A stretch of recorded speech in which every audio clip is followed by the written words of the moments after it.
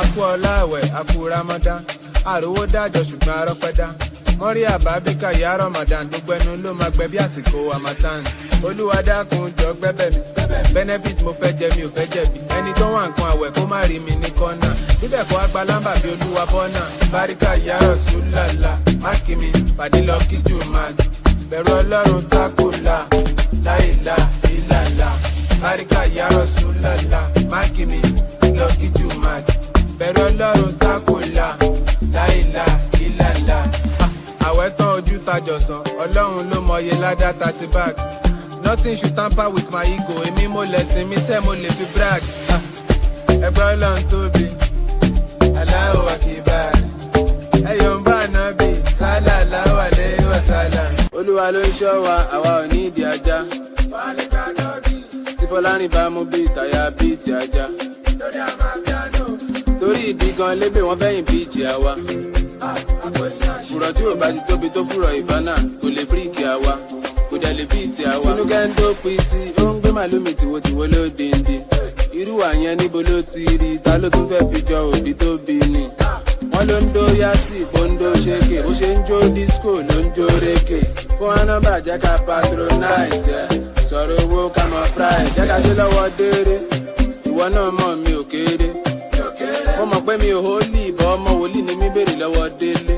Tẹ́ bá ti rí Tinúkẹ́, ẹ sọ fún pé mo dúpẹ́. Gbogbo kìsìn gbogbo missionary gbogbo. Tẹ́ bá ti rí Tinúkẹ́, ẹ sọ fún pé mo dúpẹ́. Gbogbo kìsìn gbogbo missionary gbogbo délé. Tẹ́ bá ti rí Tinúkẹ́, ẹ sọ fún pé mo dúpẹ́. Gbogbo kìsìn gbogbo missionary gbogbo. Tẹ́ bá ti rí Tinúkẹ́, ẹ sọ fún pé mo dúpẹ́. Gbogbo kìsìn gbogbo. Ọmọ ìgbà wo ló jáná? Gbogbo scope mi ló ti ká tán. Ọmọge wá ná, I go chop before I chop you, ṣe lè dáná. Ó mọ̀ pé mo kó ẹ̀jẹ̀ bíi ti sushi, gbọ́n ẹ̀ mú bíi ti squishy. Ọmọ ẹ̀lẹ̀ tó dùn bí.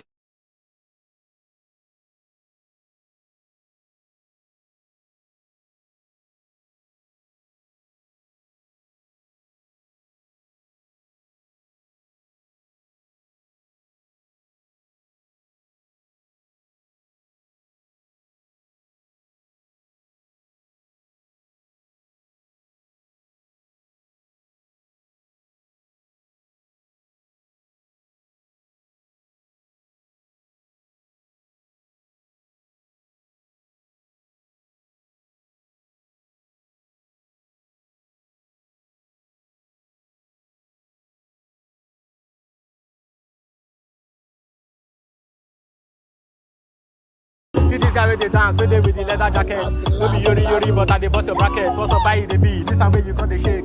You dey feel like you know say me, I know the rig. See the guy got the dance. You dey feel the way me say I come here to the yarn. Show them say you sabi, show them say you self you man. Hey, no be lie, see the boy with the man. Hey, I see my guy normally I come to drop out something with the top notch. I don't dey shake the guy, he self on a shop vlog. Everybody they feel I'm the way and they drop some. The guy don't they smile, feel like say your head is on bug. He self he dey feel the way I just dey go. The flow is dope. He self he don't dey feel I'm on the low. I savage on the beat, you know say me self on the bad. Who be this your fine baby like this waiting for your man? Fine girl, what's up? If I come now, make we talk now. I know say you self you dey with man, but make it no come be like say me self go for your hand. Make we interact one-on-one. You dey get am out, or this your girl she fine. Be like say you pack it down. But everybody don't they feel am, they know say you bad. Everybody don't they see, they know say yes he dope. Collect the vibe, my guy. You self God, you know you choke. Collect the vibe, make it no come they make me hanging. It's not like they don't know that yeah the thing is banging. I like the guy because he be loving how I'm sounding. Everybody they see him, they know say the thing they boss.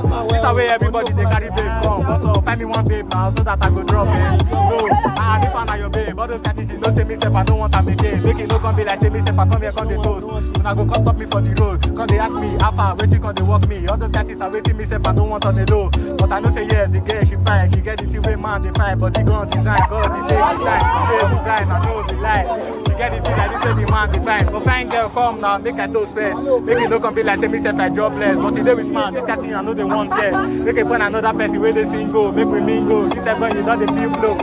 Savage on the beat, you know it's still dope. They don't they clap for me, they don't they feel the boss. Hey, fine girl, what's up? This is where they call you Gadus. Come now, make me now, make me. Come now.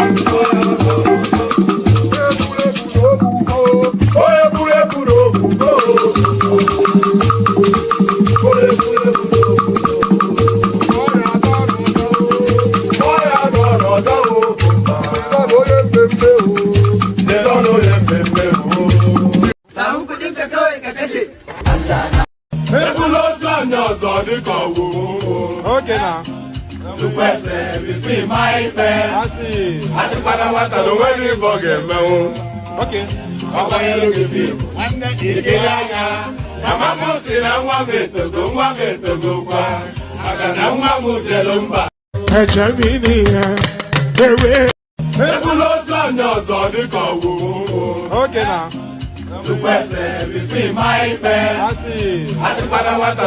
Okay.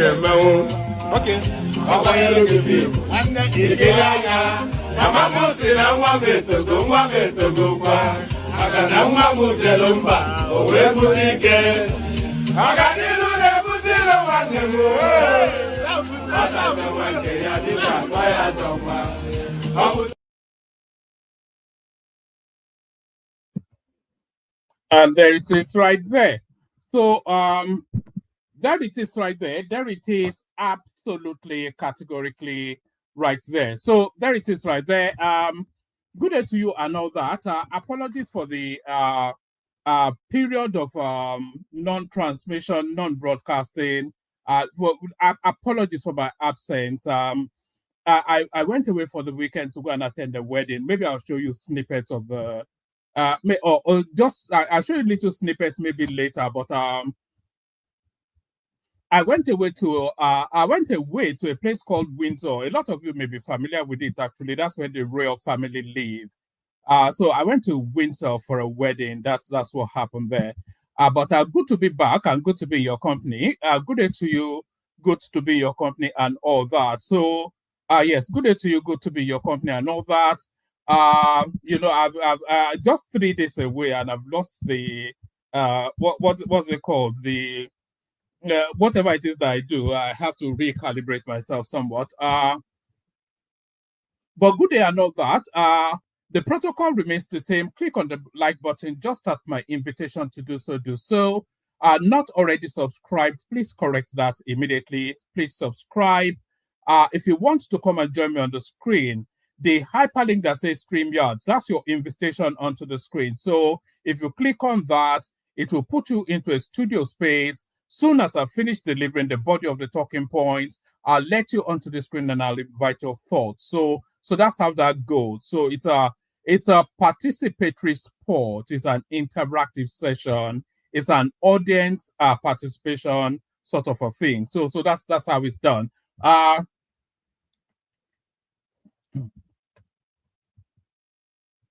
But good day to you and all that. As you are coming in, say hello so I can acknowledge your presence here. Agbado Omo Tinubu, of course, he has now transmitted to Agbado Omo President Tinubu. So always the first thing. So that's Agbado right there.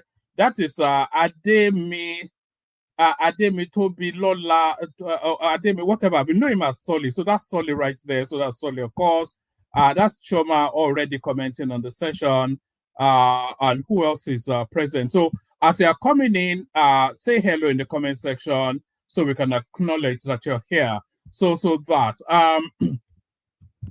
so yes, click on the like button, click on subscribe, click on the hyperlink. And there, of course, that's Adriana right there. Good to see you, Adriana.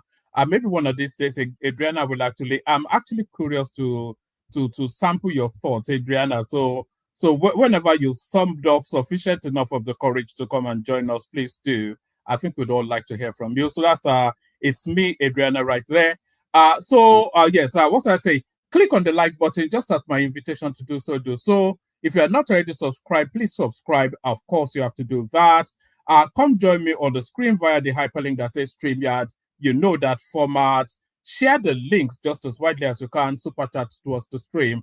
Those are the calls to action that we invite all the time. Still inviting it at with this session as well. Like, share, subscribe. Click on the hyperlink that says StreamYard. Share the links just as widely as you can. super chats to us to stream. So all those things. So do all those things. So let's just get started. No time to dilly-dally. So let's just get started. We get started and we kick it off with this one.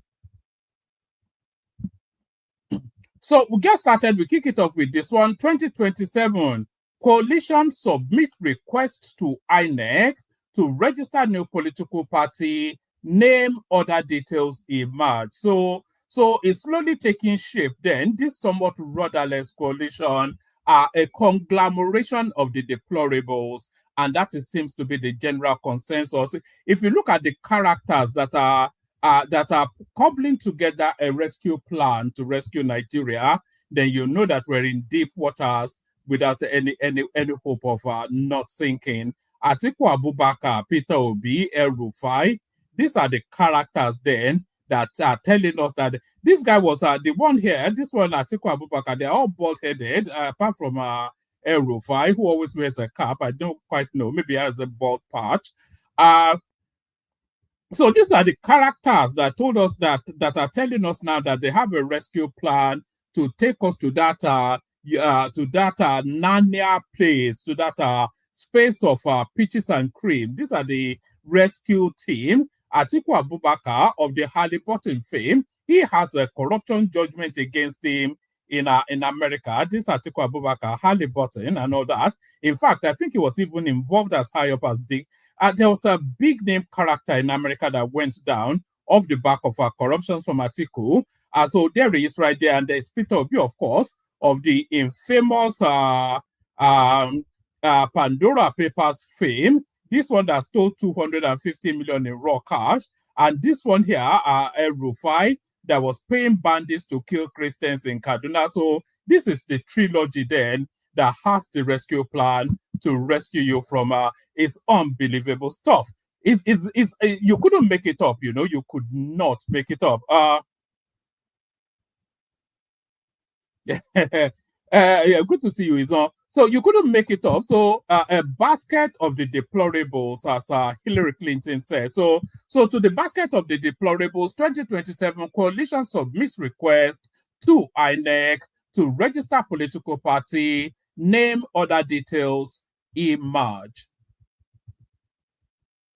The Nigeria National Coalition Group, NNCG, I hope that's not the name they are submitting though. The Nigeria National Coalition Group, NNCG, has formally applied to the Independent National Electoral Commission, INEC, seeking to register a new political party ahead of the 2027 general elections in Nigeria.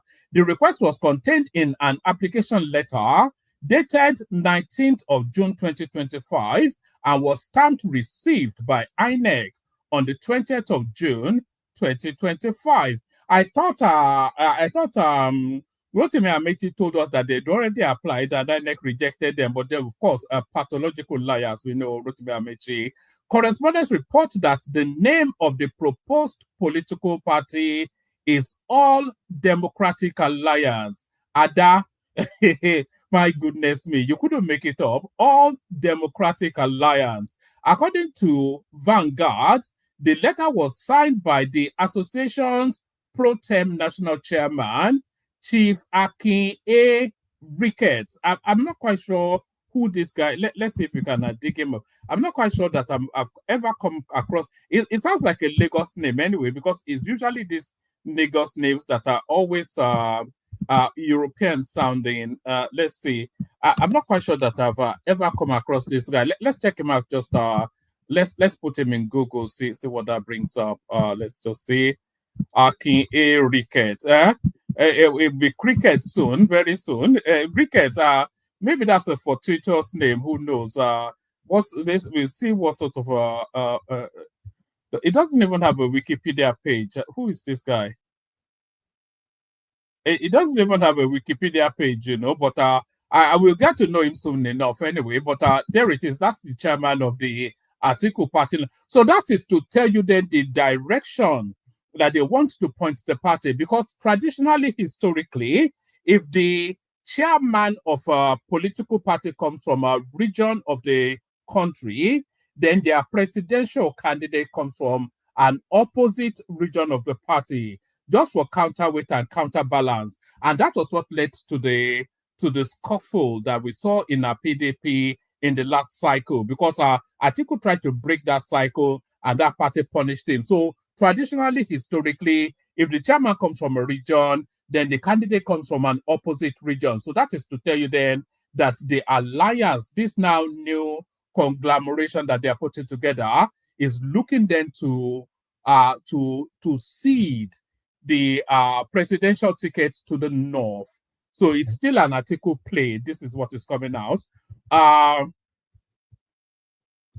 Just from the top again, this time at speed, 2027 coalition submits request to INEC to register new political party, name, other details emerge. The Nigeria National Coalition Group, NNCG, has formally applied to the Independent National Electoral Commission, INEC, seeking to register a new political party ahead of the 2027 general elections in Nigeria. The request was contained in an application letter dated the 19th of June 2025 and was stamped received by INEC on June the 20th, 2025. Correspondents report that the name of the proposed political party is All Democratic Alliance, ADA for short, the acronym. According to Vanguard, the letter was signed by the association's pro-tem national chairman, Chief Akin A. Ricketts. The request contains the acronym, slogan, logo, manifesto, constitution, and ideology of the proposed party. So they've done the heavy lifting, it looks like. The letter reads in part, application for registration as a political party. We respectfully write to the Independent National Electoral Commission, INEC, requesting the registration of our association, the All Democratic Alliance, ADA, as a political party. I thought ADA was the first female child within the Igbo pantheon. I thought that was from the sublime, it just gets more farcical as we go on. I'll play you a clip after this, actually, that speaks to that space. Baba Ahmed, not Kim Baba Ahmed, the older one, he's come out to speak on all this. So I'll play you that clip in a moment, but let's just read through this one first. Sorry, one last time from the top. I hate it when I break the flow. That's why I always go back to start all over again. The Nigeria National Coalition Group, NNCG, has formally applied to the Independent National Electoral Commission, INEC, seeking to register a new political party ahead of the 2027 general elections in Nigeria. The request was contained in an application letter dated the 19th of June 2025 and was stamped received by INEC on the 20th of June 2025. Correspondents report that the name of the proposed political party is All Democratic Alliance with the acronym ADA. According to Vanguard, the letter was signed by the association's pro-tem national chairman, Chief Akin A. Ricketts. The request contains the acronym, slogan, logo, manifesto, constitution, and ideology of the proposed party. The letter reads in part, application for registration as a political party. We respectfully write to the Independent National Electoral Commission, INEC, requesting the registration of our association, the All Democratic Alliance, ADA, as a political party. This is sequel to the decision taken by the Nigerian National Coalition Group to sponsor our association for full registration. The name of the party shall be All Democratic Alliance with ADA as our acronym and Justice for All as our slogan. The National Secretariat of the party is as stated at the bottom of the association's letterhead used in this application.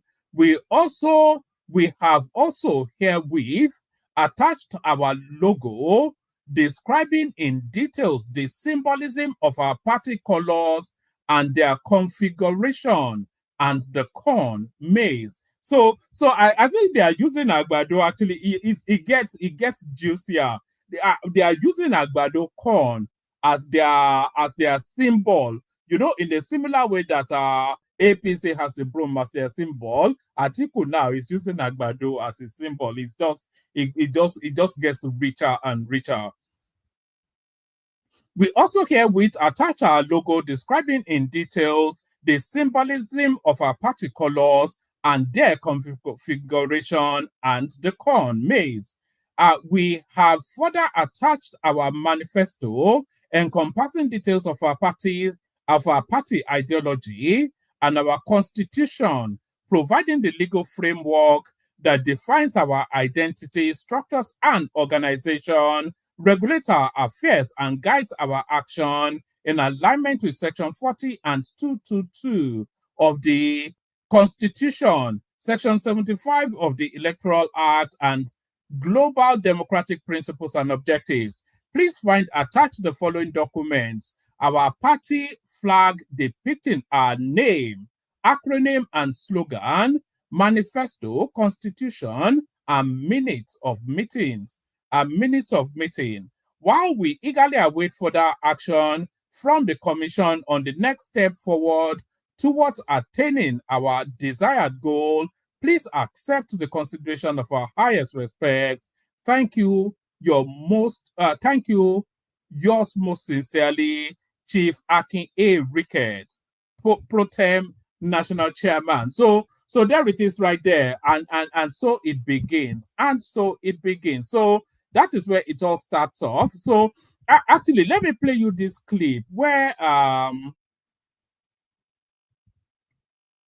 let me play you this clip where Akim Baba Ahmed, or with the other one, whatever his first name is, the older Baba Ahmed, where he's speaking to all this. If I can just find it, I have a whole bunch of clips here, and if I don't have it, I don't. Aha, there it is. Let me play you this. You have a very prominent member of the PDP, a founding member of the PDP, a vice president for 8 years. He competed 3 times, contested 3 times, President Atiku, highly respected person. Would you respect, and I've made this public, would you respect to him? I think he should be a hero of democracy, but I don't think he should aspire to even lead this country. I think he should be a father figure. He should be involved in the building of an alternative to APC, but he should bring in new blood, new perspectives, new people, and say, the future belongs to you. We will stand behind you. Amechi should do the same thing. El-Rufai, if he feels he can handle his own ego, should be part of this thing. But those faces should not be the ones that are telling Nigerians, give us power and we will do different. So you expect them to be at the background? Absolutely. And look, if you have contested for vice president for presidency for 3 times, and you don't get it, and you're approaching 80, for goodness sake, I mean, something should tell you that it's time to be a father. In Africa, being a father is a great thing. You decide, literally, my gut feeling is, if Atiku would say, I will call it quits as far as aspiring to be president is concerned, but I have a condition. I, maybe in consultation with a few people, will decide a set of people who step in our place. And if I do that, I want you and you and you, the key people involved in this thing, all of us stand down. None of us is going to contest for the presidency. We want younger people, more energetic people, healthier people, not people who have just simply been so exposed to power they can't live outside power. If you give those people power, they're just going to be like President Tinubu's government. What is going to be the difference? What are they saying to Nigeria? And this is what is missing. Tell us what this whole coalition, today we're this, tomorrow we move here, today. What is this thing about? It's just simply to create an alternative. So there it is right there. In not so many words, it's essentially repeating the words of Hillary Clinton back in all those years ago, a basket of deplorables. So that's the basket of deplorables then are converging into one single portal. So that's the basket of deplorables. So look at the main actors in this space, actually. We are talking about people like Rotimi Amechi. You are talking about Atiku Abubakar. You are talking about Peter Obi. You are talking about El-Rufai. And they are the ones that are telling you that they can bring good governance to Nigeria. So what have they been doing for the last, 40 years? That they've all sat at the top table of that country 40 years solid. Atiku has been, he's been in this game for at least 40 years. He has never done anything meaningful or useful. Peter Obi has been in that game for 30 years. He has never done anything meaningful or useful. El-Rufai has been in that game for a long time. All he has ever done was to kill people. So, and these are the people then presenting you the rescue plan. But still with El-Rufai, Tinubu will be lucky to come third in 2027. So that is the short little man, the mini-me from Kaduna State, the mini Hitler from Kaduna State who likes to pay bandits to kill people. El-Rufai, of course. Tinubu will be lucky to come third in 2027. The short little man from Kaduna State, former Kaduna State Governor Nasir El-Rufai, has said that President Bola Tinubu's chances of re-election in 2027 are so slim that he will be lucky if he is third. Tinubu can't win. In fact, he will be lucky if he's third. El-Rufai said Monday night on a live interview on Arise TV, dismissing the recent wave of defections into the ruling All Progressive Congress APC as lacking real significance. President Tinubu, who emerged winner of the fiercely contested February 25, 2023 presidential election, secured victory with 8.79 million votes, defeating former Vice President Atiku Abubakar of the PDP and Peter Obi of the Labour Party, and then they go on to give us their scores. The election saw Tinubu carry 12 states, including Lagos. He didn't carry Lagos, so Rivers and Borno, but also suffered surprising defeats in strongholds like his home state, Lagos. Despite that 2023 win, El-Rufai argued that Tinubu's administration has rapidly lost public confidence, particularly due to worsening insecurity and economic hardship. For the last 15 months, 100 billion is deducted from the federal account and sent to security agencies. Why has there been no improvement? In 2024, over 2.2 million Nigerians were abducted. 615,000 were killed. When listen to this. This is what El-Rufai is saying. In 2024, over 2.2 million Nigerians were abducted. So this is a lie, of course. 615,000 were killed. This is what El-Rufai is saying. So this is why it's just a criminal.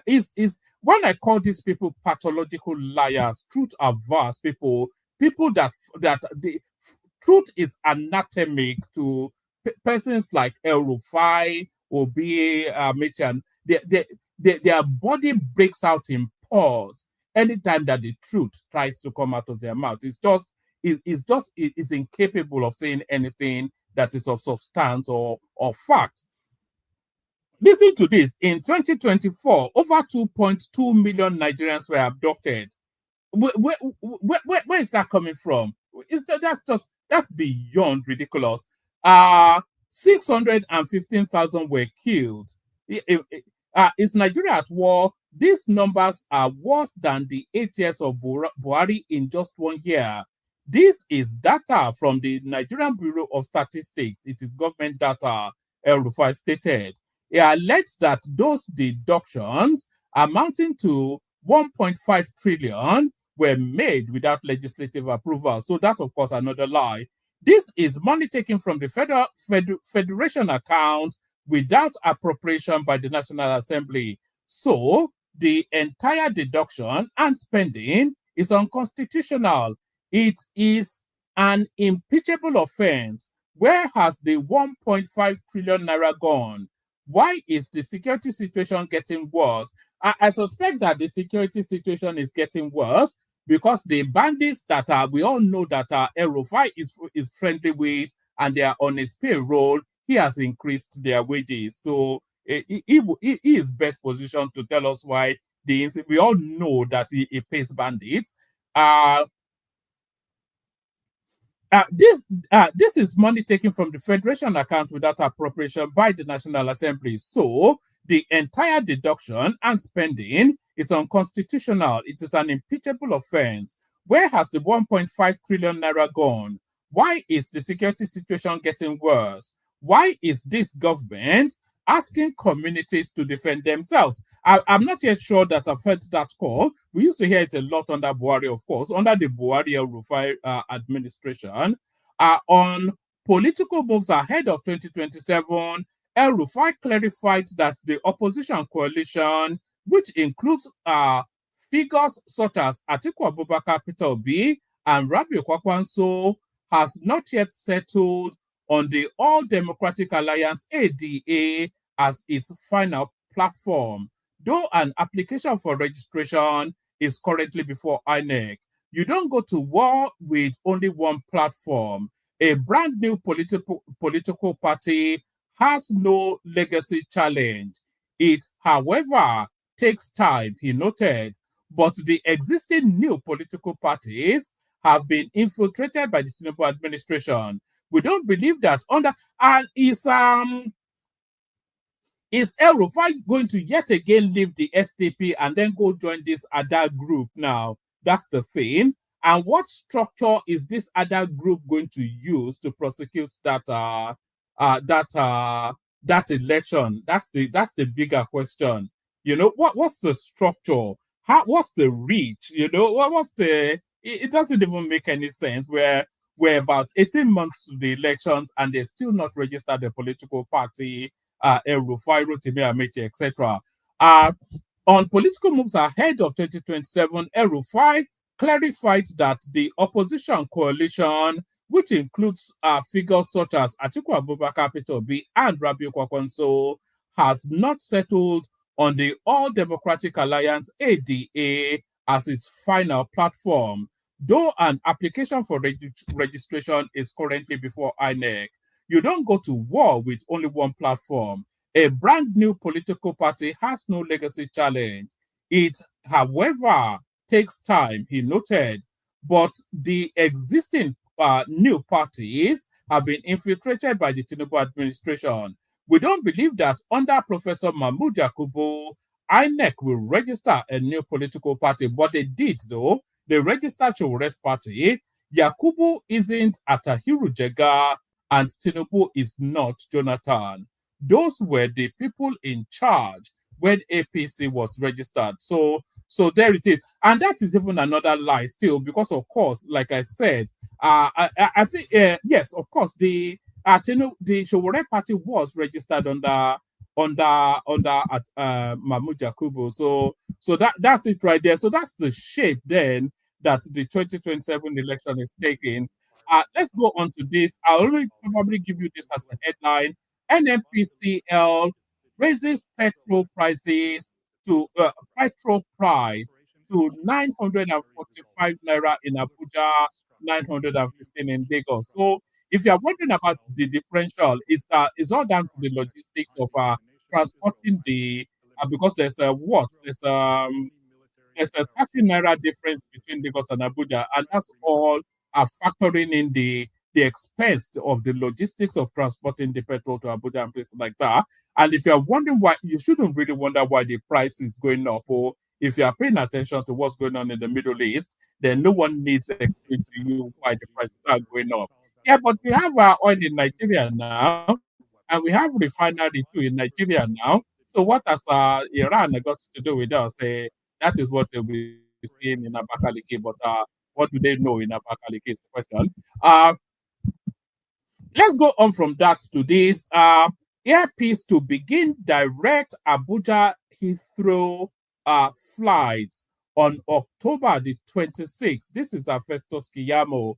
If there's anybody that has enjoyed then the benefit of support from the Tinubu administration, it is certainly Alan Oyema. So they're keeping that quiet, of course, in the Southeast. Air Peace to begin direct Abuja-London Heathrow flights on October the 26th. This is the Minister of Aviation, Festus Keyamo. Mr. Festus Keyamo, the Minister of Aviation and Aerospace Development. So what has he got to report then on the second half of his portfolio? What sort of aerospace development is taking place in Nigeria at the moment? Mr. Festus Keyamo, the Minister of Aviation and Aerospace Development, has announced that Air Peace will commence direct flights from Abuja to London Heathrow October the 26th. The disclosure was made in a statement issued on Sunday in Abuja by the Minister's Special Assistant on Media and Communications, Mr. Tunde Moshood. According to him, the landmark achievement follows sustained. And by the way, it's a big thing, because previously it was Gatwick that they gave Air Peace, which is some ramshackle airport somewhat in comparison to a place like Heathrow. So I think it's the push of Festus Keyamo that has opened up Heathrow for Alan Oyema. I wonder if he'll ever get it. He'll probably get abused for doing that. That's what we know that culture for. Mr. Festus Keyamo, the Minister of Aviation and Aerospace Development, has announced that Air Peace will commence direct flights from Abuja to London Heathrow starting October the 26th. The disclosure was made in a statement on Sunday in Abuja by the Minister's Special Advisor on Media and Communications, Mr. Tunde Moshood. According to him, the landmark achievement follows sustained diplomatic effort by the federal government to enforce reciprocity in international air travel agreements. Anyway, that's that. That tells us then what all of. And by the way, there's no one in the studio. Let me send the link again. If you want the conversation, you come in. If you don't want it, then that's fair enough too. It's not you're not held at gunpoint to to conversate. Let me just send the link to the comment section again.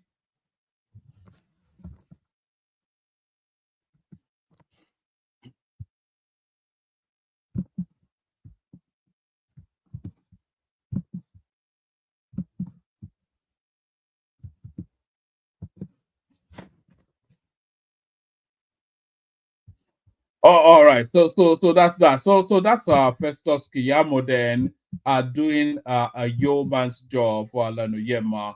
So back to 2027 elections. Kwankwaso may replace Shettima as Tinubu's running mate. It's getting almost clear now that Shettima's, if you look at Shettima's body language as well, there's every possibility that he would not be on that ticket. In fact, I'll be surprised if he is. As soon as they announce Tinubu, he'll probably just announce Kwankwaso. There are indications that President Bola Ahmed Tinubu may opt for Rabiu Kwankwaso to replace current Vice President Kashim Shettima in 2027. So that would be a real leap, because Kwankwaso is not even a member of the APC as far as I'm aware. So how quite the long-standing members of the party get abandoned for him then to pick the red cap man from Kano. There are indications that President Bola Tinubu may opt for Rabiu Kwankwaso to replace current Vice President Kashim Shettima in 2027. Correspondents gathered from various reliable sources in Abuja that this may have contributed to the reasons why Abdullahi Ganduje, the national chairman of the All Progressive Congress APC, did not endorse Vice President Shettima at the recent stakeholders meeting in Gombe State last Sunday. A source close to the party told correspondents in Abuja that the choice of Kwankwaso has received strong backing among some party stakeholders to help seal Tinubu's chances in the 2027 presidential election. The source, who refused to put his name in print, said negotiations were on adding that Kwankwaso is being wooed to return to the party and has visited the president, but we need him to join early enough. So he needs to join almost immediately within the week. It really is what it needs to do if this is ever going to be viable. He has what the president and our party needs to ensure smooth re-election of President Bola Tinubu. Our source also revealed that Kwankwaso is seen as a great asset, as a result of the experience and huge support base across the north, especially the Kwankwansia movement. Kwankwaso, who was governor of Kano State, and then goes on to give us his backdrop. Kwankwaso also served as the Minister of Defense under the regime. I wonder why they use the word regime rather than an administration. I think that's that's defiance resistance, isn't it? A regime. It's an administration, not a regime. Hold on.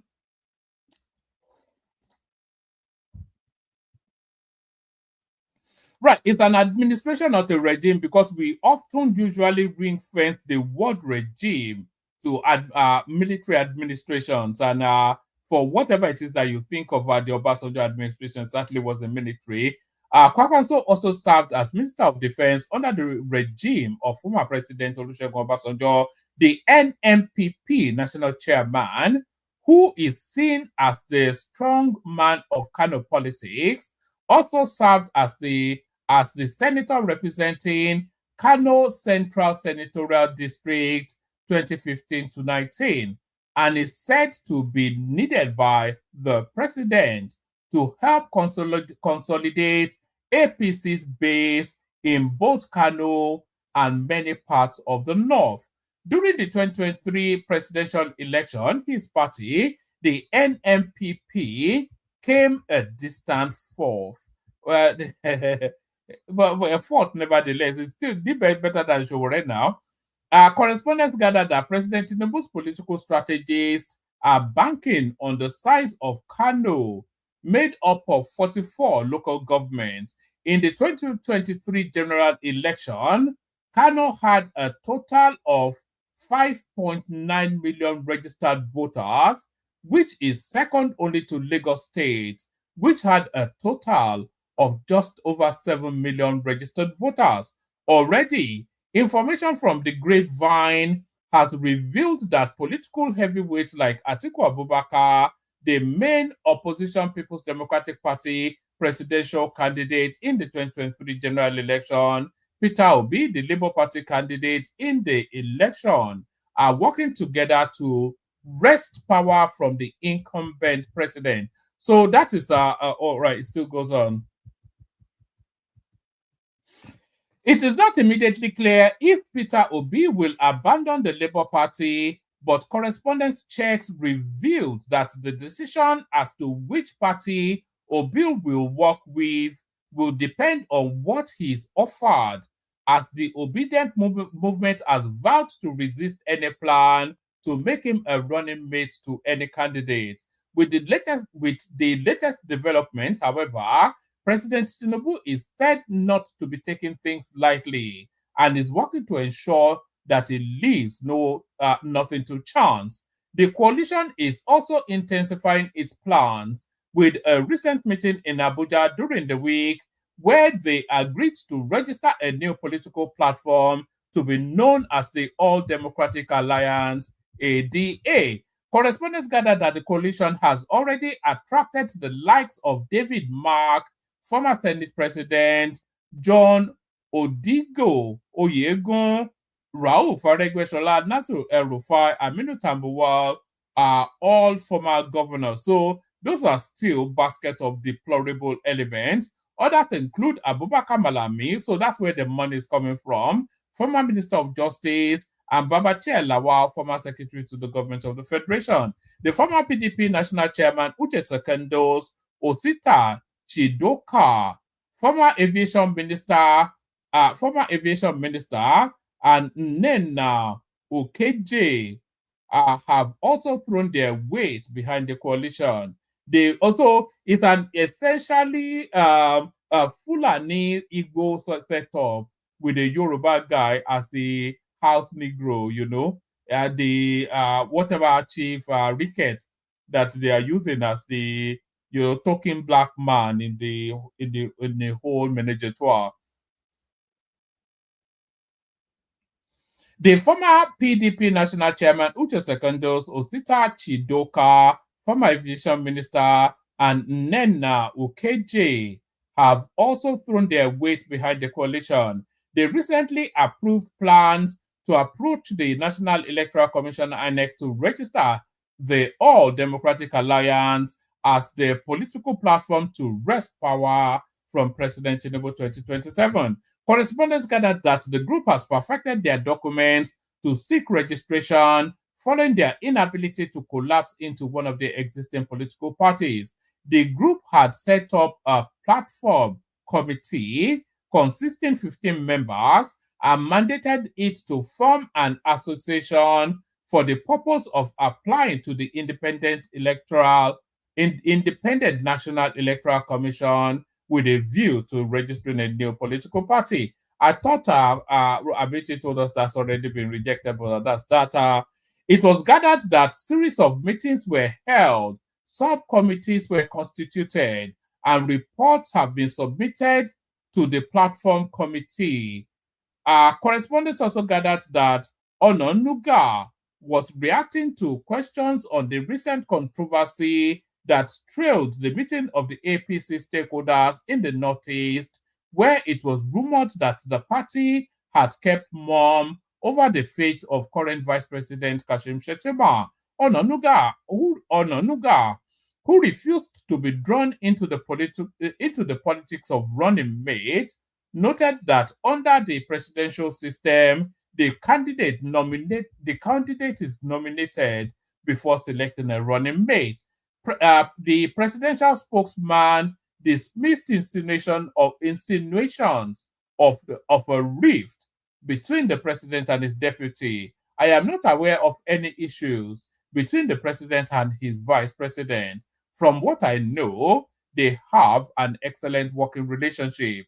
All the speculations are just bare parlor gossip, he said. So there it is right there. So Tinubu Kwankwaso ticket it seems to be altogether more potent than a Tinubu Shettima ticket. So there's just no equivocation about that. And by the way, the link is there. No one in the studio. If you want the conversation, you have to come in.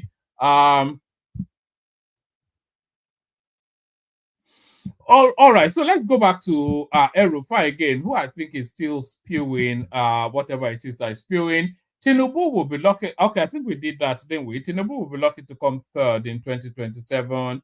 I think there's another El-Rufai one that I had lined up.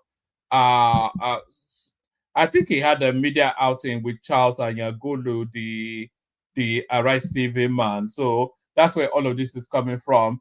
El-Rufai mentions what he actually did for Tinubu. I contributed to this country's problem. Not that you contributed, you are probably the country's problem even, never mind what you contributed to. Nasir El-Rufai, the immediate past governor of Kaduna State, has claimed to have orchestrated the emergence of President Bola Tinubu as the Nigerian president, whilst expressing regret for his contribution to the All Progressive Congress APC in the 2023 general election. The former governor made the comment while speaking on Arise TV program on Monday, June the 23rd. He said he felt he had contributed to the Nigerian problems by supporting President Tinubu in the 2027 election. His statement reads, hold on. Let me just do something quickly. Just stay there for a moment. Let me just do something quickly. His statement reads in part was what I was just about to say. So we found out what his statement reads in just a microsecond. So his statement reads in part. Hold on. Should I even play you a bit of music? Is that what I should do? I'm only doing something for like 30 seconds, so I'm not quite sure that needs a musical filler. But yeah, just talk amongst yourself, gist in the comment section. How come we're not seeing chats go on in the comment section? Is that not what it's meant for? Just give me 1 microsecond. Just needs to do a little bit of something. Let's do that. We may well take that entirely all over again. Let's do that. And then let's do this. Is anybody watching the World Club Cup, by the way, taking place in America? I've been watching snippets of it, but it doesn't seem to engage that much. But yeah. Yeah. Oh, all right, back to it. Where were we? Yes. All right, let's take it from the top again. It's El-Rufai talking gibberish, isn't he? Yes, El-Rufai mentions what he actually did for Tinubu. I contributed to this country's problems. Nasir El-Rufai, the immediate past governor of Kaduna State, has claimed to have orchestrated the emergence of Bola Tinubu as the Nigerian president, whilst expressing regret for his contribution to the All Progressive Congress APC in the 2023 elections. The former governor made the comment while speaking on a Rice TV program on Monday, June the 23rd. He said he felt he had contributed to the Nigerian problems by supporting President Tinubu in the 2023 elections. His statement reads in part, "I just feel like I contributed to this country's problems by bringing the evil Tinubu into power. I should do the last lap by removing him." Oh God, hell had no fury, like a diminutive Fulani man scorned.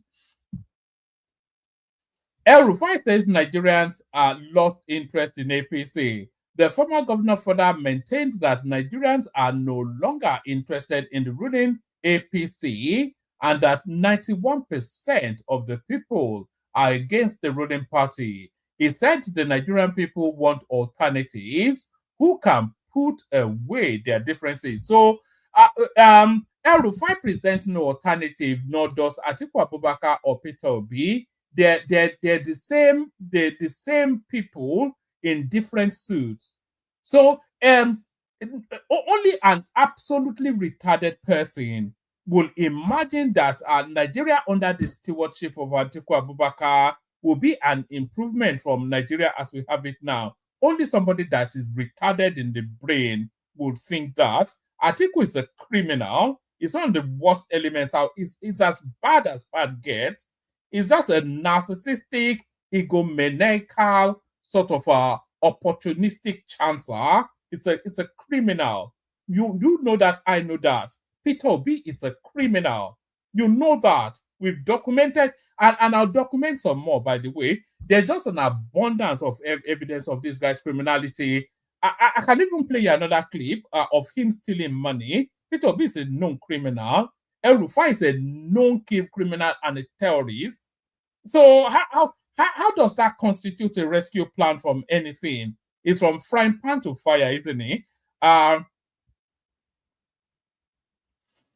The former governor further maintained that Nigerians are no longer interested in the ruling APC and that 91% of the people are against the ruling party. He said the Nigerian people want alternatives who can put away their differences. El-Rufai, who is one of the leaders of the coalition movement that just moved to register a new political party known as ADA, explained that individuals from various political and ideological backgrounds have come together with one goal. So this in itself, there's a desperation and a disingenuity to this particular statement right there. A desperation this ingenuity born out of desperation is a better way to put it. So just listen to this statement, and it reeks of desperation. El-Rufai, who is one of the leaders of the coalition movement, has just moved to register a new political party known as All Democratic blah blah blah, explained that individuals from various political and ideological backgrounds have come together with one goal. So that is to tell you that it's a desperation for power. If there's an ideological chasm within them, but they still converge. So who is collapsing their ideology for the other? Who has reached an ideological epiphany for them to pivot to another ideology? So that is to tell you then that they're not led with anything or by anything meaningful or wholesome. It's just a desperation for power and money. That's just what it is.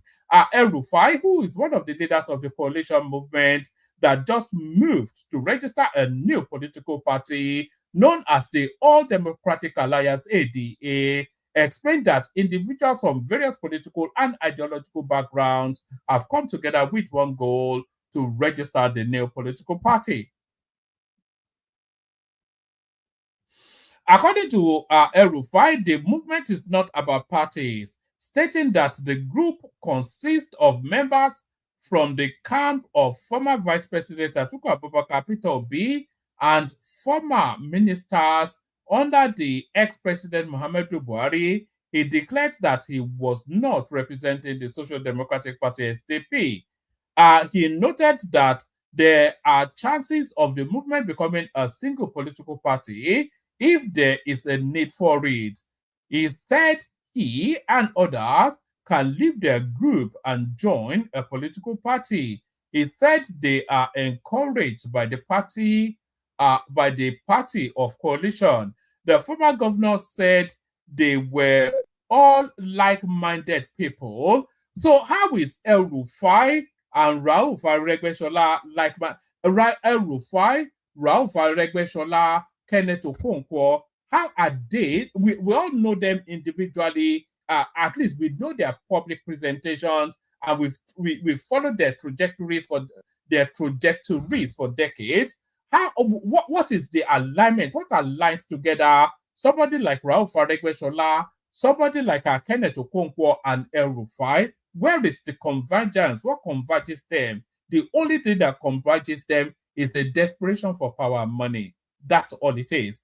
The former governor said that they were all like-minded people and their primary objective was to fix the country. So El-Rufai wants to fix the country. Rotimi Amechi, who, do you remember that clip of Rotimi Amechi that has stolen billions and the House of Rep was probing him? And Femi Gbajabiamila told them to leave him alone because he shared the money amongst them. These are the people, these are the unbelievable stuff. It's just, you almost want to throw yourself out of a window when you read some of these things. He noted that there are chances of the movement becoming a single political party if there is a need for it. He said he and others can leave their group and join a new political party. He said they are encouraged by the party of coalition. The former governor said they were all like-minded people and their primary objective was to fix the country. He claimed that the country was currently under urban bandits. He expressed confidence in defeating the ruling party in the next general election. You must be a joker. El-Rufai then drew parallels between the events that led to the fall of former President Goodluck Jonathan 2015 and the current political milieu. Or is it milieu? How do you pronounce that word? So that's El-Rufai right there, being the short little mini Hitler from Kaduna State that we know him for. The short little mini Hitler from Kaduna State like we know him for. I want to show you a clip. This is nothing to do with politics. So, well, it's politics, but it's of sorts. I won't even play you the audio. I'll only show you the clip. There is trouble in paradise in Yoruba land, and it's an age-old trouble, by the way. Is who has preeminence is really where the trouble is. Let me show you this clip. So in this clip here, you are going to see the two preeminent Yoruba monarchs, the Alaafin of Oyo, of course, and then the Ooni of Ife. You all know the Ooni of Ife, and you are getting familiar with the new Alaafin of Oyo now. But watch very closely this clip.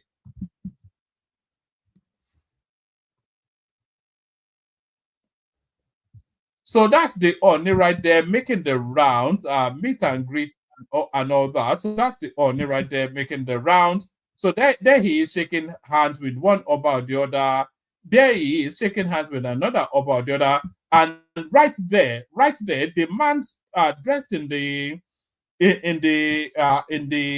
brown and gold ashoke. That's the new Alaafin of Oyo. So now see now, this is the battle line being drawn in the monarchical structure of Yoruba land right here. Let me just take it back a notch. So look out for it now. So I've signaled it to you. So look out for it now. So the man dressed in the gold and brown ashoke is the Alaafin of Oyo, the new now coronated crowned Alaafin of Oyo. Everybody knows the imposing gait of the Ooni of Ife. So all the people sitting down there, they're Obas. They're Obas in one form or the other. They're kings. So as he goes up to meet them, see how they greet. But then when it gets to the Alaafin of Oyo, see how they greet. So watch this.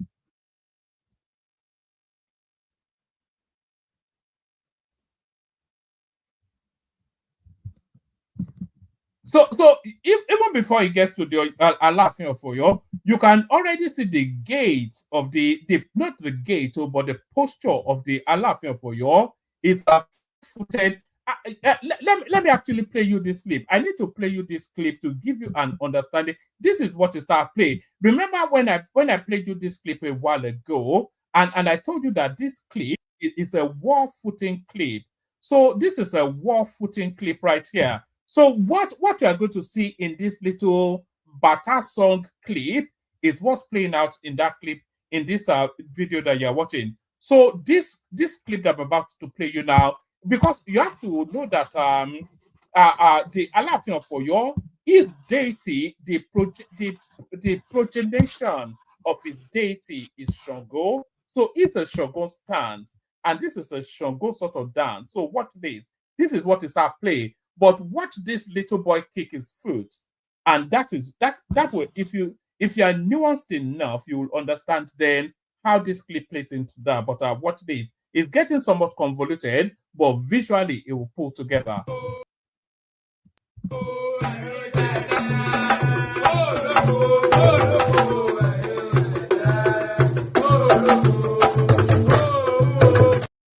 Sorry, I'll play it again. Watch every single movement of that little boy, because those are maneuvers and war footing and a war footing dance, and that is what is playing out between the Ooni and Alaafin right there. But watch this.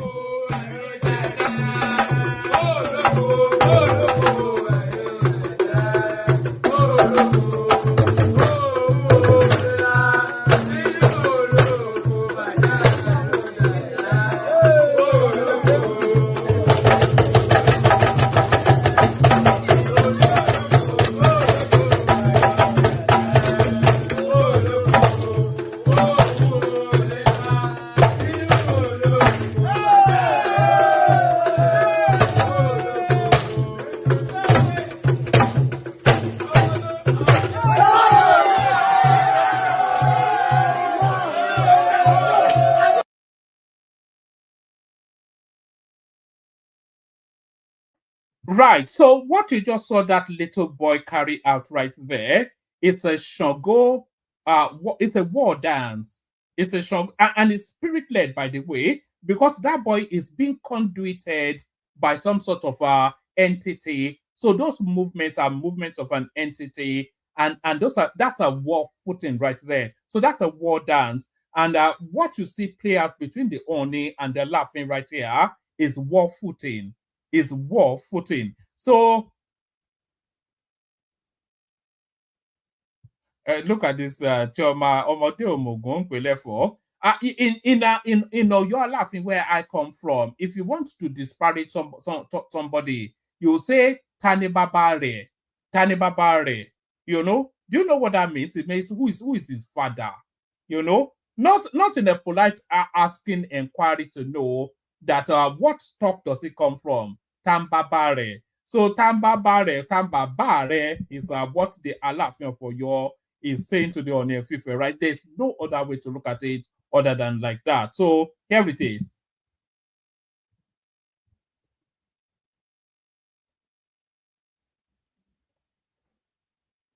So it goes on and on. It glad hands all the obas. See that posture right there? That's the Alaafin right there. So that's already a war footing. You see, it stamps his staff of office about 3 times on the floor. It looks not to the ground though, but it looks motionlessly in defiance, in anticipation of then this Ifa priest that has been parading himself as the king of Yoruba land to come and pay homage to him. Watch this.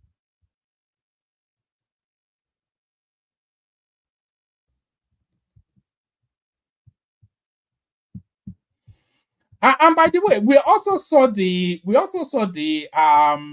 king of Lagos do that to the Ooni of Ife. So, and I feel that this Ooni of Ife, he parades himself around a bit too much, and they're somewhat now disparaging him. So there it is right there. There's trouble in paradise.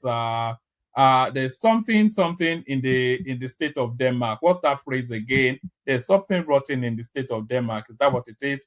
But all that, what else do I have for you actually? I've been away so long, there's been so much in the news cycle. I couldn't bring you all of it, but hopefully if the conversation does take place, the conversation brings with it present. So let's hold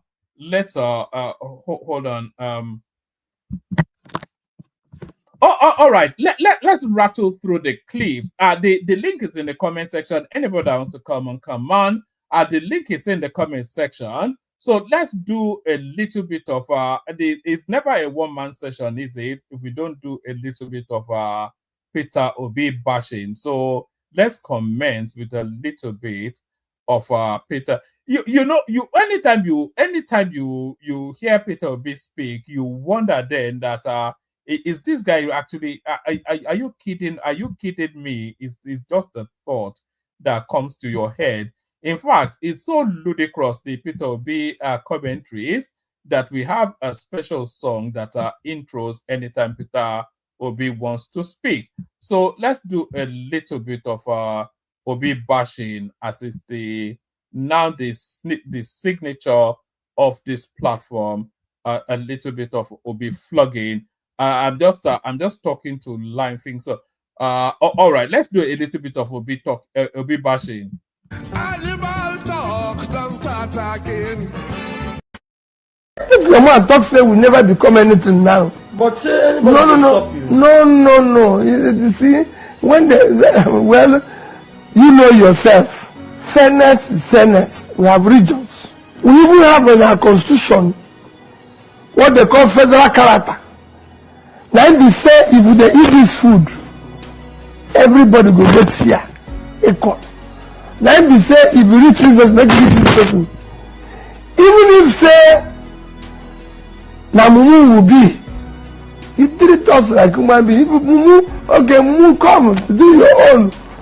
Let we come do our own Mumu go. But this year, they go treat you say you no be anything. And now we be Nigeria pass so. Why you talk to her? How you be Nigeria pass? You be Nigeria pass me. So if you go for any So that's Peter Obi right there in his actual true colors. So it's not turned into a national figure, but his actual instinct is what you saw playing out there. Still on the Obi bashing. Animal talk, don't start again. I work 24 hours. If you come to my desk 3 a.m., you see me working. And there it is right there. Obi works 24 hours. There he is right there.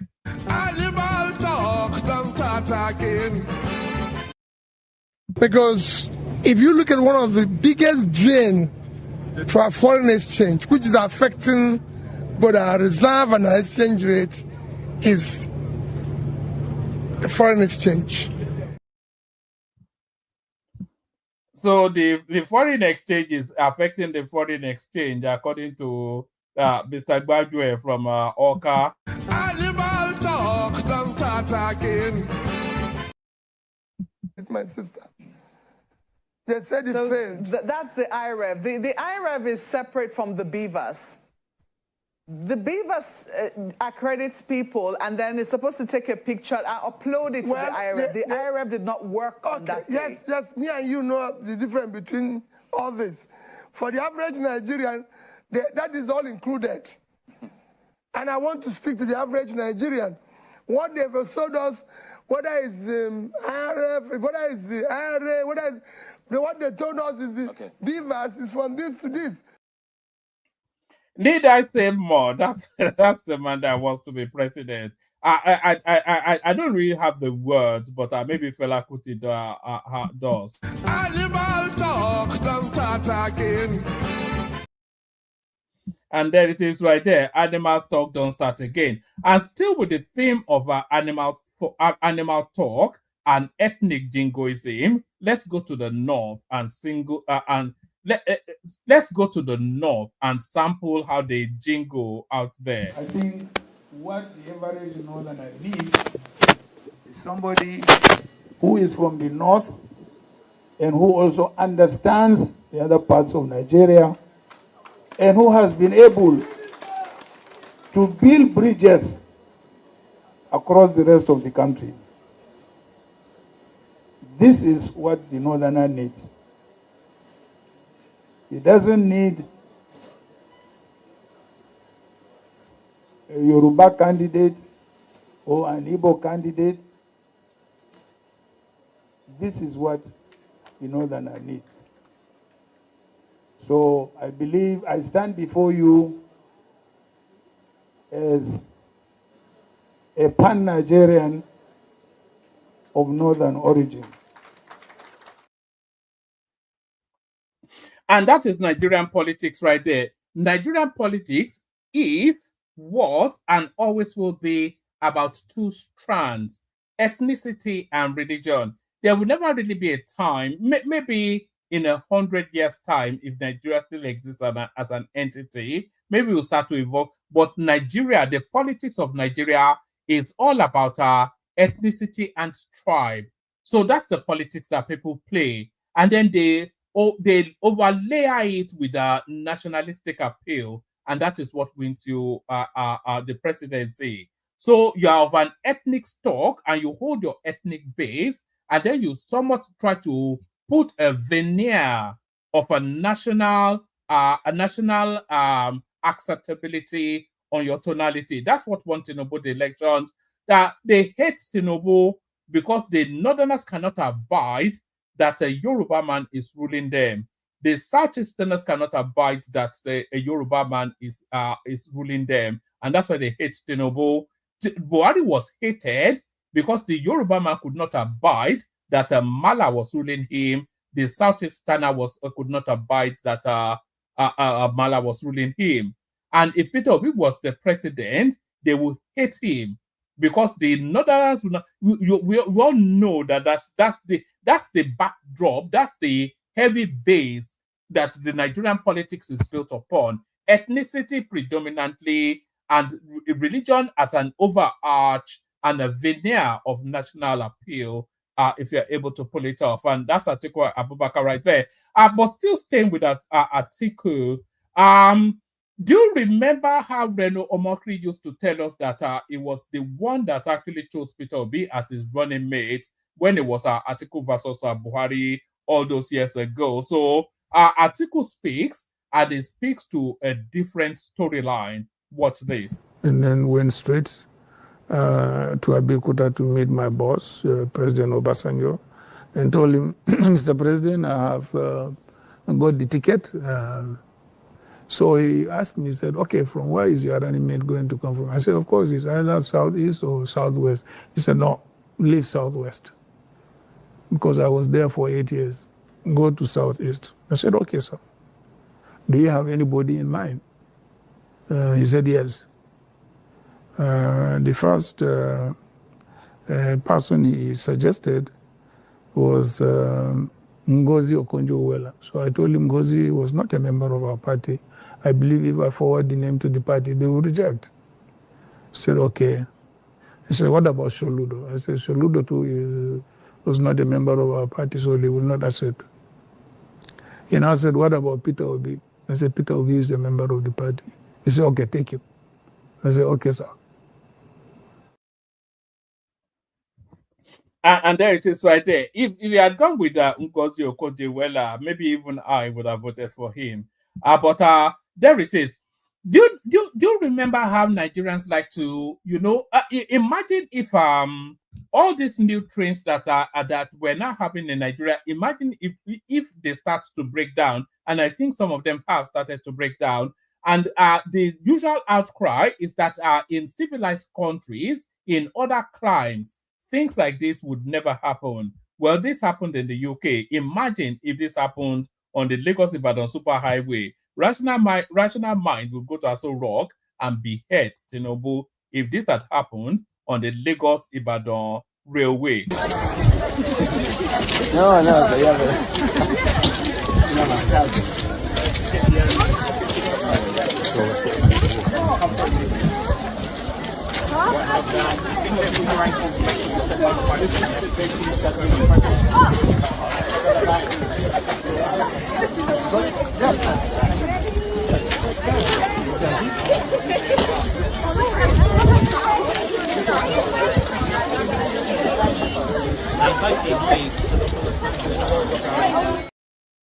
So that's somewhere in the UK that the train broke down in the middle of nowhere and people were being yanked off it in a rather dangerous manner.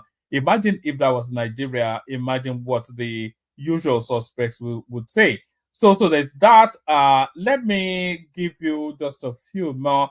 Oh, let me play you this one. This is from the archives. This is from the archives, and it is not really a Nigerian narrative, but it's really the broader West African and even Black African narrative. So let me play it to you, and then you see why I'm bringing it to you. All right. So that's that's a perspective on how the Europeans felt when they were being kicked out of Africa all those decades ago. Still within that sort of broad strokes, within that theme space, that's fair. Let me play you this, because of course the Europeans came to Africa, and now of course the Africans going to Europe, and of course they are experiencing a lot of resistance. And here is a perspective on that. What this country is so dependent on migration. 96% of immigrants to this country come by legal means. They are people who come from Ukraine, people who come from Hong Kong, people who came from Afghanistan after the Taliban came to power. But the British public believe that illegal migration makes up the vast majority of migration. So we've constantly had this debate about migration being an issue. And we don't talk enough about the fact that in social care at the moment, we have 133,000 vacancies. In the healthcare system, we have vacancies. In building sites, we have vacancies. We have a skills shortage. We have an aging population. We have declining birth rates. And our economy is so dependent on migration, and the politicians know it. When you look at the rhetoric we've had around asylum seekers, even under the Blair years, you had the demonisation of asylum seekers. That also has consequences for communities in this country. And we saw the consequences over the summer, where you had people quite literally trying to burn down hotels housing asylum seekers. And I think when politicians don't show leadership and be honest about the benefits that migration brings to this country, I think that's a serious problem. We lack infrastructure, we lack investment in working class communities, and that creates a sense of resentment. We also have communities that have this great sense of loss when we lost industry, when we lost infrastructure, when we lost public services with austerity cuts. And I think we have to be honest about the challenges that working class communities face in terms of housing. We've not built enough social housing since the 1960s. Stop just blaming migrants for every single problem in British society. Let's be honest about the fact that governments have failed to invest in Britain as well. And there it is right there. You know, if you removed the migrant from the UK, the square mile, which is called the City of London, where the financial hub is, it will take a heavy hit. But the National Health Service, the NHS, it will just collapse.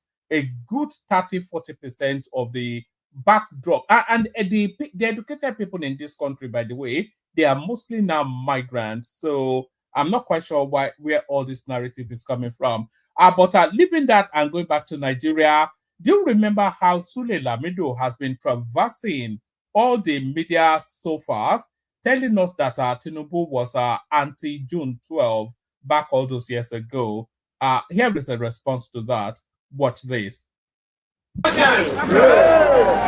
Excellency, the Governor of Lagos State. The speaker, by the way, is Femi Falana. Your Excellency, the Governor of Lagos State. All other protocols observed, except the fact that in glowing tribute to Elijah Kudira and Abiola on this occasion, we must congratulate, in particular, the members of the Abiola family while we commemorate this occasion. It is important for us to celebrate Elijah Kudira and Abiola. In celebrating her, we are celebrating the triumph of democracy. I have looked at the high table and I have discovered that on the 4th of June 1996, some members of the high table were either in detention or in exile. I can see the governor himself, who was then jumping from London to New York, as occasions might dictate. I can also see his comrade, Senator Polika Kumwite, who was among other 3 senators charged with the governor with treason by Abacha. I was away in Mawadashi village, very close to the Nigerian border, languishing in custody there. I spent 9 months that year in custody. I was there when Elijah Kudira Abiola was killed, so I was helpless. But my greatest joy when I learned of the death and the burial arrangement was the statement credited to Elijah Mogaji Abibatu. And this will surprise all of us. When Onyilola and others came in the federal government delegation, I understand our mother, when we fún Onyilola, ìyá wa Mogaji bí Onyilola lérè pé, ẹ̀tì ọkọ̀ mọ́lẹ̀ tó pa ya rẹ̀, ìyíwá dàbí. In other words, Elijah was asking the federal government through Onyilola, you have locked up a man, you have also killed his wife. I want to commend the Abiola family, I want to commend Lagos State government for organizing this ceremony and for naming this road after that woman that contributed so much towards our having today. In particular, I want to commend our children who are now referred to as orphans of democracy. Their mother was killed, their father was killed in this struggle. But we are happy that we are here today. On behalf of the human rights community, I want to thank the Lagos State government for naming this street after a great woman. We are happy that we already know those who kill Kudira. Very soon, by the time the Oputa Commission reconvenes in Abuja, I can assure you we are going to know the actual killers of Bashir Abiola. After this knowledge, after the information has been passed to all of us, we must insist that justice is done. And what Lagos State government is doing today is to do justice in its own way to this great woman. I want to thank all of you for coming and to say that, and I think the governors say, as the Americans will say, that it's not yet over until it is over. Before I wind up, let me make this disclosure, because it is very important, and I hope I won't be embarrassing the governor of Lagos State. Until a few months ago, the governor and I used to have a shouting match over the fact that nothing was going on. You had those mountains of heaps, rubbish all over. And one day I was talking to the governor and somebody asked me when I was leaving, are you the one they voted for in Lagos? Why is it your business to be harassing the governor? And I told the fellow, and I informed the fellow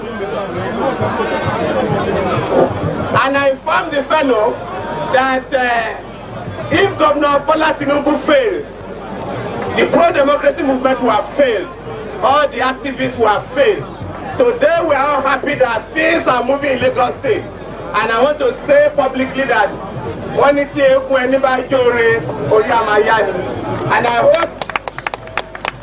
I hope you are going to join me in singing that song that we sang when Kudirat was killed. Oron la londa, oron la leda, oron la. So that's Femi Falana. Once upon a time, eulogizing about Tinubu, who is now telling us that Tinubu now is Lucifer himself. So that's the trajectory of politics. So now this next clip that I'm about to play you. When I saw it, it made me feel it made me feel sad. It made me feel sad as a black man and especially as an African. We just have they don't even give us any little maneuverability. Just watch this and then you'll understand where I'm coming from. She came to speak at a world leaders meeting to represent Tanzania and to stand for Africa. But as soon as she reached the passport check, something felt wrong. The French officer looked at her passport, then at her veil. Then he frowned. "Remove that," he said in English, pointing at her scarf. She said softly, "I am the President of the United Republic of Tanzania."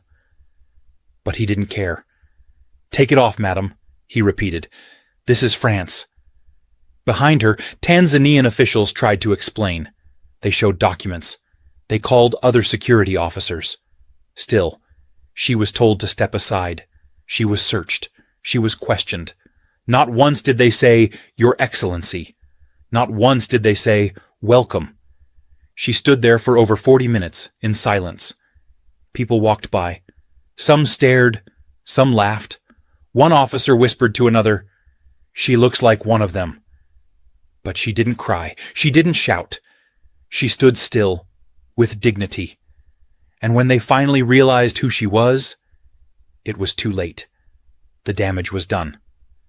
President Samia turned around, looked at her team, and said quietly, "We are going home." And with that, she refused the summit. She boarded her Tanzanian state plane and flew back to Africa. But what happened in that airport would not stay quiet for long. The sun had not yet risen over Dar es Salaam when President Samia's plane touched down. She did not speak to the press. She did not shout on television. She walked off the plane with her veil still on, her head held high, and went straight to the State House. But the silence did not last long. Someone on her team, maybe a guard, maybe a staff member, leaked the truth. And like fire catching dry grass, the story spread across the country, then across the continent.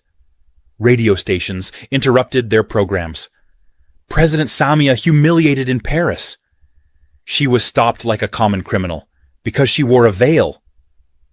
On social media, the youth reacted first. One girl in Zanzibar posted, "If they treat a president like this, how will they treat our mothers?" Another in Nairobi wrote, "She went to speak peace." They answered with racism. Across the Muslim world, voices rose up. She is a Muslim. She is a woman. She is a leader. And still they disrespected her. Even in cities like Dakar, Abuja, and Khartoum, people who had never followed Tanzanian news before were now shouting her name, Samia. And there it is right there. So what chance then the average African, if a president of a country can be treated with such disdain? So that's that right there. I'll play you two more clips. I still have plenty of clips, but I'll just play you two more, and then we'll see if anybody turns up for the conversation. We're in big trouble in Nigeria, and Nigeria is a den of iniquity. We just have to concede that. Just put your hands up in surrender and an acceptance that Nigeria is a den of iniquity. When I saw this clip that I'm about to show you now, I was aghast. I was aghast. Watch this. Come on, sir, please. All of you, everybody, please. Move it out. No, move it out. Can you see this man and this girl? They were kidnapped. So everybody needs to be very, very, very, very careful. Come on, sir, please. All of you, everybody, please. Move it out. No, move it out. Move it out. 1, 2. No. Don't carry it like this. Please, just shifting. No. You can go back inside. Shift it. No, okay, shift it, please. 1, 2, ready. Shift it, shifting. Shifting the people. Shifting, small. Bros, shifting. 1, 2, come back from that place. This one, 50 again. Guys, shift your side. Shift your side, push. Put down for twice the side. It's okay. One can come. Please, they can come outside. Give your hand to me. We are police. Come out. Oh, thank you, Jesus. You have been saved. Bring your hand.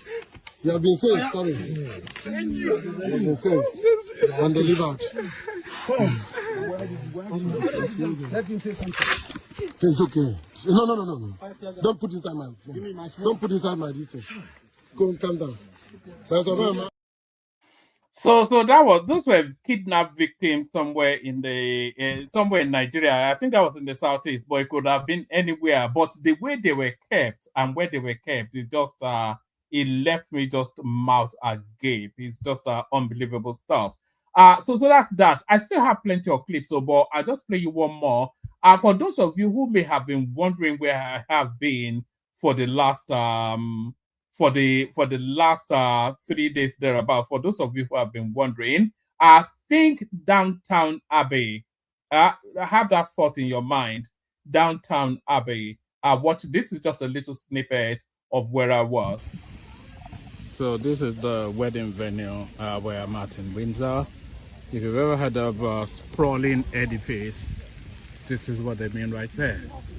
A sprawling edifice.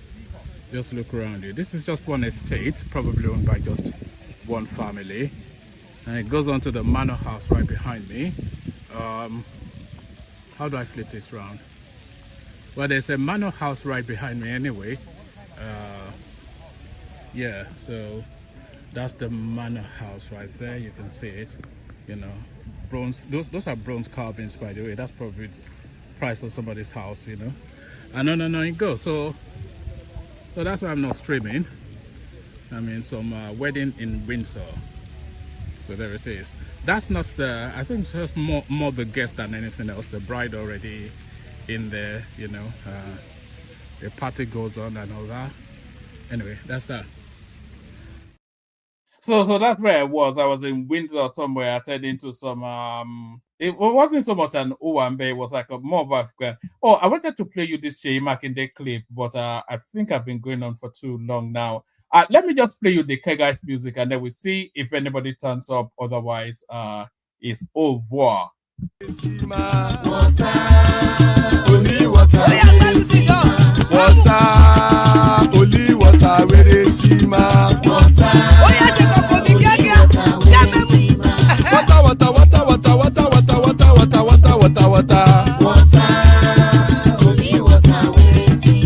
Hapa o naido.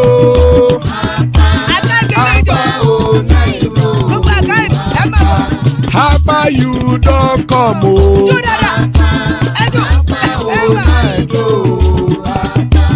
Hapa o naido.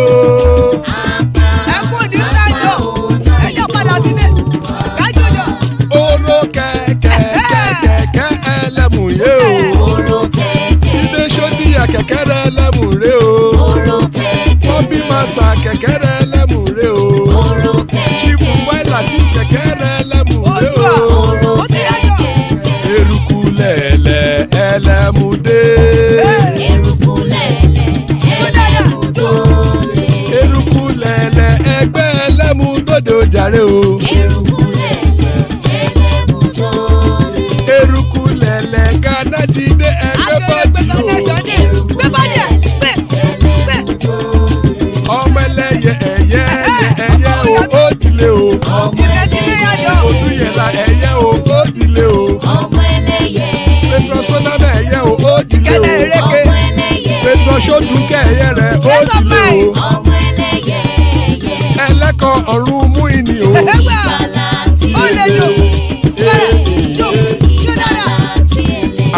mẹ́kọ ọ̀run mẹ́kọ.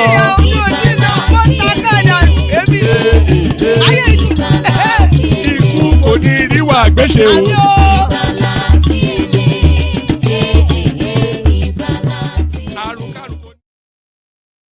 And there it is right there. Ikuku Niru Agbesheme, death have nothing to do with us. So amen to that on behalf of myself and you, my friends.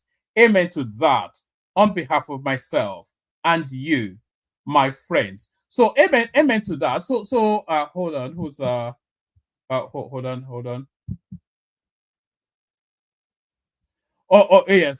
So amen to that. So joining us. Don't get him angry. Otherwise, he will turn from the gentleman that we love to an incredible Hulk. Joining us, Emeka. So that's Emeka right there. Is it the yin or the yang? Emeka can yin or yang sometimes, but we love him all the same. That's the mighty man right there, Prince Emeka, to give him the fullness of his title. The voice that you've all come here for, Baba is here, of course, and one for the ladies, curiously, Tony as well. So that's the assembled so far. Still more spaces on the platform. Anybody that wants to join. We kick it off. We'll try and do 5 to 7 minutes monologue just to open it up and to make sure that people are not kept for too long. We kick off the monologuing with the mighty Mekos. So Emeka, good to see you. How you day? How buddy? I'm good, woman. Thank you very much, and good evening, everyone. I have some couple of minutes. I decided to join, irrespective of the way it turned out the last time, and I'm happy with the introduction you give. I think it's very appropriate. The incredible Hulk. Yes. I mean, it's just when it rains, it pours within the Nigerian space. So this coalition now, which is now starting to take shape, and there's a sense of deja vu because we saw the same steps in the build-up 2013, 2014. So is this now Operation Get Tinubu out of office that is fleshing out before our eyes, Michaels? Anyway, it's a coalition of frustrated politicians. Let's be very honest, and a bunch of losers that have assembled themselves within the political space and decided to create a party. They are still yet to flesh out the structure of that party. Some are calling it ADA. Some are calling it something else, right? They've not even agreed within themselves what political structure they want to float. But regardless of the fact, the signs are there. They can't beat the president. And one man actually said it clearly today. And I know, or if not last year, we spoke and debated about this, having Reno Mokre within the presidential media team. And we can see that he's such an excellent talent, a brilliant chap, which we all know.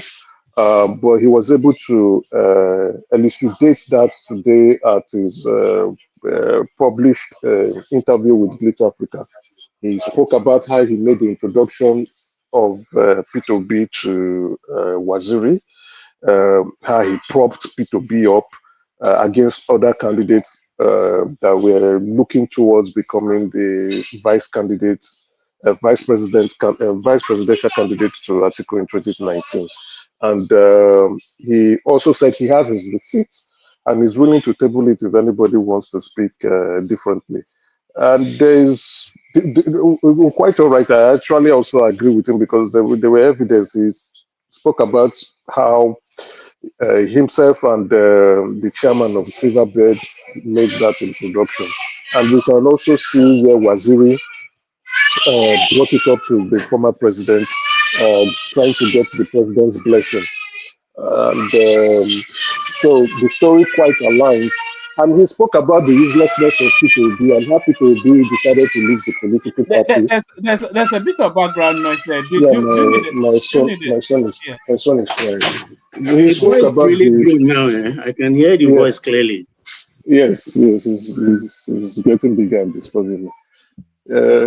He spoke about P2B and how P2B left the political party without informing anybody, which he does anyway. You understand.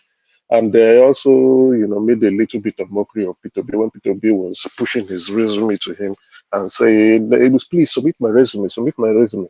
Anyway, it was a brilliant interview. I don't know if anyone, maybe at their spare time, they could go watch that interview. And clearly, he swore that during the presidential campaign in 2023, that he knew Asiwaju was going to win. He knew. And that, but in his heart, he felt Atiku was a much better candidate, but he knew that Asiwaju would win. And he called one of his, I don't know if that man is his personal aide, but apparently he introduced the man as a pastor in Christ Embassy. And the man confirmed it that, yeah, he told him there. And it all, notwithstanding, we all knew what the political environment was going to look like in 2023. And anybody who is experienced in politics and quite all right, and you are knowledgeable within the Nigeria political space, you would know that Asiwaju was going to win that election. Clearly, we all knew. And when they were trying to critique him about or criticize him about the Chicago University stuff, he said, I went to Chicago and they showed me physical evidence. They showed me photo of the president. They showed me, so many evidence. And I came out and I said, if it's the drug baron issue, yes, I can talk about that. But if it's a certificate issue, that is far gone. And we saw the evidence during that space. He was championing it. And at some point, he said, no. He championed I'm not sure why people are still making that evidence. The guy went to Chicago and he stood in front of the university and presented what he found, so... Yeah, he did. Yeah. And he was, I think he was the only one in PDP that was saying, no, the president went to Chicago because I went there. But he was still, so he explained that some people were thinking that the president paid him. He said no. He was explaining. And you see, we talked about him joining the Asiwaju team. And to be honest, I have a hint, like, how will I say, I know of him, right? I know of his works, but him taking us through that memory lane only made me to be aware that this guy is huge. He has the talent. And you need someone like him in your team. Because he said, I wrote Waziri's campaign. He said, I wrote it and I can quote it to you for facts. And yeah, truly, he gave some hints. And you can tell that this guy is quite an asset to have in your political campaign if you're looking towards publicity, media, and the likes. And he made one... he gave one insider discussion about show Bumi Abid. You understand? I think he has been on this show. If not, yeah, I think he has been on this show. Right? So he said, I employed him, but the guy wrote back and said it's all lies. Anyways, I trust Reno. If Reno has some evidence, he's going to blast it out tomorrow. Notwithstanding, why am I going through all this? Because he said something. He said, Asiwaju is not somebody you can defeat in 2027. Not that he's the incumbent. The guy is yet to lose an election. So I can't see how they're going to do it. But, you never said never. And he actually gave the president his credit in the sense that he's a different politician. He's a strategist. We all know that. And he also talked about the other side and said they were all political failures, right? And the signs are there. Is it Sule Lamido? Is it P2B? Is it Atiku? Is it the short man from Kaduna? And the people they are assembling? They all failed in their career, and he pointed... and really, Emeka, that's probably what guarantees Tinubu a victory the most. It's just the paucity of the opposition. I mean, look at that. Atiku, El-Rufai. So these are not people that Nigerians want. There's nobody that, Exactly. And to be fair, I think the only person that would even help them to sell their ticket is P2B. The only person that will help them sell that ticket, whichever coalition they want to form, is P2B.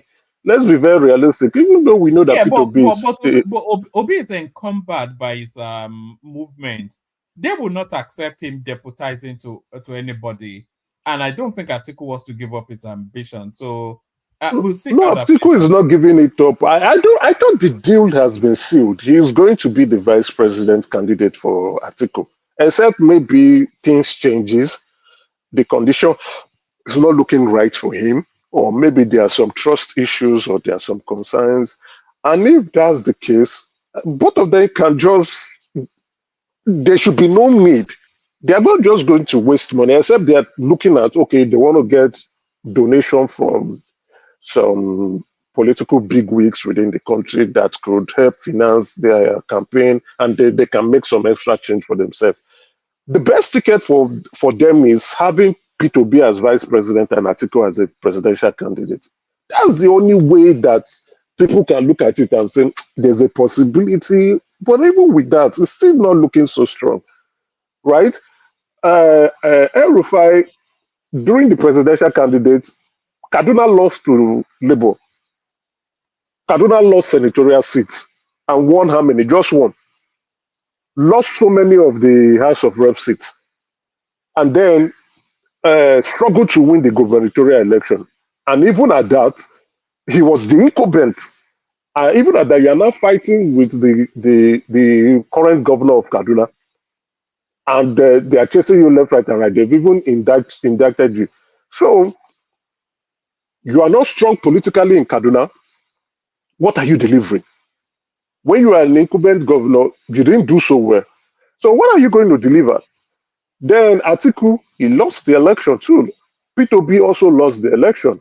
So they are all political. Sule Lamido, because he's upset that his coalition didn't make him become the Senate president.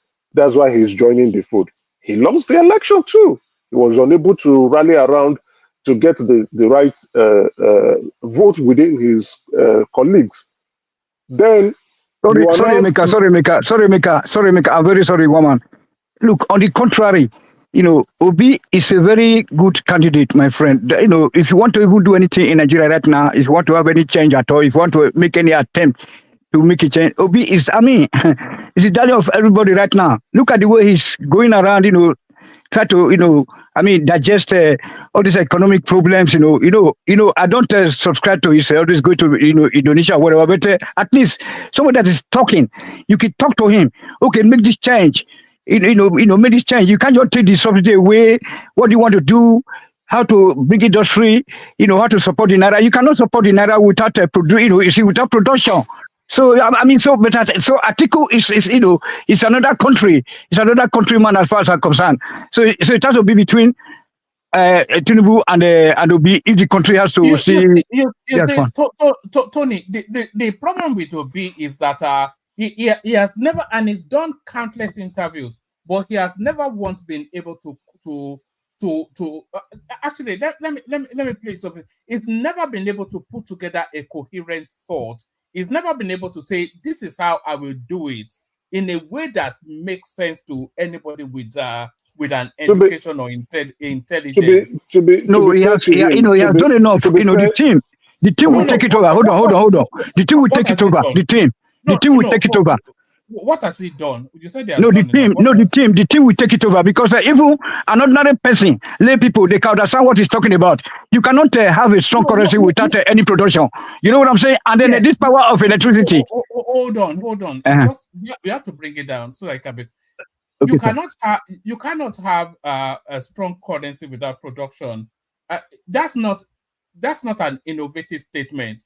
Everybody right across their manifesto said that. So it's not a P2B idea. It's a universal. It's a standardized statement. What has Tinubu been doing about making that possible by facing the electricity problem? All right. Okay. Forget it. Yeah. It's impossible to ever. All right. It appears with this discussion. Yeah. So But let me just make this point. It's very easy to say you can't have it. There are steps towards production. You have to all the infrastructures, the electricity, the road, the currency itself even having money. All of these things are building blocks of production now. You are saying you can't have a strong currency without production. You can't have production without the accoutrements that you need for production. So these are the things. And then how do you get those things in place?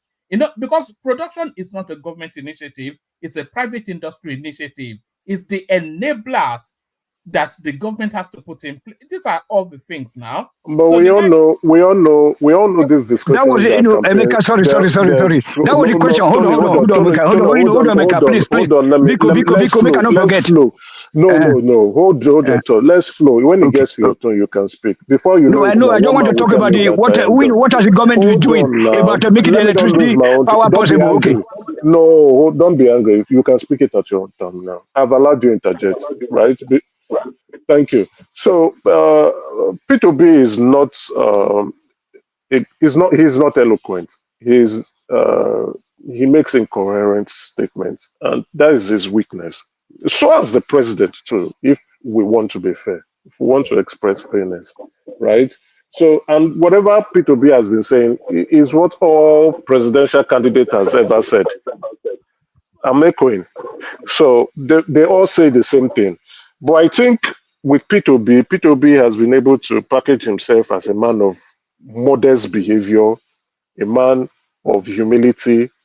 That what makes him a master manipulator, right? He's been able to exploit the emotional discontentment of Nigerians. And that's not a guarantee to you going to Aso Rock. But I would say the best ticket for them is Atiku as president candidate and P2B as vice presidential candidate. And if both of them cannot agree, it is a slam dunk deal. Even with the two of them running on a single ticket, which they've done in the past in 2019, sorry about which that. they which they've done which they've done in the past in 2019, they were unable to unseat the APC. And now here you have a president where even the opposition are telling the president that we are even behind you, right? Where the opposition, that's the main opposition, which is the PDP, is telling the president we are even behind you. Go ahead, continue with your political run. So let's see how it unfolds. The only thing that might give them some proportion or that can give them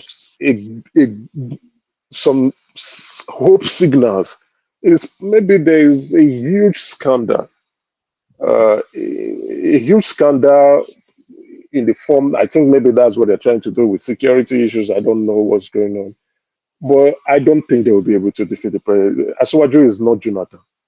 Asuwaju is clearly not Jonathan, and Asuwaju would not.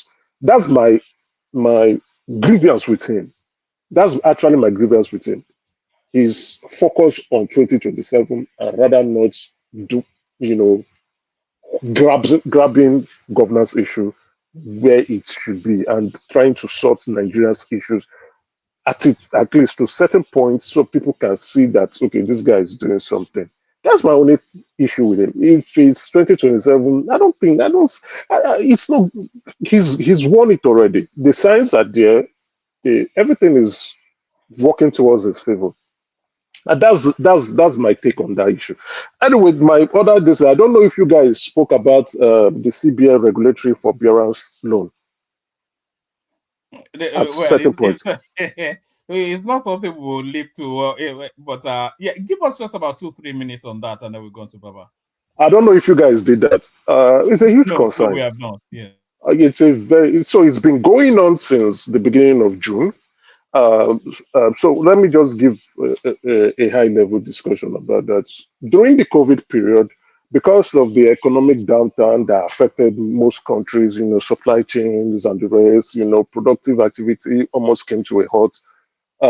Most CBN governors, or I would say most central banks, which includes also Nigeria, decided to, step in to try to bridge that gap and ensure things do not collapse completely. So in Nigeria, what they did was banks were encouraged to reduce interest rates to especially borrowers that they are exposed to, right? And they could reduce interest rates and extend the tenor of the loan. Apparently, uh, what has now happened is that the banks have now said that the CBN has now issued a publication to tell the banks that the forbearance, the regulatory forbearance loan, they should no longer um, give themselves dividends. That is the executive management. They should no longer invest outside in their interest of in like expand operations, like acquire subsidiaries or the rest. They should not take money out. They should not give themselves bonuses, no dividend. So they can't pay dividends to shareholders. The executive management staff can't take bonuses. They should also not expand operations outside the country, right? Or even within the country. So what they are looking at is liquidity. It appears that banks are not as liquid as they say they are. So, and that's a concern. I don't know. This political brouhaha has swept that under the rug. That's a major issue. And some banks decided to respond and say, oh, like, and when I say banks, the bigger banks, the Fugas Bank, the First Bank, UBA, it's guaranteed, and okay, guaranteed was able to sort their issue as quick as possible. Access Bank and Zenith Bank said they would be able to resolve that issue in by 30th of June. And most of our FPIs, the foreign portfolio investment coming into the country goes to the banks. So foreign investors, after every 3 months or 6 months, they want to get returns. And if it's going to the bank and your CBN is telling you you cannot pay dividend, that is a major concern. That will take a hit. Immediately when they make that announcement, when CBN made that announcement, the shares of the banks went down. The all bank share index in Nigeria went down. So it's still going down with a bit of GTB retaining some value, right? Zenith Bank, they've all, even Fidelity is still struggling too. They are struggling with some debt issues, and now they are now having the same forbearance loan. So some of the banks are exposed to certain borrowers. That's what they said, the single obligor limit. So single obligor means when you have borrowed a certain, it's not just one person, but a certain group of people, a huge amount of credit, right? It's huge. So they've exceeded their single obligor rates, and they've not provided provisions for those loans. So which means those loans are actually and they are not performing as they should perform, but the banks are already seeing those loans as assets, and they are taking income already when there is no interest income going in. That's why they said don't pay yourself bonuses, because these loans are not, they will soon go bad. You have to make provision for it. Let's see how it turns out if some of the banks are able to make proper provision, write off those loans by June 30th, and hopefully restore some certain level of liquidity amongst themselves, because it's now affecting their recapitalization exercise. The banks have been forced to go do some, they've not imposed it on them anyway, but they are doing some recapitalization exercise. And if it's going on and shareholders are saying, or shareholders either existing or prospective shareholders are like, your CBN says you are not going to pay dividend for 2 years. This thing is going to go to 2028. That they gave them that room for 2 years. So if you can sort out the issue as quick as possible, you can go out and continue to fulfill your obligations to your shareholders and other stakeholders. So let's watch that. It's a very big issue. That's why I thought maybe you guys would have discussed about it. And I asked and I said, okay, it's also lays down into the economic concerns within what is going on in the country and what the president intends to do. So this is a bigger concern. If the banks are not liquid enough, we have a big issue. What that would trigger, now land in seconds. So what that would trigger is the foreign portfolio investors will no longer want to bring in their funds. They will want to take it out, and that will have an impact on our foreign reserves. that will also have an impact on our credit rating too, and the way investors will begin to see us in the future. So we need to get the banks need to get their acts together, and a stronger bank leads to a stronger economy, and hopefully we can all scale through. And I hope things are being sorted out as quick as possible. Thank you very much. Oh, all right, brilliant, excellent. Thank you, Emeka. So thank you, Emeka. That went over a lot of our heads, but I'm sure the more nuanced. You know who would understand what you've just said? Myself, of course, I'll understand it because I'm a super genius. But the person that would really understand it is the super chatter right there. That's Paddy right there. He went to Harvard, so he won. Probably the most educated person here, probably that's him right there, Paddy with the super chat. So he went to Harvard, so he should understand all of these things. So thank you for all that, Emeka, of course, one of the stalwarts of the platform. From Emeka, we go on to, you see, it's a gift that just keeps on giving, the one-man platform, from the excellence of Emeka to the delight of Baba. So Baba, the floor is yours, as you will, 5-7 minutes. Baba. Yes, thank you, woman. My salute you, panelists. I hope your week is off to a good start. And the commentariat, our favorites are all there today. I salute you. And our esteemed viewers, I salute you too. I hope you click the like button while checking in. And while at it, don't forget to share and, of course, subscribe if you haven't done that. And for the eavesdroppers, please repent and do the right thing. Chioma, how are you? Great, I guess. Yes, woman, let me start with Shettima. Actually, I wish I would have the time to speak on Shettima, Dangote, Sule Lamido, and the coalition. I think I talked about Shettima on 2 occasions in the last couple of months, and I questioned his usefulness as a vice president in an APC government. I started when I saw Kwankwaso coming on and attacking the government every day as a sitting APC senator.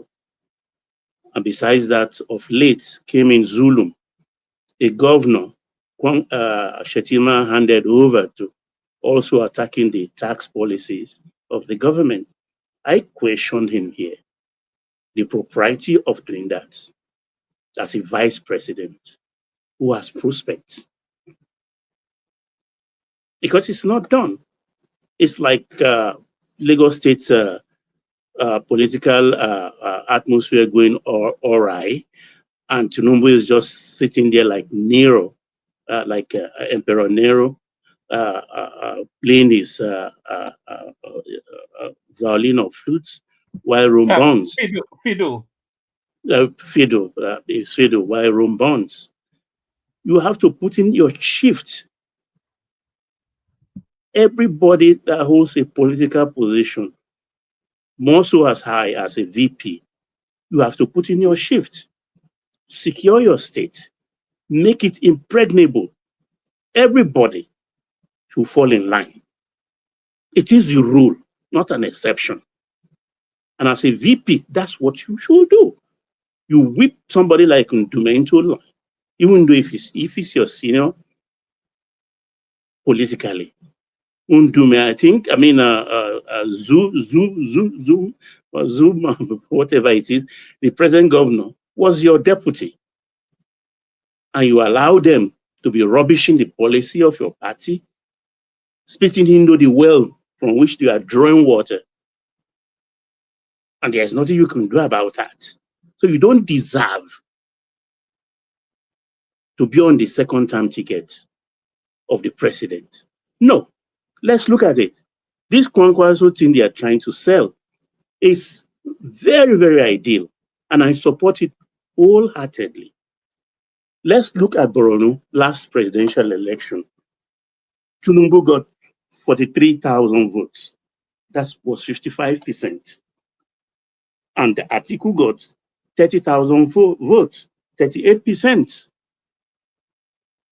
All, including obese 1,000 and everything, it's all under 100,000.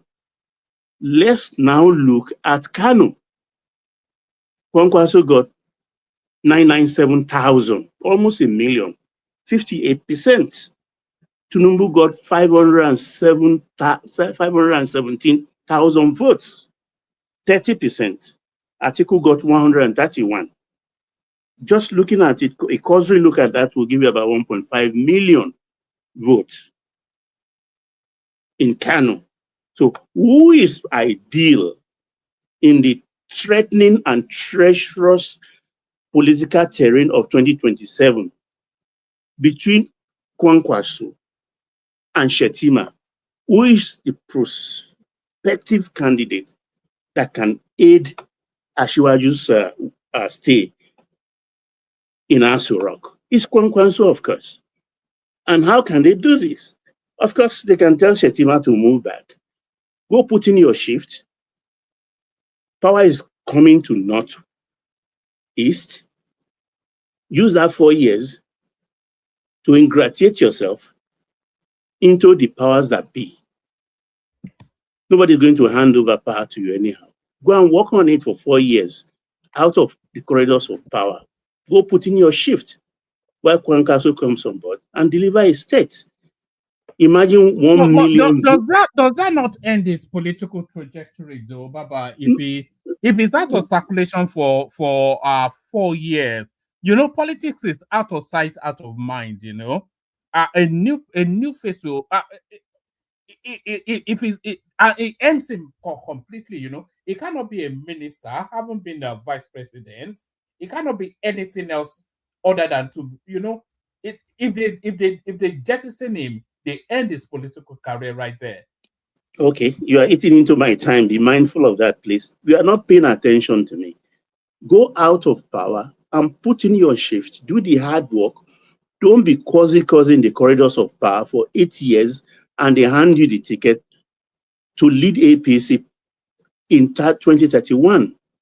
He may fail, but if he's made to do the hard work, put in a shift for 4 years, go around, ingratiate yourself to Northwest, North Central, everywhere. Because he has not done that so far. He has not done that. So to me, it's a political neophyte. So let him use that 4 years out of power as an ex-vice president and work on it, because power will shift to Northeast, whether the Northwest likes it or not, or the North Central likes it or not. And Tinubu is not going to hand over to anybody above 65, 64, 60. It's going to hand over to somebody young. So Shettima is still within that range. And the security advisor is also about that range. So he has to put in his shift, because he's just, I don't understand why an Ndume will be coming every time and lampooning the government policies, while the governor, whom you put in power in Borno State, is also lampooning the government every time. It's not done. You have to call them into order. You have to whip them into line. That is your work as a vice president. You must have authority in that state. So let me quickly rush into the Dangote issue, which I don't know whether people are paying attention. Some people call it monopoly, and I see it as competition. When Dangote opened his refinery and started buying up petrol stations, the marketers, they cry foul. They cried blue mother. Oh, monopoly, monopoly. He ran back. He strategized. Now they've played into his hands because of their irresponsibility and the stealing that have been going on, with them being hands in glove with Kiari's NMPC. That era is gone now. They have to understand that. Dangote has come up with 4,000 CNG trucks. He's now going to do the distribution himself. So with that, using CNG, he has cost of bridging, the bridging cost that they've used to actually. Sorry, Baba, that guy is a very brilliant man. Oh, he's Very brilliant. But you have to have that kind of yam to be that brilliant. Anyway, who will have that kind of yam? I mean, 4,000 truck.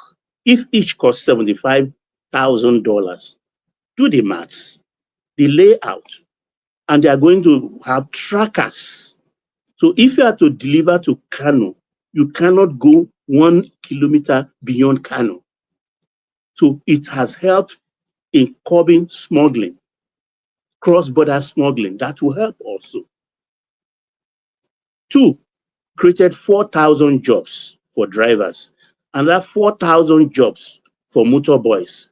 So 8,000 jobs created like that immediately. Now, what happens to tank farm owners?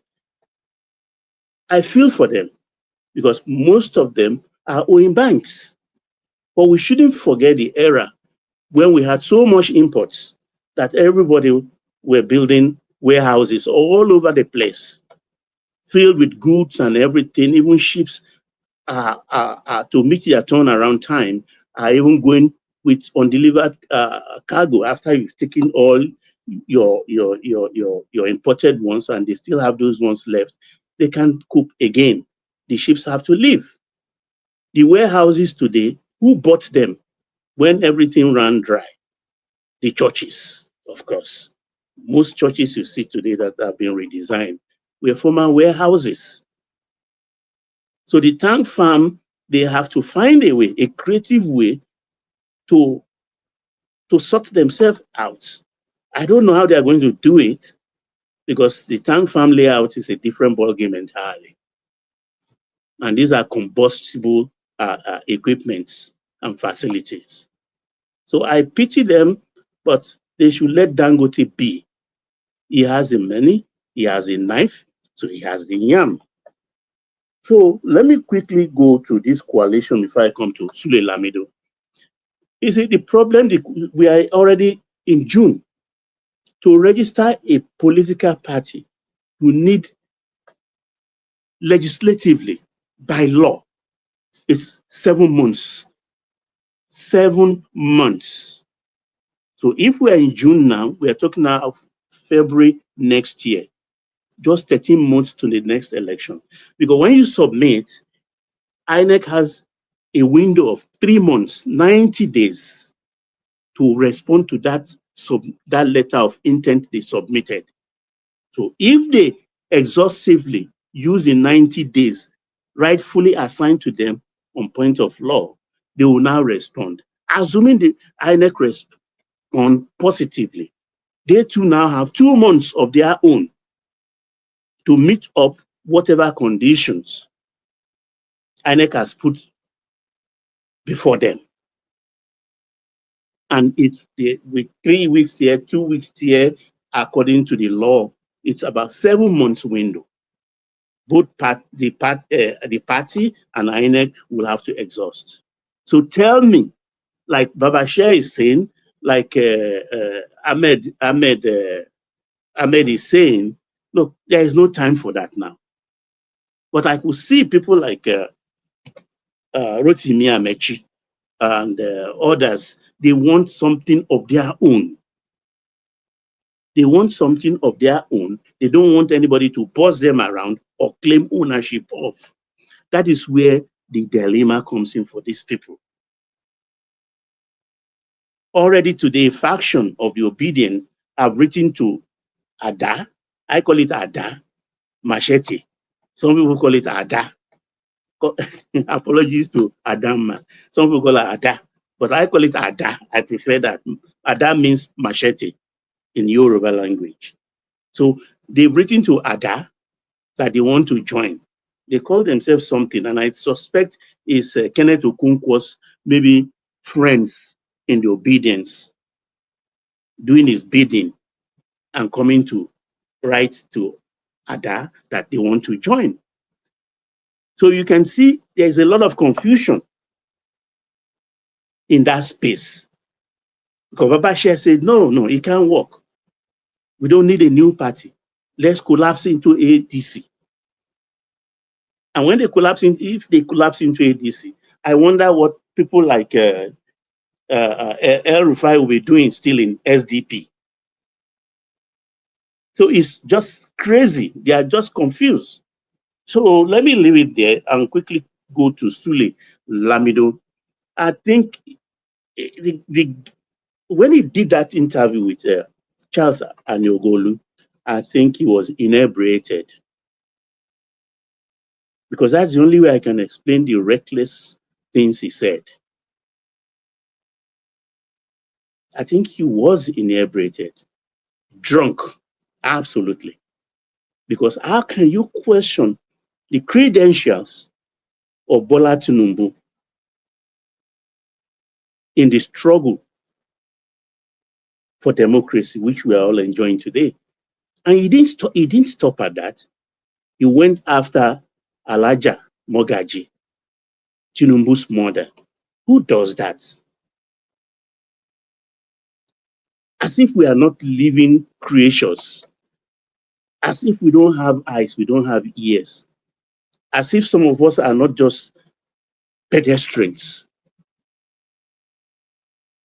Said to Mogaji went to tell IBB not to hand over. I mean, come on. I was just shaking my head uncontrollably. How could you? We all knew what you did, the role you did with Anene, that's Sule Lamido, Anene, and King Gibe, Abiola's vice president. We were the first to butt into the ING contraption. That's the interim government of Shunekon. Even in his book, Lamido, in his book, he wrote that Tinubu challenged Abacha and convened the Senate, few of them, to sit in the old Senate building in Tafabalewa, in a race course. That was where they were arrested and locked up in Alagbo. People like you and others were carousing, hobnobbing with our tormentors. And you come to a TV station and talking rubbish as if you will not be challenged. What has happened to our gumption? It's a sad commentary, honestly.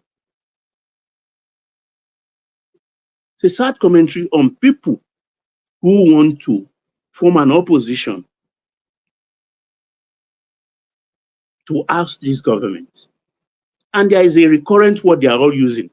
Want to kick Tinubu out. Want to kick Tinubu out. You are not telling us what you are going to do to Nigeria. You are not telling us that I will reduce fuel. Fuel will come back to 180 naira per liter. The exchange rate will come back to 460. Tell us, open your mouth, tell us. Commit yourself. They are not committing themselves to policies. But Baba, do you know these are individuals that are upset with the president, right? Of That's course, the it's not problem just with them. upset, Emeka. Let's use the real word, hatred. I think hatred is a strong word. They are upset because of the political juice is not getting to their tongue, and they are in the political wilderness. But Sule is, it's a cheap blow. You don't play politics that way. You don't rewrite history when those who are those who participated in it are still alive. Are So still alive. it's wrong. When there are clips, look the clip one man played of Falano. You can look at the Falano's look today and his look in that clip. You can see there is a big gap.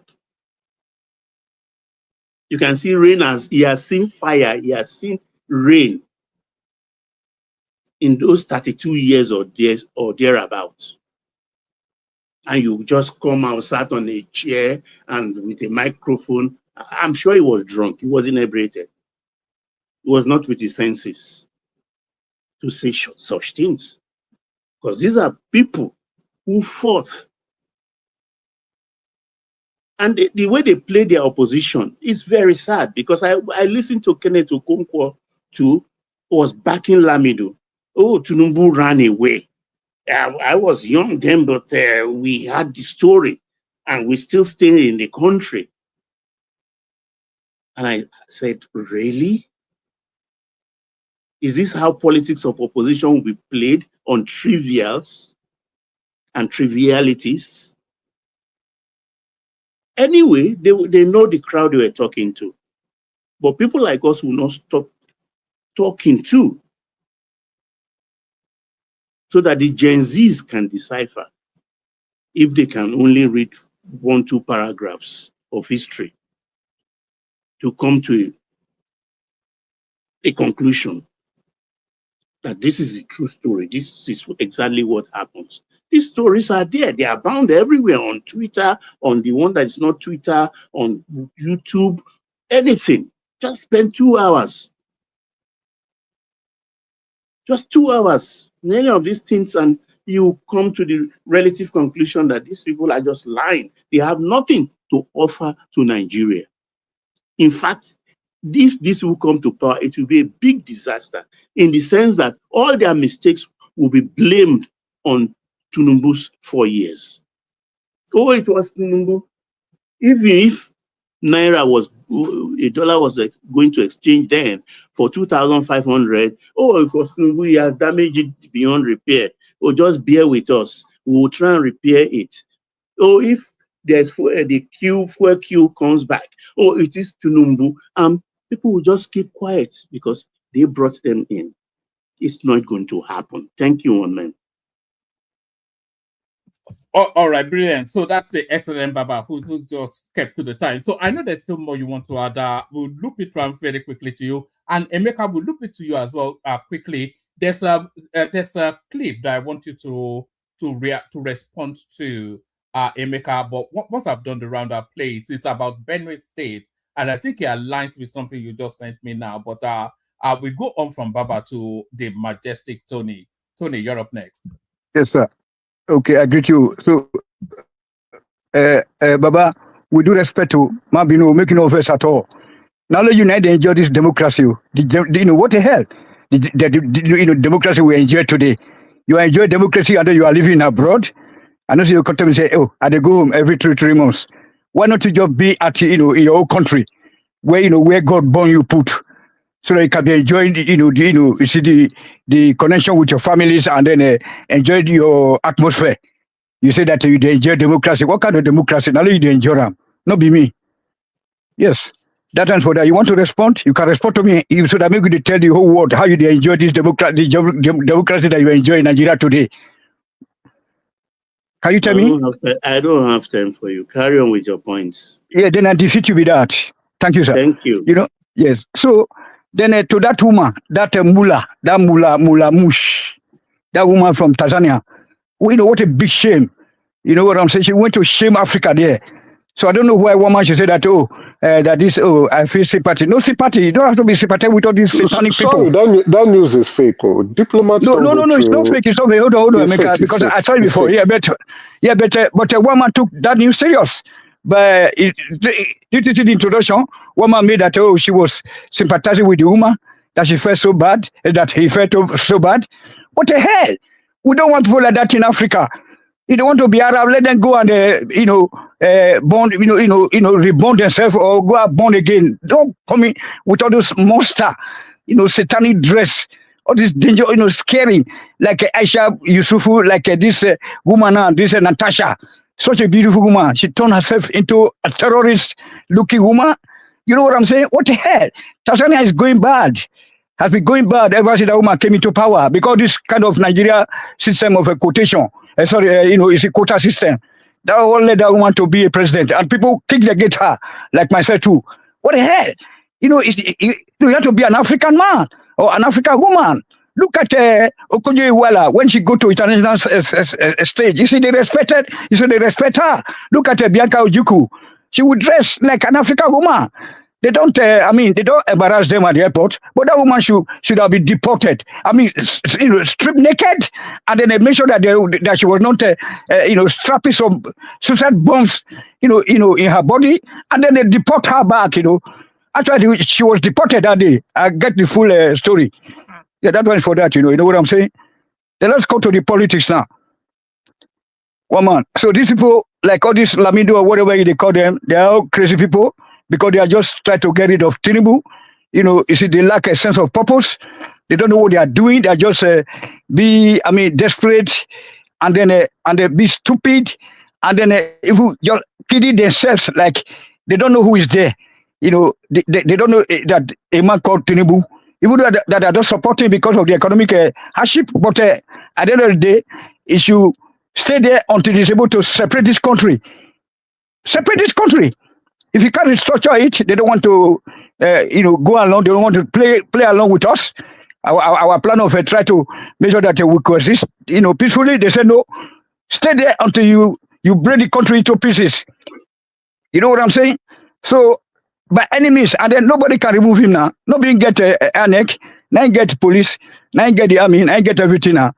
There's one thing that I'm going to tell you guys, probably I will discuss this one with Wama tomorrow, one time. Do you know that Lagbaja was eliminated by the international community? He was doing a very good job for us. You know what I'm saying?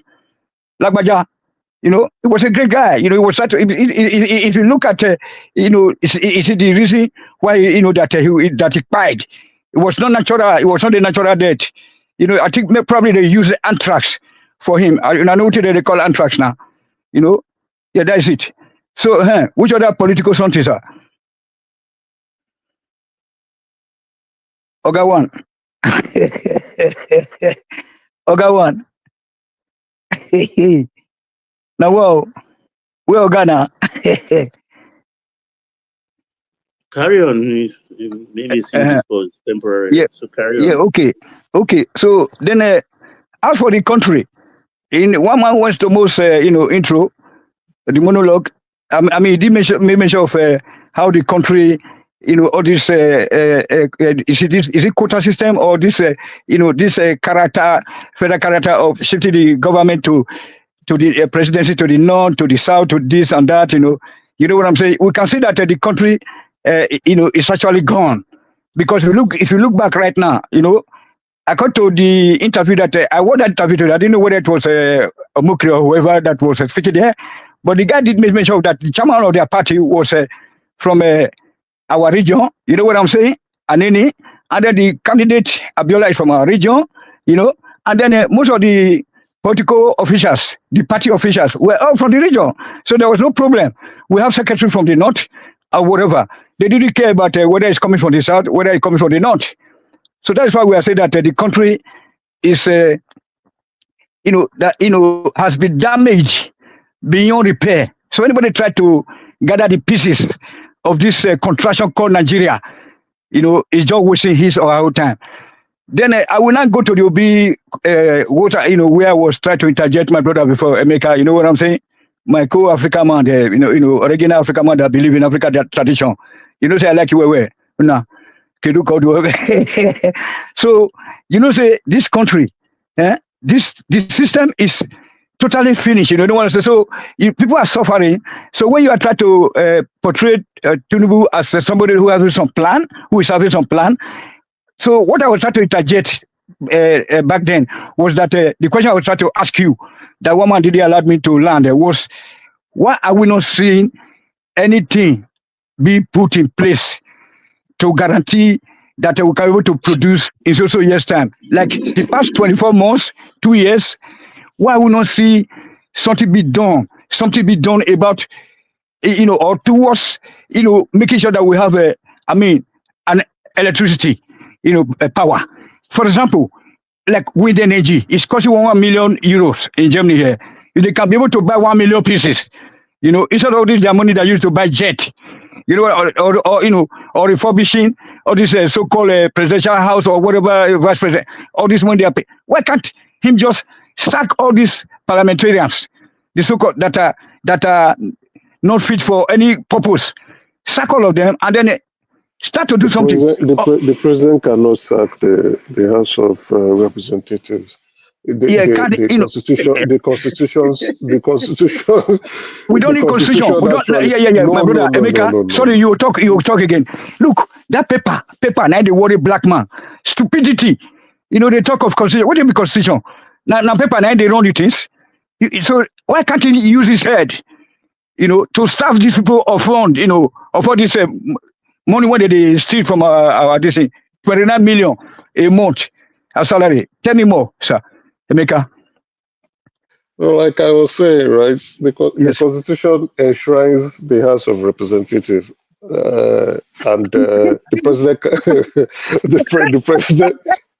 the president has nothing to do with them. As a matter of fact, even the president's influence over the House of Rep, which includes the Senate, right, House of Senate, I think is even wrong. Why they allow it is because they want the executive arm of government to work to give them favor, all the time to give them favor. You're right. Not favor, for them to work together, right? So that things, because majority, they are off. The APC is the majority holder within the House of Rep and the Senate House, right? Since they are all from the same political party, any bill, any legislative or issues can be passed quickly, and everybody would be happy to see the APC working. They are happy. Hold on, they are happy. Why was their need for this balance of power? By separation of power. That means they are not there to serve our purpose.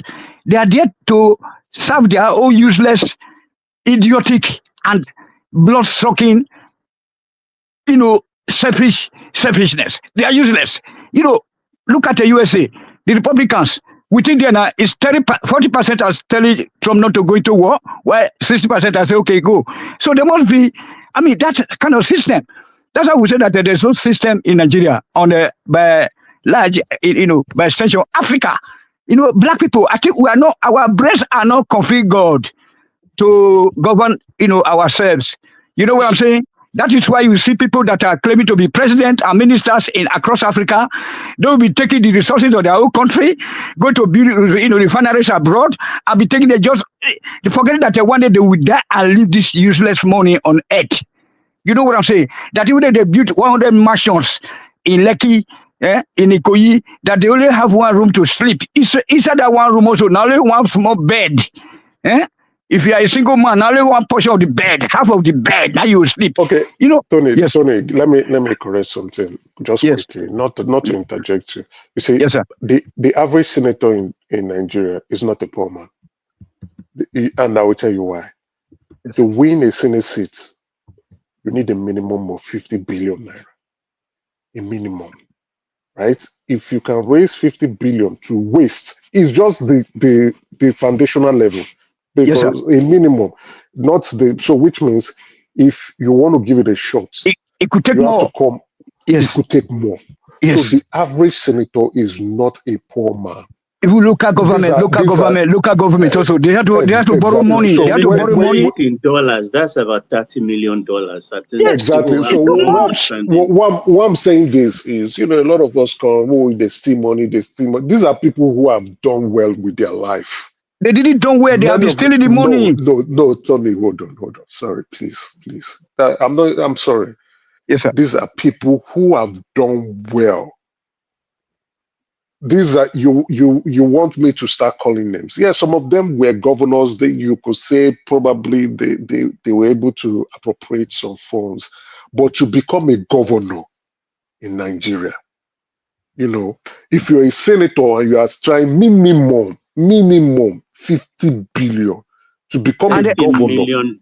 Is that the right thing to do? Is that the right thing to do? No. See, you can't See, in politics all over the world, money is required for you to get into power. There are limitations here in Germany, limitations to how much you can receive as a candidate, my friend. Don't say that. They are deceiving you guys. Go behind and find out who is sponsoring the political guys. Who are those sponsors?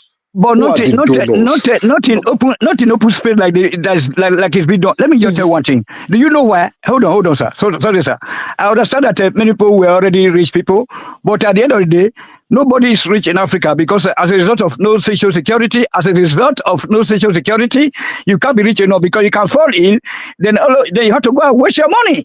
You have no hospitals on grant, no hospitals, no nothing, no social security that will guarantee you pension, a home, or whatever in future. So once you have that money, even if you have billions and you keep spending them on daily basis, you will become broke. The hospitals you're talking about are for the governors to sort out. The hospitals should be for the state. Those are infrastructures or things that governors should do. You see, we are losing the sight of focus. We are focused so much on the center. Yes. No, not the center, not the center. We're talking about local government also. Hold on. We're talking about the system in general, sir.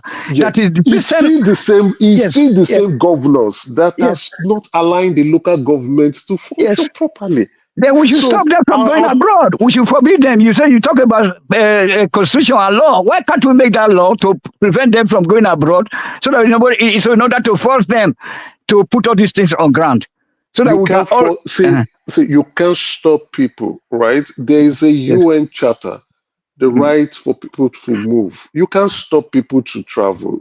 See, if they do it to you, you won't even be happy.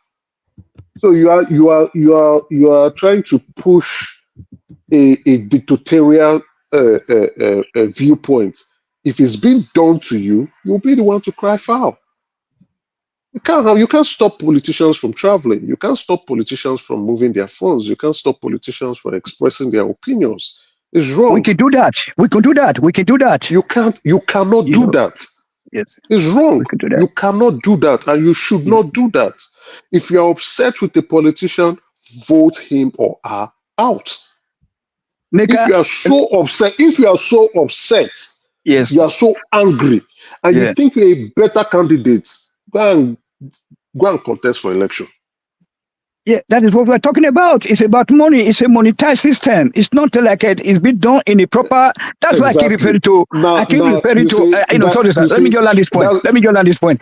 This is why I keep referring to our black race as a race in between the real human race and the animal world and the bush animal world. In the forest. Can you just imagine? You see, USA is about to surrender to Iran because of the challenge. You see the equal power. You know what I'm saying? Never said that I don't like Iran. You can just imagine because of those, because they are so intelligent. They are able to, put so many things, ground to go to, to be able to fight for their rights. Assuming that it's Nigeria that is a problem with Israel right now. Nigeria will just go ahead. Tinubu will run to, being a republic.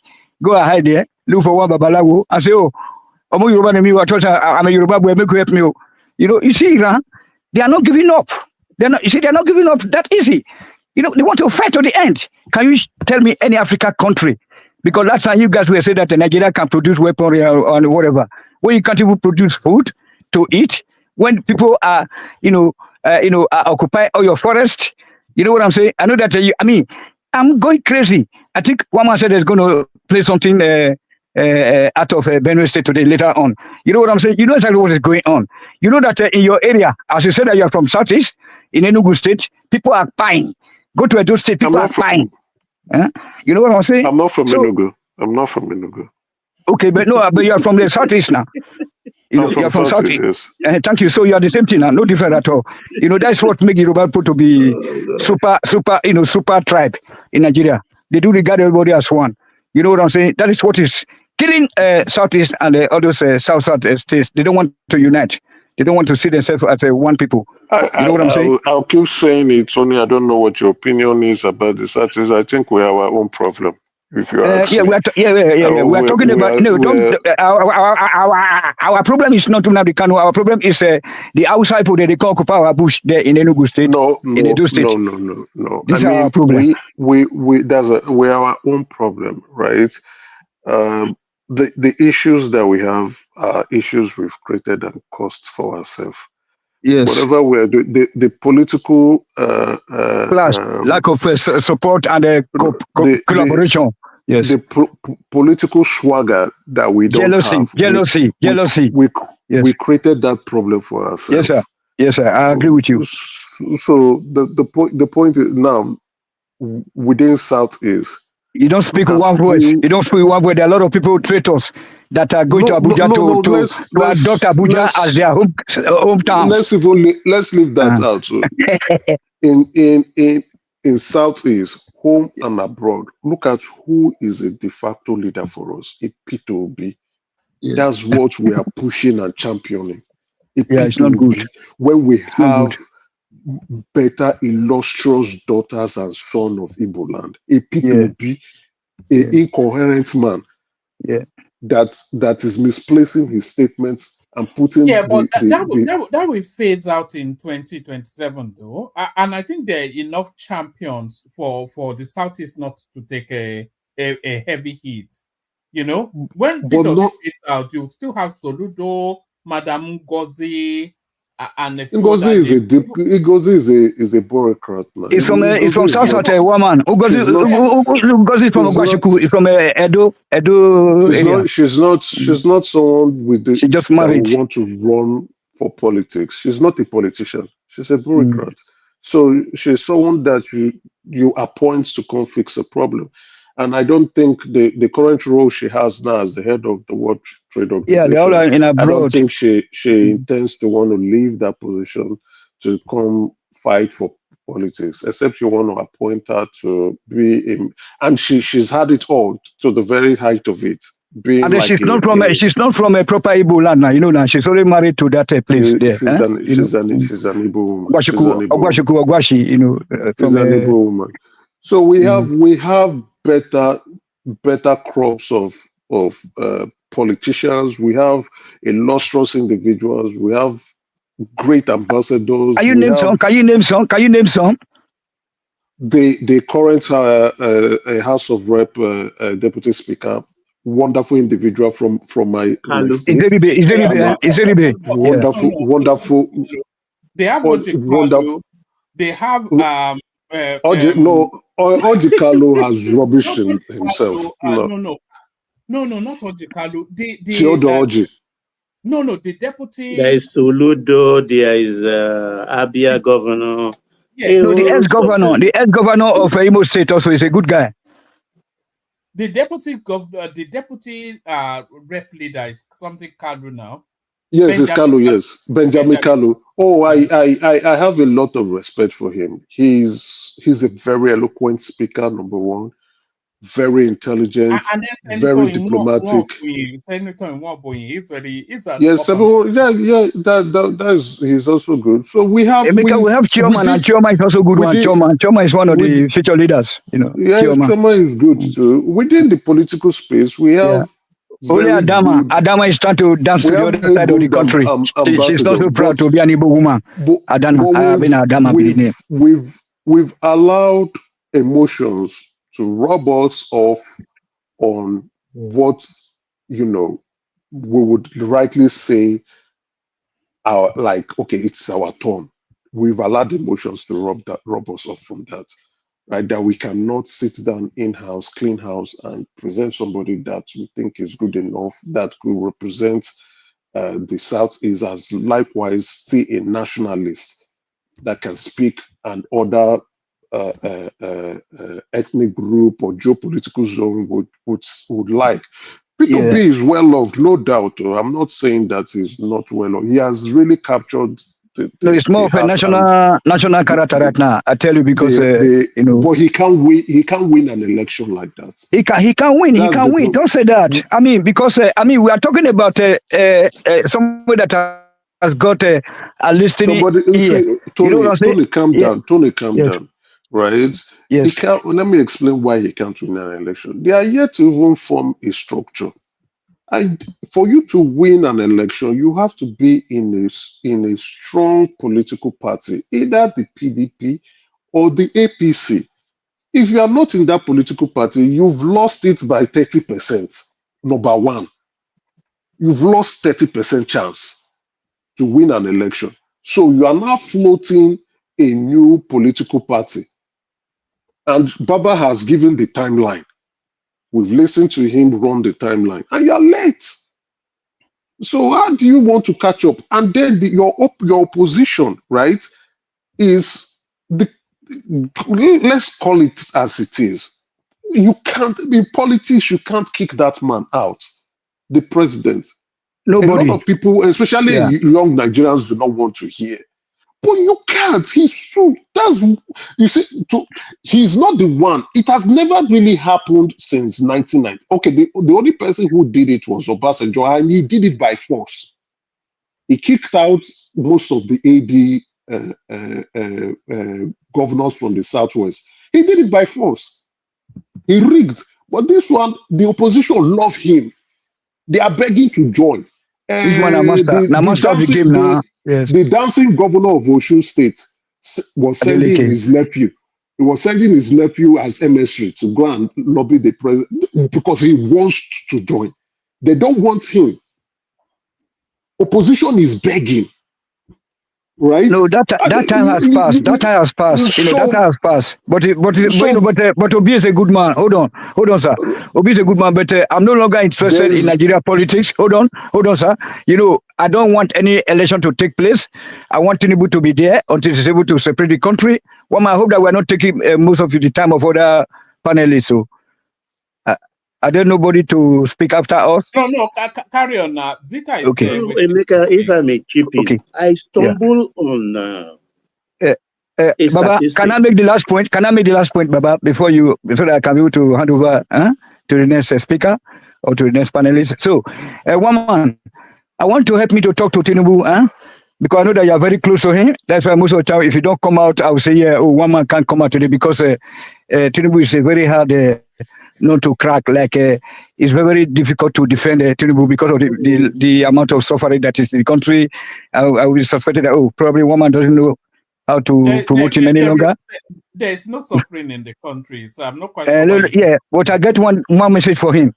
Tell him that those people from Benin, from Warri, from Port Harcourt, and all those Imo State, we have some local refiners, oil refiners, okay?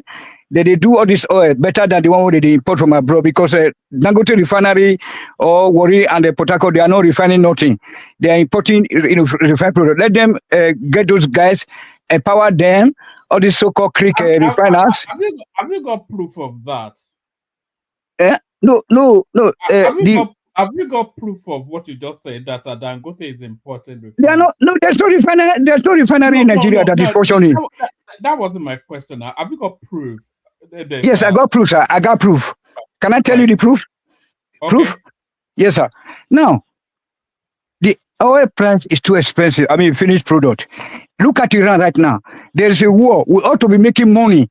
Everything ought to be coming down because as a major petroleum exporting country, that's what we are talking about. It's not about coming here to be talking theoretically. People are coming here as professors. Hold on. No. Before you run into that space, you said as a result of the war in Iran, things will be getting cheaper. Is that are you saying petrol for Nigerians to use will be getting cheaper? Yes, sir. Because we'll be selling more and making more money. You see, so out of that windfall, then we'll make life better for the citizen. No, hold on. Are you talking about petrol or what exactly is the topic? Even plus other products. You know what I'm saying? No, I don't know where you said that there's no functioning refinery in the country.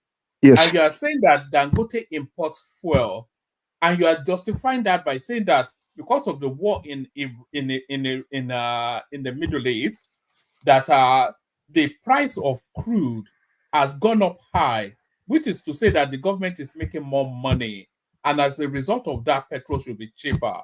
So is yes, if things are working properly in Nigeria, is what I said. That's where you misunderstood me or misconstrued me. Hold on. I didn't misunderstand you, but I think you don't understand the landscape. No, I understand you very well. So assuming that I said the landscape. You don't understand the landscape. All you right, see, the price of crude is an international price, and the price that Dangote gets the crude from Nigeria is still that international price. They may let him buy it in naira, but it still be the naira equivalent of the international price of crude.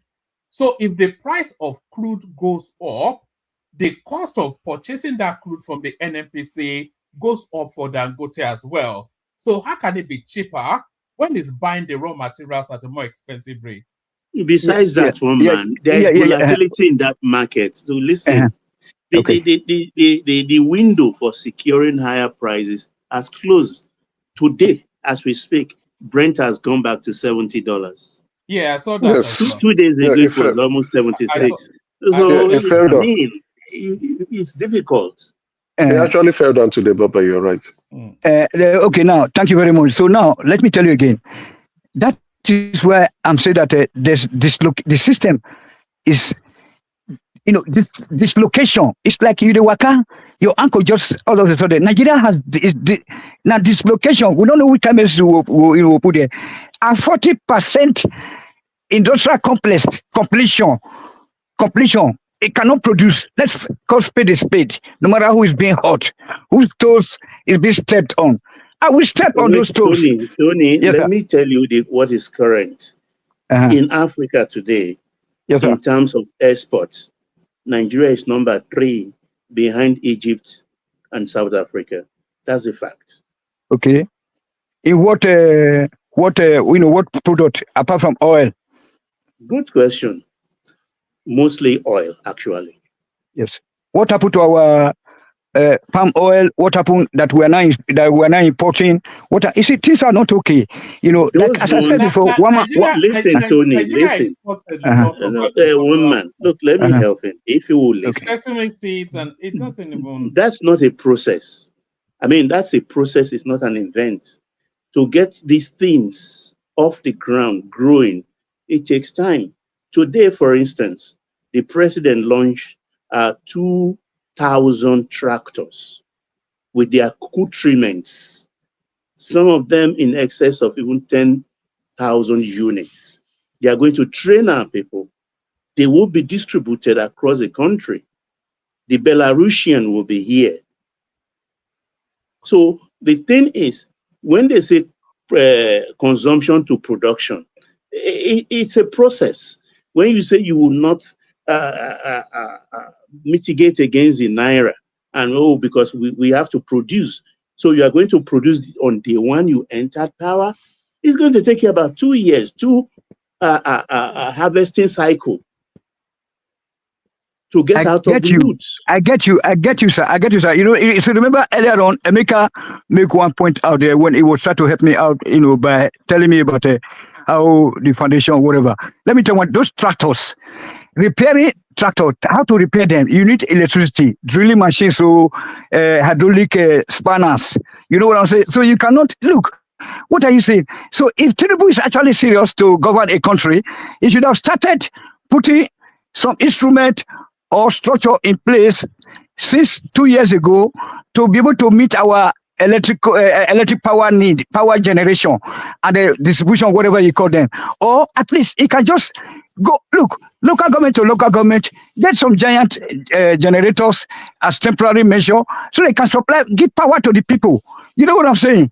You can't tell me that, make una wait. I don't know, say that the place B before the contest. If you don't say no, be say B, as you get there, you get out. You know what I'm saying? You get out. It's okay. I don't know, say say B. You cannot tell me that you already know that that the system was not okay. The people that were in charge were mismanaging the system, or you already know that's why I'm coming in to come and correct all the wrongs. Now that I'm there, and then I'm not saying that, making an over, so the people in there before, see what they do. Me, I don't want to hear that one at all. Now, for 2 years, 24 months, we're supposed to be seeing at least something be put on ground. They would say, okay, stage by stage. Like Obasa just electric project. You know, if you go to Wharf today for Papa, those hardware when they bring, they rot away there. You know, because the government that the subsequent government that took over did not follow up Obasanjo plan. So Obasanjo will still remain, you know, in the history of Nigeria as one of the best administrators. That's not that we didn't like him before. You know what I'm saying? When he was there, things were okay. There was at least some security, and then even though when they started, and then what the hell are you guys talking about? Sir? If you want to discuss about economy or whatever in Nigeria, without even stopping this 12 Sharia state, where are you guys even headed towards? Now, Well, big question with that. Listen, it's the system we run. We have to talk about. It is within the perimeters of where we live today. Do you know how the electricity is being transmitted? There are 3 layers, 3 tiers. A different company generates privately. The government transmits, and private companies distribute. That's where the problem is. To dismantle this thing already established is not an overnight thing. It's like a mosquito perched on your scrotum. You have to, if you want to kill it, then you have to hurt yourself. So all you do, you have to be very, very technical about how you get that mosquito off your scrotum. So I think the electricity thing is even the easiest as far as I'm concerned. You just need strategic handling and timing. Thank you. And timing. Thank you. Yes. So let me ask Tony. And then Let me ask, please, Emeka, my turn, I want my to turn is ask you almost this up. question. Wait. I stumbled on these statistics on 2 occasions in the last 1 minute, both internationally and locally, that out of the, Emeka, are you there? I'm here. And I think AI too. The diaspora remittances, 30% of it annually are remittances from Edo indigenes abroad in the diaspora. And I say, wow. Because if we talk about 20%, $20 billion every year, that means the Edo people alone have a $6 billion share of that. And I look at Edo State and I start to wonder, what's going on here? I would need to check that figure. I'm not trying to dispute the figure. Yeah, I would need to check it again, because some of the foreign remittance too also includes aids that we get from the Europeans and the United States. It also includes some of those grants we also get from international banks, like not the loan side of things, like the World Bank too. They're also packed into foreign remittance. So I will try to, because 6 billion, 20% out of that money is a lot, is huge. It's really huge. So It's significant. That's material. That's very material. So I'll check that figure. When you come on again. Definitely I'll try to check that. So, but my only qualms with Tinubu, like I've said, you guys know my opinion. Very hopeful, but I'm very disappointed now. Time is not on our side when it comes to that country called Nigeria. And I think the president has been too fixated on politics. He has allowed politics to overwhelm him. And he made lots of promises that he has not yet kept. And if Tinubu, to be honest, if Tinubu does not fix Nigeria, I don't see any president fixing it in our lifetime. If he does not fix this country, by fix I mean laying those foundations that his successor would come and continue from where he stops. If he does not lay those foundations, I don't see any president doing it. From history, if we start, we've seen when power moves to the North, they are very good at spending so much. Let's be very honest. They will bring everything backward. Yes. Exactly. The North is good at overspending, trying to rubbish a lot of things. In short, let me use the pidgin language, dabaru things. Yes. When power comes to the south, there's a little bit of stability that is being, we try to put things a little bit in place, and then All when the we gains will return be to the wiped out when north. they take back power. They will wipe every gains that we have made. Thank you. Yeah, Mecca, I don't think that's a fair representation. I History mean, has shown us. Yaradua, unfortunately, Forget about Yaradua. Forget about Yaradua. But his trend where he was trending was not trending towards overspending. No. You don't know their hidden agenda. We cannot count. Generalized statements like that are not. We cannot count. You see why we can't count? Who is speaking? Please, Mika, hold on. Who is speaking? Are you from Southeast? Why we can't count Yaradua? Why we can't count Yaradua? Okay, Aizo is also from Southeast now. Aizo is from Southeast now because they are now all the just. No. It just are taking Abuja to be their hometown now. Tony, hold on. Why we can't count? Hold on. Make that point, Emeka. Tony landed, and then we go on to Zita. Sorry. Why we can't count Yaradua is because he died in office. Number one, he didn't spend. So the gains of Obasanjo rubbed off on him. Obasanjo started. I'm talking about where he was trending. If you look at his trajectory, I'm not doubting you. I'm not doubting you. All I'm saying is not a fair categorization that you're making. To just say that the North, there are a lot of competent hands in the North. So, but to be honest, right, we it's still just unfortunate could not that we haven't gotten the right people that have come to correct. That's correct. With my view, you can still not discount it completely, because when Yaradua took office, he didn't stay in place. He was actually basically sick. He was sick, so he was jumping from trying to get himself fixed till he died. So we did not actually see him doing things. Most of the gains were from the Obasanjo administration that were still rubbing off. And then he died, unfortunately. Let me round up so that let me round up, Emeka. I'm almost done. I'm almost done. We got in Jonathan, who, I'm not saying Jonathan was fantastic. Jonathan actually was part of the problem, but it was not that obvious. He carried people along. He carried the citizenry along. Yeah. He did not carry us. He carried us along. He did not carry us. He carried although he was taking care of the North, he didn't do anything for our side. But at the end of the day, he was. He was doing well. Like most of the program, all the Shopee. Hold on. Agriculture loan. Hold on, please, sir. Let me speak. Like I know where Aizo is looking at is this. Empowerment of those gangsters like Tony Kabaka, Tompolo, and others, Asari Dokubo, AKA militants. That's not the way to fix a country. You don't go there and select all those gangsters, then you give them money and tell them, please, protect this oil for me so that I can take to my north. I will take to north, take to Algeria, take to Morocco. Then forgetting Yenagua, forgetting Benin, forgetting Wari, forgetting Lagos, forgetting Ibadan, forgetting Enugu. You carry your. So he was. Hold on. Yadwa is an Arab man. It's an Arab man. You know what I'm saying?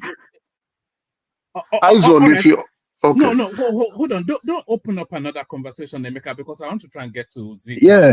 Let me round up and then we'll stop. Okay, thank you, Wama. Let me just stop there. You don't try. All right, Bidan. Zita is up next. She's been waiting patiently. So, Zita, you're up next. Woman. Yes. What are you people discussing? I just came in and I don't know. You are so predictable, AI. I didn't know where I am in the discussion. So you just wandered into some room filled with men. You have to be careful. Look at that. You get anybody who don't know what they go on, maybe they know they come from. Yes, I wasn't looking at Nigeria. I've been monitoring what is going in the Middle East. So I don't know all right. what is going. I know that's where your interest is with your man throwing fake bombs that didn't do anything to Iran. But we'll see how that. You see, one man. You see, I don't even understand. You know when Soyinka called Obi Gbajue, the real Gbajue is Donald Trump, is the biggest Gbajue on this planet. Woman, you see, sometimes I begin to feel the inferiority of humans today. The humans, we today are so inferior compared to the then humans. Honestly, sincerely speaking, that somebody will tell you that a bomb of that magnitude did not do anything. And you come to a global There's platform. been analysis, Hold on, let me finish. There's been now. analysis, even by the BBC.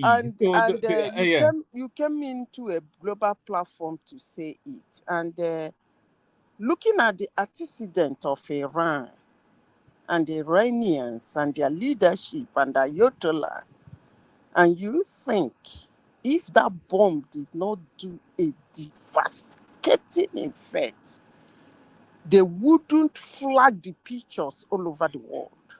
Secondly, for your information, they've asked for peace. So I don't really know where you people hear what you hear. Let me give you a nuance as to what's going on. You know, you can't Iran, keep me on what is going on. I should be the one. No. Let me give you a perspective. You know, you are saying they've asked for peace as though they capitulated. They've not really capitulated. But Iran knows that it cannot take on the might of America. That's one. It can take on Israel, but it cannot take on the might of America. Okay, and, so it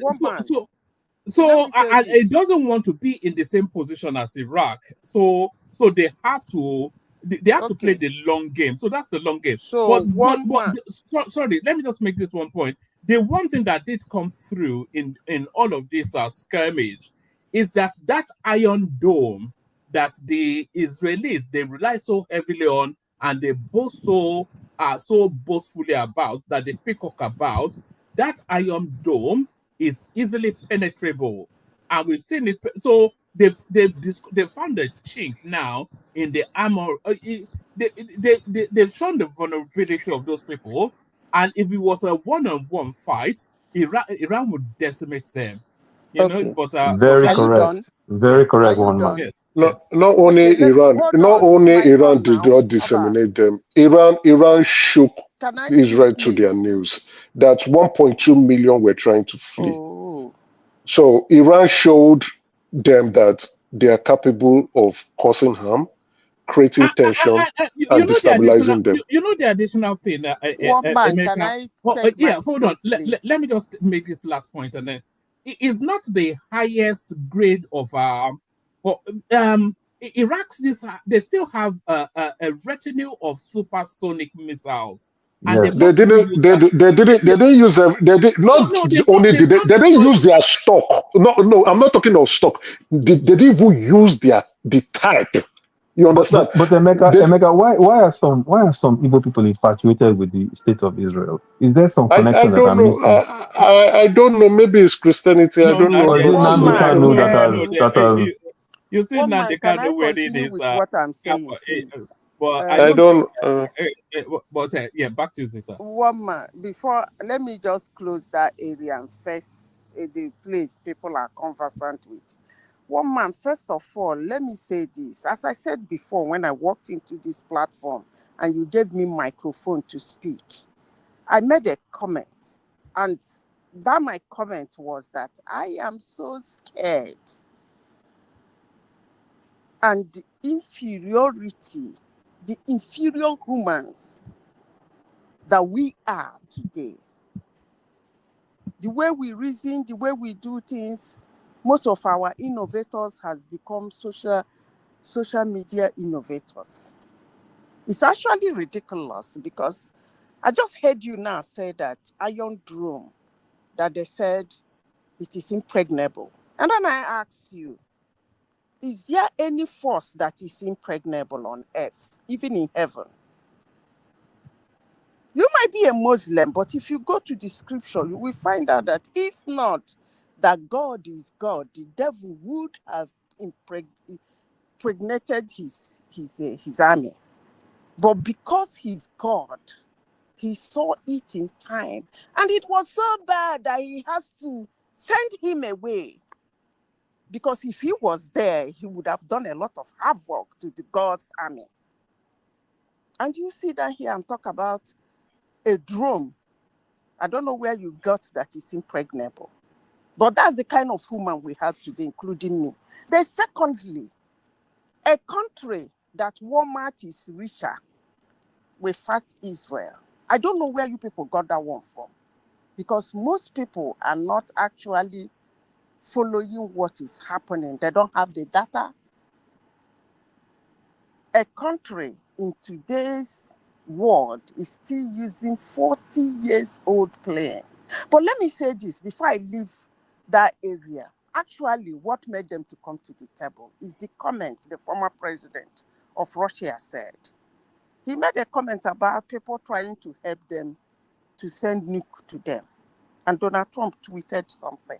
The following day, before Donald Trump tweeted that, the man jumped into the plane to go to Russia to ask for help. And Russia denied that help. But we can sit down here and discuss, because most of us are not in line with military. They did not capitulate to Israel. They capitulated to America. Let me finish. You know, I talk a lot of gibberish. Because you know that, you see that Iran-Israel war, that is the war I have ever looked forward in my life. If you can remember, and I am happy it happened in my lifetime. And if you can remember, in October 7, 2020, I told you in this your platform that they're going to fight. And all of you descended on me that is a third world war. The third world war everybody is looking for ended in 12 days. But let me say this. A country that ordinary Walmart in the United States is richer than, generate more revenue than they are. It's a country that will fight Israel. Hundreds of millions of billions of dollars Iran used to set his so-called ring of fire around Israel. Those ring of fire has been trashed in the trash can. But for those of us who do not know the capacity and capability They of military, did not hit Israel heavily. They did not hit Israel. We all saw the clips. You don't know what is ring of fire. That means you've not been following what is happening there. Madam, you are not portraying the right information.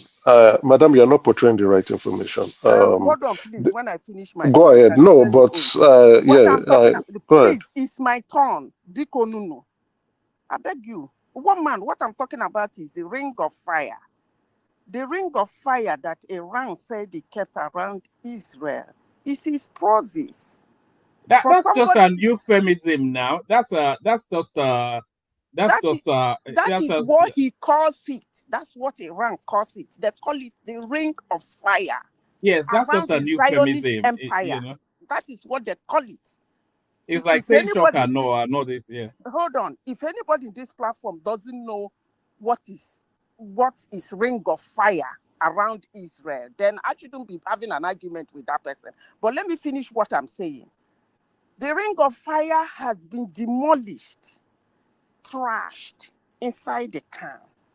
But for those of us who doesn't know the military capability and capacity, for you see the B2 slate and you still want to fight, I wish you luck. One man, please take me to Nigeria.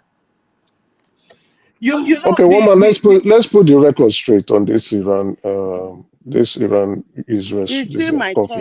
It's a geopolitical. We can push back on that now before you go to local politics. Hold on. The other day you were speaking here. We can push back now. Wait a minute, we can push back. Hold on. Because your narrative is incomplete. So let's push back everything you just said. No, you can't force it on Hannah. It is my turn. Don't you want to take a pushback? Hold on. It is my turn. And the other day, this same guy was making a comment. I have a name. I have a Yesterday name. was I have a gone. name. Yesterday is gone. We're talking of Madam, madam, Emeka, wait. Emeka, wait. madam. No. Madam, I have a name. Please don't call me this thing. Don't call me a guy. I have a name. I have a name. Don't. No. It's disrespectful to use that. All right, Woman. Not only do I have a name, I also have a title. Not only do I have a name, I have a title. So don't call me that. Don't call me. Don't. Hold on, Zita. Hold on, everyone. Emeka, what Zita is saying is that that she has the floor. She should not. No, I respected her. I kept quiet, right? No, but you didn't respect me. I kept quiet. She can go on, but she now decided to call me this same guy. Don't refer me. I think it's a level of insolence. I don't need your Woman, I'm allowed to express my opinion on this, right? You see, Baba, hold on, Baba, you called me and I kept quiet, right? But then she now said this same guy. You don't refer me to that. It's an insolence. She should never refer me to that. You can either come if you don't want to call my title, you can comment by my name. I will take that, but don't refer me to that. I don't You care don't. what your name You can is. go ahead. You can go ahead to say what you want to say. All right, I don't want to okay, Zita, don't be like me. Hold on, Baba.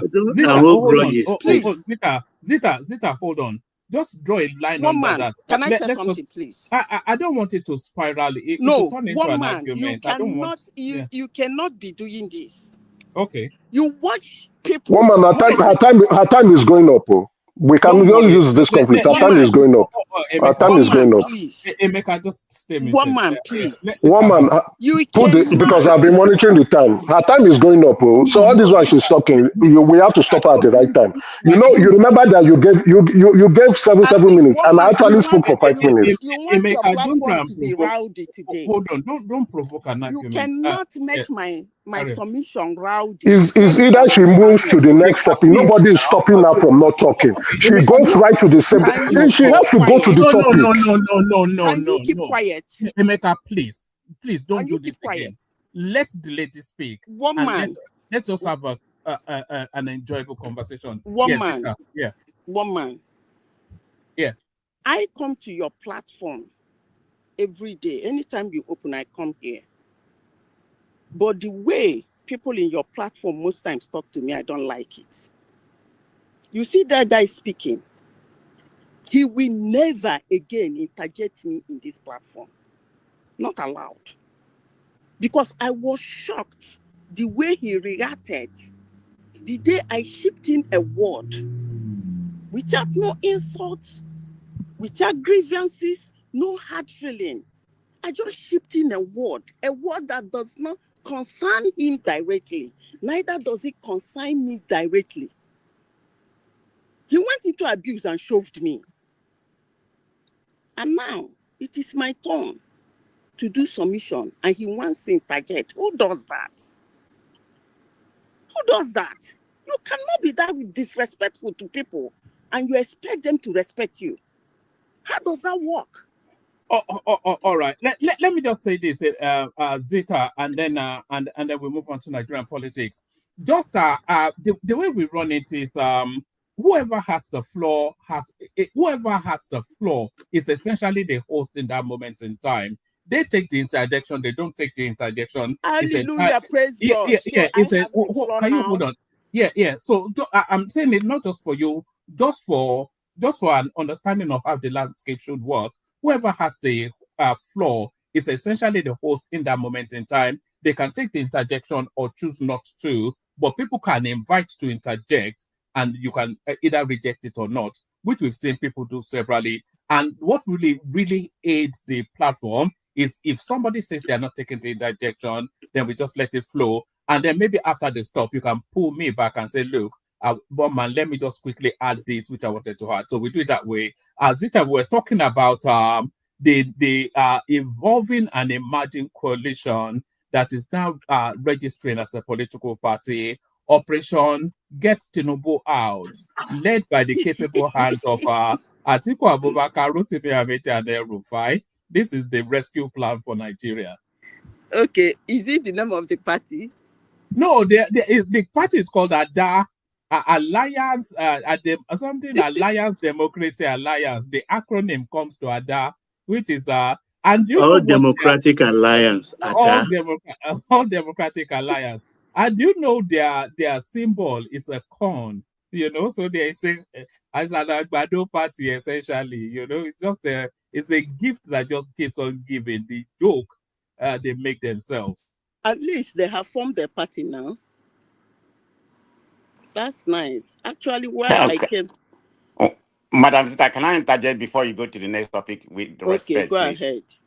So your analysis about what actually happened, not exactly. I mean, you are correct in some instances, because Trump said, you know, it has been totally and completely obliterated.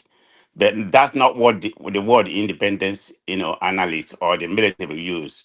They said, you know, it has severely damaged. So nobody has properly ascertained what kind of damage has been done, even with the B-2 bomber and the, you know, the Buster bomb they use, which is the first time that has never been used. So it's not really certain. And one more thing you said, there's a ceasefire. No, as I'm speaking to you right now, Iran, that's Trump, you know, analysis. There may In have 12, there, in hold 12 on, hold on. hours now, Iran There is may be a trouble. ceasefire, but none of Iran has not agreed to that ceasefire. No. I'm In 12 hours, they just put out a statement. Are you I'm monitoring it? telling Are you you what I on just your... verified. I'm getting No, the are you news. in your television now? Yes, I'm getting They real put time. It's no. good. Now That I'm speaking about no. now. That's Trump They put out word. a statement. Their But foreign that's not minister. from Iran. I understand what he said. That's not from Iran. I'm not saying No. that's not I'm going to not happen. talking about Trump. I'm talking about the foreign minister of Iran. You can pick it up now. Look at what he said. I don't. Okay. I mean, check it out. Okay. What I said is that I like what you said, but let me say this: a country that shines death to Israel and death to America, if the impact was not that bad, don't you think they can use it to disgrace America? Common sense. well, I mean, to As be I more said, hold factual. on. As One I man, can said we move before, to other topic because there's a lot of please, it's misinformation my on this turn. topic? Emeka, Can we move to local politics? will you just be quiet, Please, please? can We we are having a wait? civil conversation. Somebody spoke She here has for said almost 45 minutes. What is this? she has Who said is that this nobody guy? should interject Who her is when this she's guy? making misinformation. No. Can we move to local But topics where she has come on now, a good knowledge come about? on now, No, we Emeka. should You stop it. speak for hours. I I mean, didn't she has speak a for right to speak too stop now. it. I spoke I for said 5 you shut minutes. your mouth. I spoke for 5 minutes. Woman, I a lot said of shut your misinformation is mouth. going on this issue, on this As war. long as Can you we move to continue local politics? interjecting me, I will continue taking my time. As long as you continue interjecting me, I will continue taking my time. Man of prestige, just common. Before I was rudely interrupted, just common sense. If you think, or maybe we have to believe that the impact was not that bad, do you think those guys wouldn't have flagged it all over the world and show how imperfect the thing was? Well, what I'm saying, it has not properly ascertained. He may have, Why are you they know, not because showing us the picture now? but you know, it's Iran. They are very secret. They're not going to show the picture. I'm not That saying is that's what not. we are I'm not saying saying it's now. not possible. If But they what is cannot, quite certain, Madam Zita, Iran doesn't have the capability they had before. Because even their proxy, they don't have that proxy they used to have before. You know, so their capability has you are very drastically right. diminished.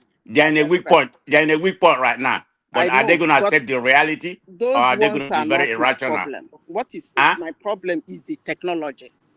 The technology that was used on them from United States. I don't care the heck. You see, look, man of prestige, let me tell you this. You see this thing Israel and Iran did. I've been praying for that all my life. Why? Why? Let me tell you Yeah. why.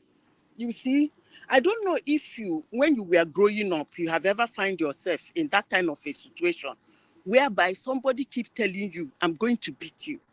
Maybe it's your peer group or somebody, and anything that concerns you, he try in a way to ginger those people to attack you. But Madam Zita, they made that no, I'm comment. just giving an They made that analysis. comment 2 decades ago, Wait 2005. now. Wait now. 2005. You know, I'm Since not 40 making years, excuse. since 40 years it's been going on.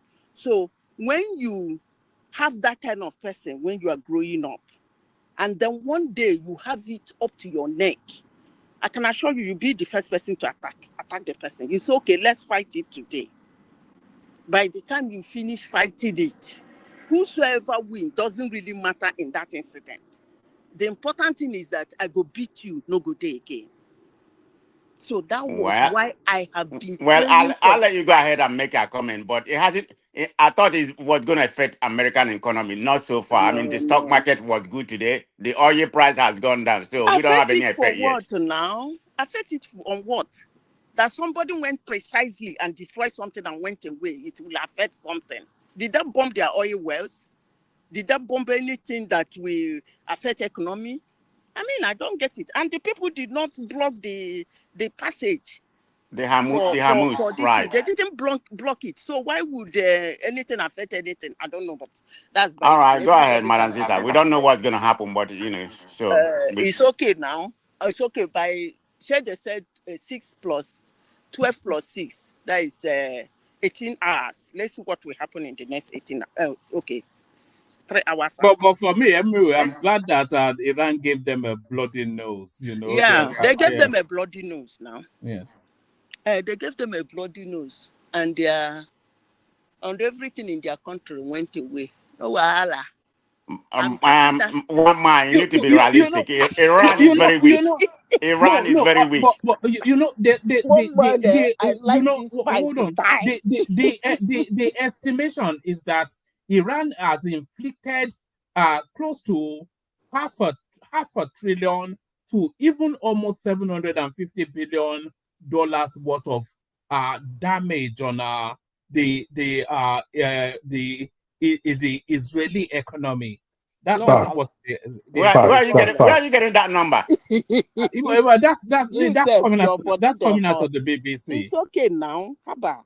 At least Israel can rebuild it. What about Iran? Whatever. I don't know why people talk like this. Israel is the size of New Jersey. Iran is a massive country with 92 million people. Whatever. Iran has bombed their ports. Iran has bombed Tel Aviv. Israelis are hiding in bunkers. There were videos of Israelis running to Cyprus. Continue to give the statistics. I have no idea what kind of rhetoric this is. Roll it out. Roll it out. Aizo, you need to be factual. I mean, you can't even compare the. He's being factual. It's not even close. Israel cannot stand Iran. Please, can you talk to Israel cannot stand Iran. One man, please. I think this is biasness that is going on here. One man, if we cannot have conversation, please let me know. You kick me to the bank. One man, you can move this conversation. You can move this conversation. One man, you either move this conversation. I'm not talking to this woman. She cannot overtake the platform. You can move it. No. I'm not talking to her. I was talking to Aizo. I was talking to Aizo. Calm down. So we can have a conversation. I was talking to Aizo. I was talking to Aizo. One man, please stop calling me. She's not the one allowing other people to talk, but she's been giving a lot of misinformation here. I was talking to Aizo. I was talking to Aizo. Calm down. Let's talk about I didn't talk to her. I never spoke to her, and I will never. Zika, hold on. Everybody. I will never speak to that woman on this platform. Do not ever interject me again. My friend, keep quiet. Who are you? Come on, who? No, you guys, calm down. Y'all even have to make me put on my camera. Like, stop. You just wanted to show off your. How you guys doing? Look at that, eh? I'm just chilling, I hope there's enough lighting in here. Man, please, let's go back to Nigeria. Yeah, let's go back to Nigeria. But before we go back, Emeka, please, you don't have to make it rowdy. People, even if you feel it's disinformation, whether you don't agree or not, it doesn't really matter. We want a convivial, easy to listen to space, so that it's a joy for people to come in. Hold on, one man. Chioma, guys, what is just that? let me What kind of hair is that? What's going on now? What's going on now? It's Can I braids. what's going on? It's braids. I'm speaking of Miami. Woman, I don't know, man. I don't even carry authority here. The people don't even give me any regard. You know what's good woman, is your platform has become theater of the absurd. Honey, this is the ghetto.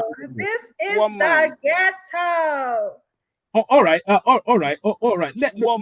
Listen to me. Hold on. I don't like insulting Hold on, Zita. I know you. No. Everybody, please hold. I want us to have an orderly something because this is the feedback that I get. That I get to you. Do you know? Do you remember when I brought Chidiodin Kalu here?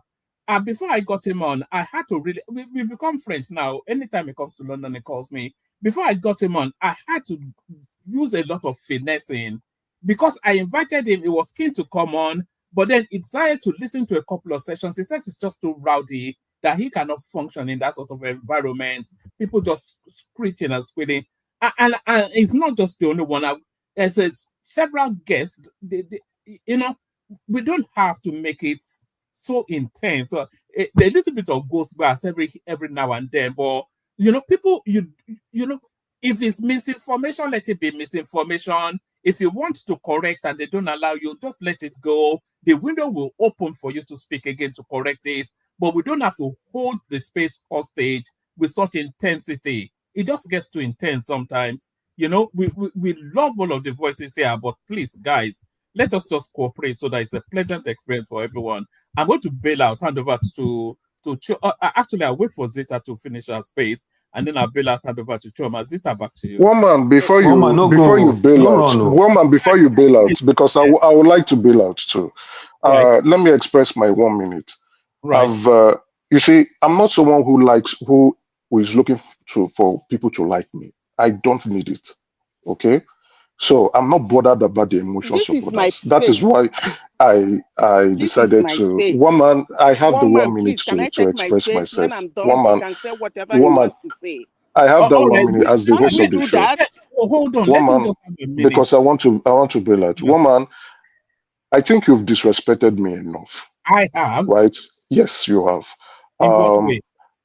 You always would take me to the back, and the co-instigators, you will keep them on.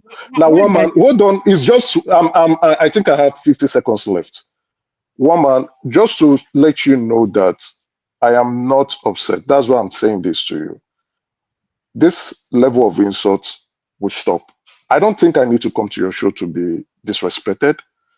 I'm not trying to say I am this or that, but when it comes to the nitty-gritty and down to it, if it comes to economic status, some people no reach me here.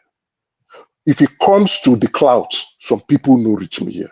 I think I've reduced myself to that level that some people would want to talk to me anyhow or want to express their mouth anyhow, and I would just try to keep quiet because I come to the platform. Yeah, I dish it out equally. But when you keep me, when you keep putting me to the background, when you keep putting me back to the background, I think the level of disrespect is enough. I don't need to come to the platform anymore. It's your show. Run it the way you want to run it. No. The disrespect. That's the way I have perceived it. Because one man will not kick the other person out. One man will not kick the other person out. One man will put me at the background. One man. Let's be very realistic. No, it's okay. He was just trying to make peace, man. You know, you're my guy. You know what I'm saying? Enough of it. I do not see. Take it easy. When somebody else is coming, I said, I have a name. If you don't want to call my title, I have a name. You are too low to call me that guy. That woman is too Give me 1 low. second. Let me interject. That woman is too low to call me that guy. If you hold on, to call me that guy, is she okay? If you continue in that tonality, I'll set you to the back again.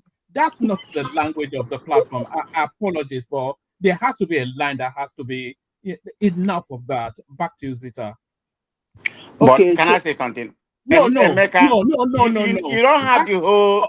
Okay, Man of prestige, let it go, let it go, let it go, please. What's all this? Please, back to Zita. so you are talking about Nigeria, and I Yes. think I've finished discussing with Sorry, Zita. I'm going to pay last hand over to Choma. I think I was reasonable enough. I don't think anybody can accuse me of being unreasonable in that little play out there. That's Paddy right there. Thank you, Paddy. That's Efosa right there. Thank you, Efosa. That's Ayo right there. Thank you, Ayo. That's Ola right there. Thank you, Ola. That's Efosa again. Thank you, Efosa. And that's Ola right there. Thank you, Ola. That's a Fossa right there. So thank you, Fossa. So that's quantity and some quality. So a bit more of that. Thank you, everyone. See you tomorrow. Over to the keeper. Choma has no tolerance for read, so I dare Can you you, to be. Woman, can you please I dare you to be that way with Choma. can you let Chairman know the sequence who goes next after the children said, all right. you don't see how they don't.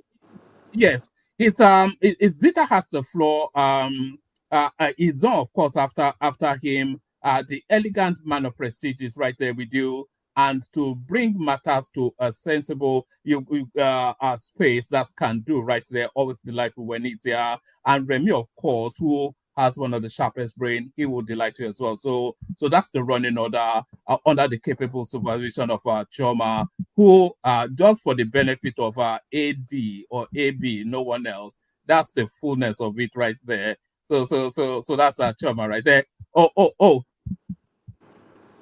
Thank you, everyone. See you tomorrow. Chioma, waiting happen. This Good your hair now evening, die you. Good evening, ma. This is Nigeria done. It was done in Nigeria. Are you in Nigeria? No, I'm in the US. That's why. Okay, you did that in Nigeria. Yes, ma'am. Yeah, because if you do that in the US, that's a lot of money. This is called French curls. Okay. It's 8,000 naira per pack. With the attachment. No, just the attachment itself. Just the attachment, and I ended up getting like 4 packs, right? But I got the hair done for 25,000 naira in Lekki. You wouldn't get that in the US. It's okay. Yeah, it's very cheap. So basically, I spent like $19 for this hair, this whole style. Yeah. Then after you go say Nigeria not cheap. See, I'm come down for US now. Whether I don't go spend $200. Look at yourself now. That hair now $250. I love it. It's $250. I'm gonna take it out next month. Yeah, it looks good on you anyway. So Madam Rita, sorry for the interruption. You can go ahead and complete your. I don't even know. Maybe Baba will have to put me. I finish with the war that is about to end. There's a coalition. There's a Dangote who is launching 4,000 trucks, and there is a 4,000 trucks for what? To start the bridging, supplying all fuel stations in Nigeria. Fuel. Better he should have been doing that long ago. Not be small money. And there are CNG trucks with trackers, so that they will deliver where they are sent. No more cross-border smuggling. And there is a Sule Lamido Kokamami story about Tinubu not being part of the June 12th struggle. Okay. So what is his aim of saying that? Why I even came in, I saw... That's why I call it Kokamami. What man said, Tinubu wants to replace Shettima and put Kwankwaso. I saw it on the screen. That was why I came in. Is that true? It's speculation. I'll put it in the realm of speculation, which I like anyway. So you can build on that, and let's hear your own. That you like that he wants to replace Shettima? Yeah, I like it because Borno, Kanu, no comparison in terms of vote delivery. Really? Oh, That's yes. what they call political suicide. But since you people say he has a magic wand, that he can do anything when it comes to politics, I wish him luck. But let me No, say my this. calculation, Zita, was using the 2023 presidential election No, as a no, reference point. he won his state. The important thing is for you to win your state as a vice president.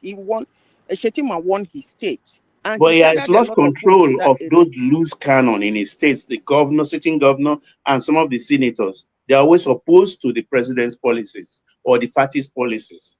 And you are there sitting, doing nothing. It's Excuse sitting. me. Yeah, Excuse me. Let me yeah. say this. They are against Tinubu's policies because it is not helping them.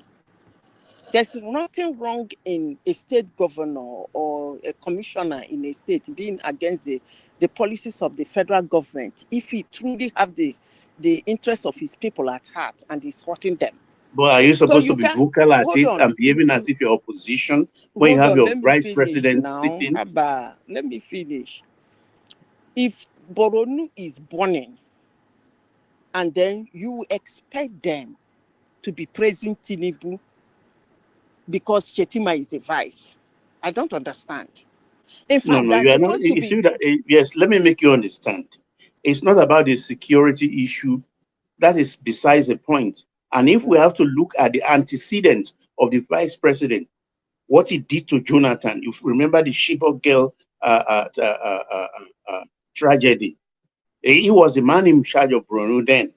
And we are seeing now an upsurge in insecurity in that state. I think there was okay. even What you are saying, okay, a suicide bomber on Saturday or so going to a buka and killing about 11 people. This is your state. okay. Let me say this. You made mention of Chibok girls and Jonathan, and you are trying to reference it, if I may understand, that is their antecedent of using such a thing to unseat a governor and government, and you are thinking that the Chibok girls wasn't real. So what you are saying is that No, I'm not saying Shettima, it wasn't real. I didn't say that. so Shettima manipulated the Chibok girls in the sense that the girls were not taken. There was nothing like Boko Haram, or maybe probably he was in charge of Boko Haram and created Boko Haram to take the Chibok girls so that Jonathan will be.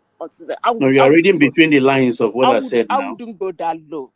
Papa won't go that low. No, you are Honestly, reading between sincerely, the lines. I didn't say that. You are putting words in my I'm not mouth. going to go that low. I wouldn't. Okay. So, but what I I'm didn't say saying, that. You are saying thou sayest, not me. I'm just trying to make out from you said looking at as it is in antecedent. You mentioned Chibok girls. So I come up with this, that are you trying to say that Chibok girls were not real? You said yes. That No, I didn't means, say that. I didn't say yes. do we rewind now? Well, Okay, never mind. But the thing is that the Tinubu administration has not they've not shown us what Shettima did wrong.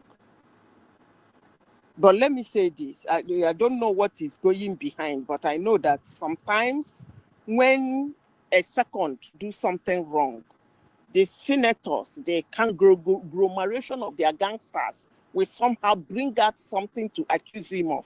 We saw it during Jonathan, we saw it during Buhari, we saw it during Obasanjo. Even Obasanjo and his own, they almost fought naked in the street. But if they are hiding whatever they think he is doing to the extent that that thing is worth unseating him, then that thing is not worth unseating him. That's one thing. But let me say this. I like talking rubbish. You people say Tinubu has magic wand. He's going to remove Shettima and put Kwankwaso. I don't even know where the heck that one is, because that Kwankwaso will be dilapidated. But let me give it to you people. But let me say this. If there's anybody to be removed in that instant, it should be Tinubu.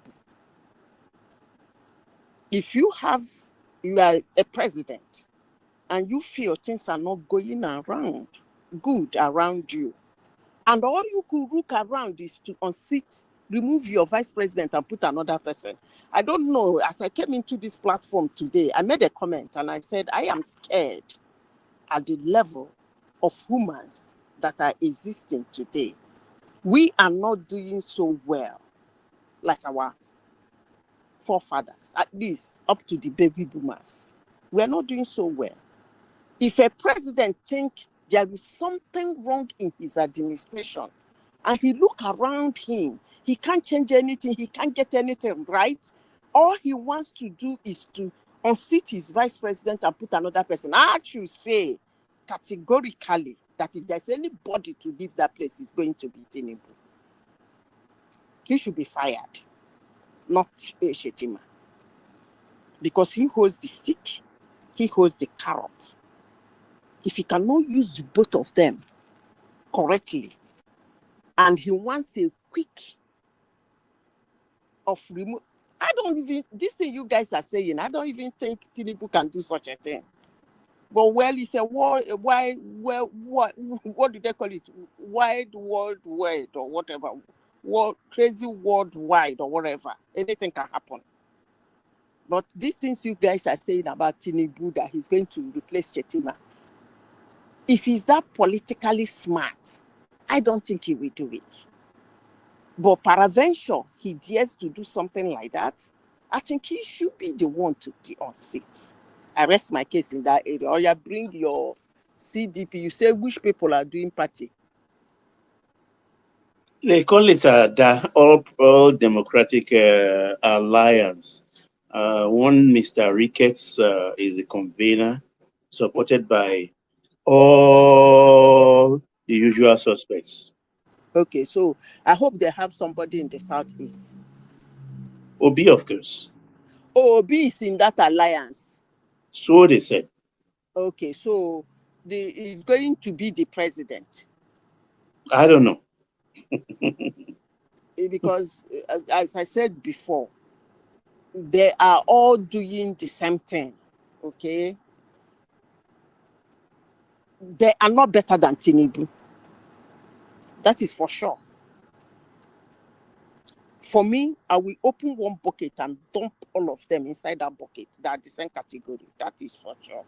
Secondly, they're not doing anything reasonable to replace him. I will keep saying this. How I wish they can be smart enough to find an outsider and back that outsider. Let's see how it goes in 2027.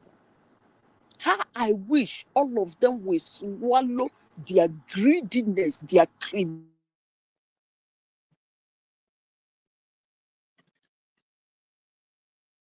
Nigeria and back that outsider to enter Asoro.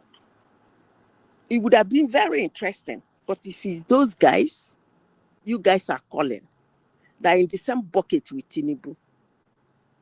And I can assure you, an average Nigerian knows that.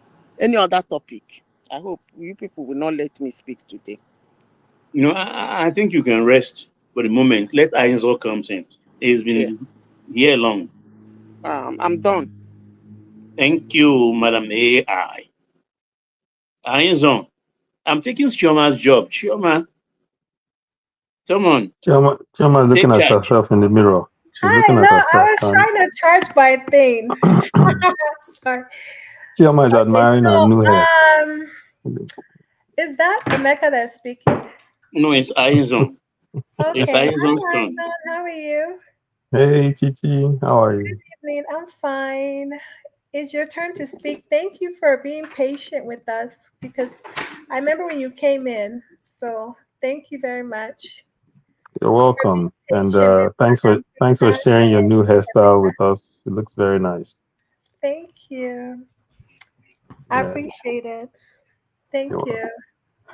You're welcome. So let me start with the conflict in Middle East / Persia. So okay, go ahead. Yeah, first of all, I want to say kudos to the Iranian regime. They are actually fighting a battle for the entire global south of this world. You know, Israel is nothing more than a settler colonial project. There's no difference between the Israel of today and the Rhodesia of the 1800s, when they came and just took Cecil Rhodes came and took a country in Africa and named it after himself. No difference. Settler colonial project. These people took someone else's land. They've committed genocide. Their current president is a wanted man and has been issued an arrest warrant by the ICC. Everyone has agreed they've committed war crimes. Amnesty International and all the international agencies have agreed that Israel is an apartheid state. That being said, they attacked a sovereign nation which violated international laws unprovoked. They decided to attack Iran, unprovoked. And so Iran decided to respond. And I think they did that attack banking on the fact that with Trump in office, he's going to come to their aid and they will immediately attack Iran because, as we all know, the neocons in the United States have driven a policy of wanting to destabilize and destroy Iran.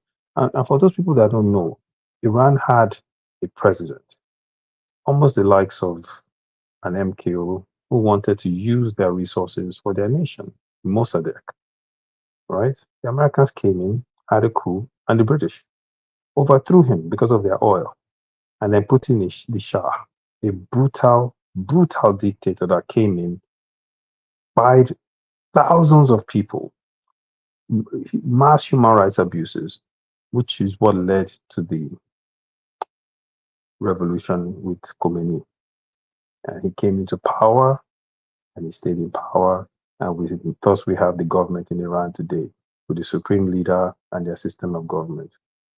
I actually know a lot of Iranians.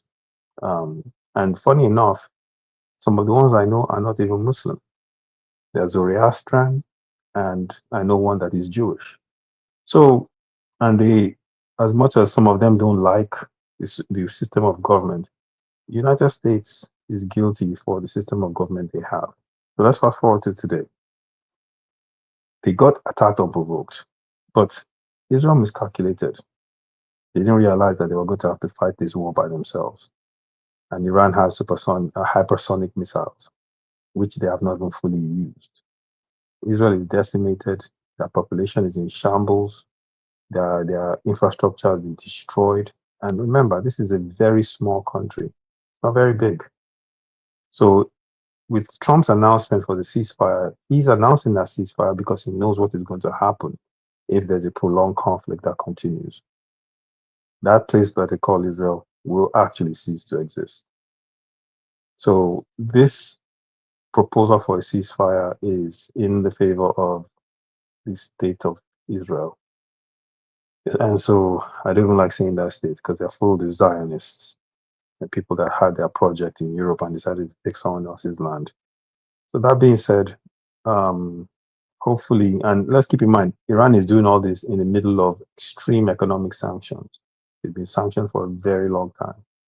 So if anything, this whole period, my respect for this Persian people has really gone through the roof because they've demonstrated their resilience, their innovation, their ability to still maintain their nation in the midst of all these things. And then for those people that say, oh, well, Iran, they're screaming death to Israel and, death to the US and all this stuff. Let me remind you how many Iranian scientists have been fired by the state of Israel. They blew up their embassy in Lebanon. They assassinated their top general, right? I remember Trump's first time, they assassinated a top general, the man who was like a hero, not to mention all the different types of attacks and subversions and covert attacks that they've done on this nation. And with all that, they had not attacked anyone until recently. So when we look at the conflict and situations, let's try to look at things from a factual and historical perspective, looking at them with what has actually happened and the real history of it, not by CNN, MSNBC, or BBC propaganda. I rest my case on that. On the other piece, with our president, Asiwaju Bola Ahmed Tinubu. So I even came in, Baba, you're part of the reason why I came in, because I heard you say that Tinubu was playing the flute like Nero while Nigeria burned. The thing is, this ADA, this group, I listened to El-Rufai's interview today with Charles Anyagolo on Arise, and listen very intently. All he did was highlight a lot of the issues. So I agree on that. He highlights the issues very well, which I think is what he does, is what he did during Jonathan's time. Somehow he forgot he had a moral compass during Buhari's administration because he wasn't able to fully highlight the issues, even though at that point the issues were enormous. He somehow forgot that he had a moral code and he just let that go out of the window. But now he has found his moral compass again, especially since he's not part of this government. And he has decided that he's going to highlight the issues. That being said, the issues he highlighted are true. They are factual. All the issues are there. Some of them existed before this government, some of them increased. There was a statistic released by Kabiru Adamu, who is a security expert, that mentioned that 17,000 people have lost their lives since in the 2 years since Tinubu came into office. That's a whole indoor basketball arena. I'm talking about a National Basketball Association type indoor arena. Okay, so that's a significant amount of people. Now, I know my friend Baba will say it is politically motivated. They're doing this because they're upset with Tinubu. Yes, that is a strong possibility. We don't have the facts to that, but it's a strong possibility. But here's the thing, right? Tinubu is making it easy for them, right? If you have this level of insecurity, you can't continue to try what has been done in the past and think you're going to get a different result. The whole marching orders thing, I saw his speech in Benue when he told Betokun and the CDS, Christopher Musa, that, where are the arrests? Yeah, it's a right statement, but we need more than that. We don't need comments about where the arrests. We need a total overhaul of how we have security in remote communities. Because these people, they attack remote communities, they buy people, and then they run away. Those people that did that thing in Benin, I'll be surprised if they catch them.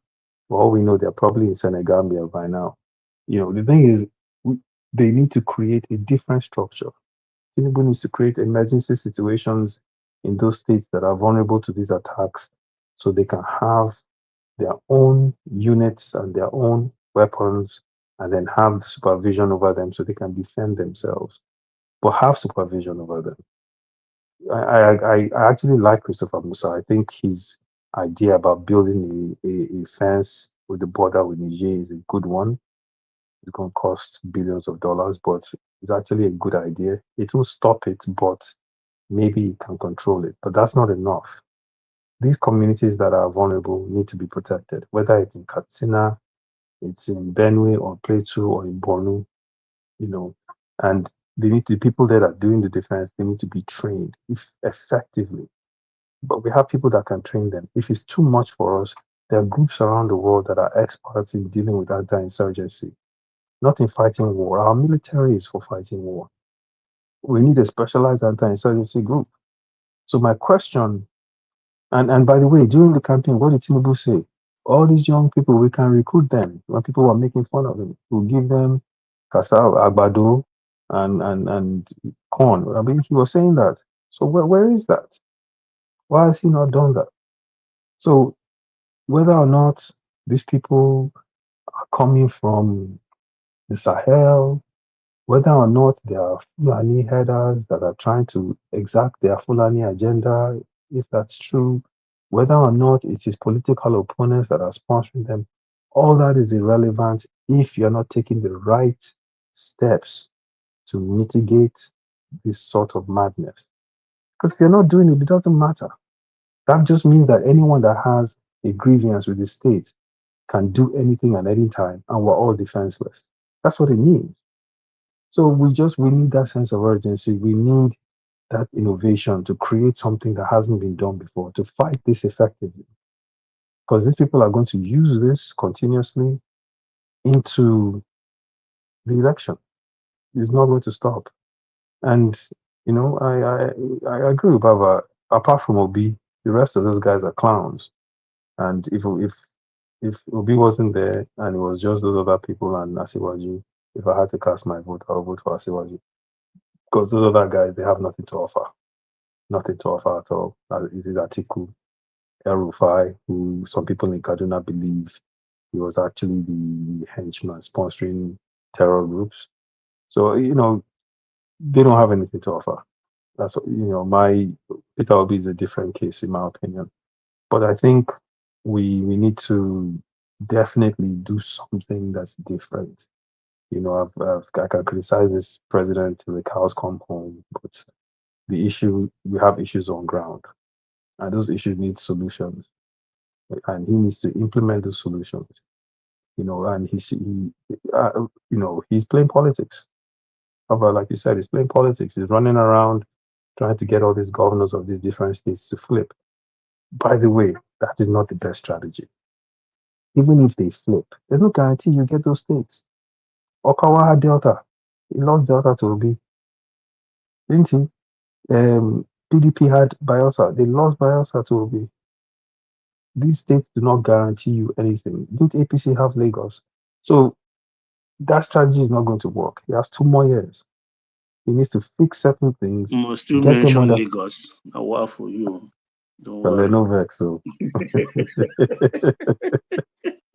No, but Baba, honestly, I even I will cede some of my time to get your opinion as well, because he has some challenges on his hands, and there needs to be something to be done. I don't know if, is it possible that maybe Asiwaju's age has caught up to him? I mean, every famous basketballer or the best boxers in the world, at some point, Father Time, you can't outrun Father Time, and it catches up to you.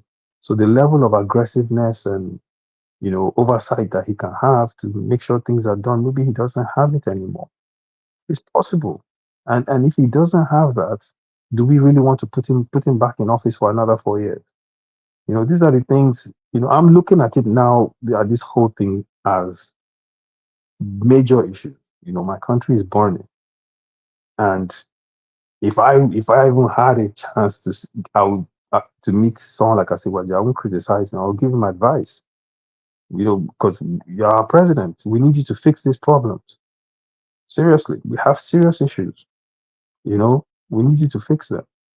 Without security, we can't do anything. I saw he's trying to make agriculture sexy. They can't go to the farms. How are we going to make agriculture sexy? I like the idea, but in actual practical terms, how are those people going to farm? They can't farm. They're terrified. So we need that solution. And his political opponents, when I listened to El-Rufai's interview today, that's all he kept talking about. So they are really running with this thing. Charles even asked him that how come, it's only when the Southerner is in office that you guys feel that you need to have coalition and you need to remove the Southerner. This, he was like, oh, I didn't think about that. Jonathan, we thought he was failing, so we removed him. And, he brought up the fact that Tinubu partnered with them to do that. So, and the fact that now.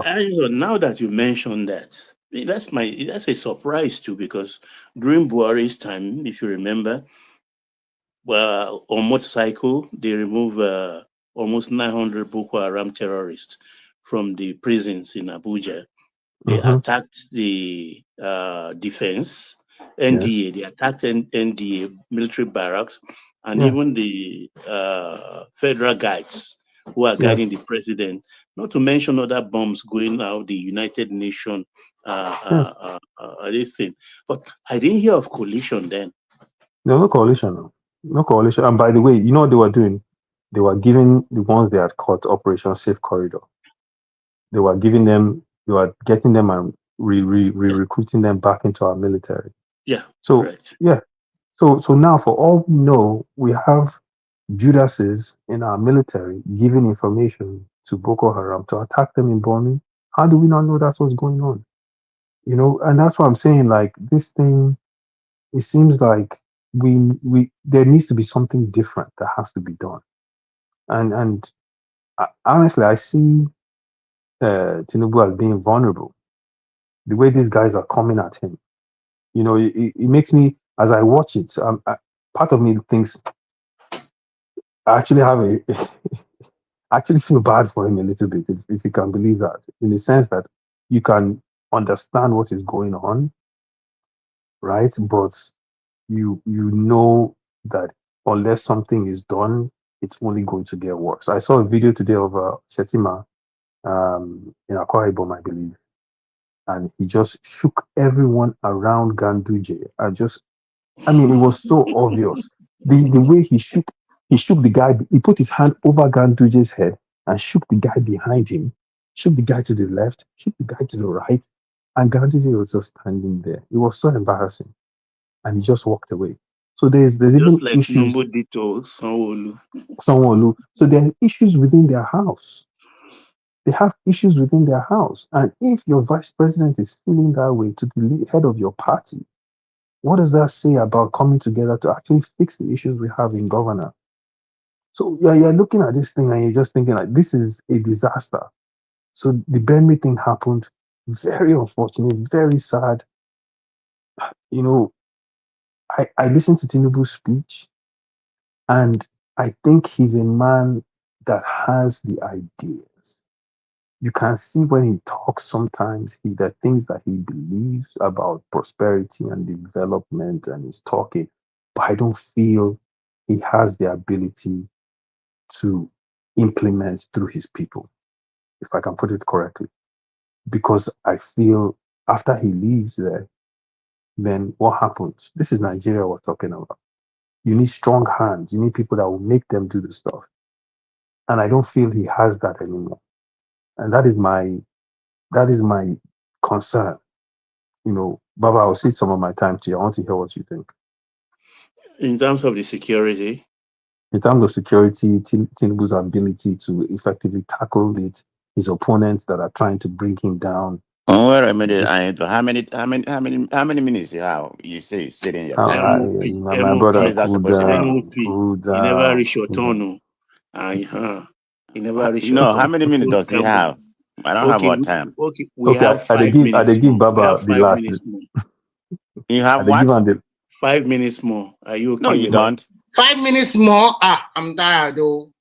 What is Okay, going I'm on giving here? Baba. I Baba usually will talking close. for more than 10 minutes. Okay. Make Baba close out for Just me. round up. Yeah. No, round up. Let them come in. No, I want you MOP, to close no go out, let and us then breathe. you can give it to MOP.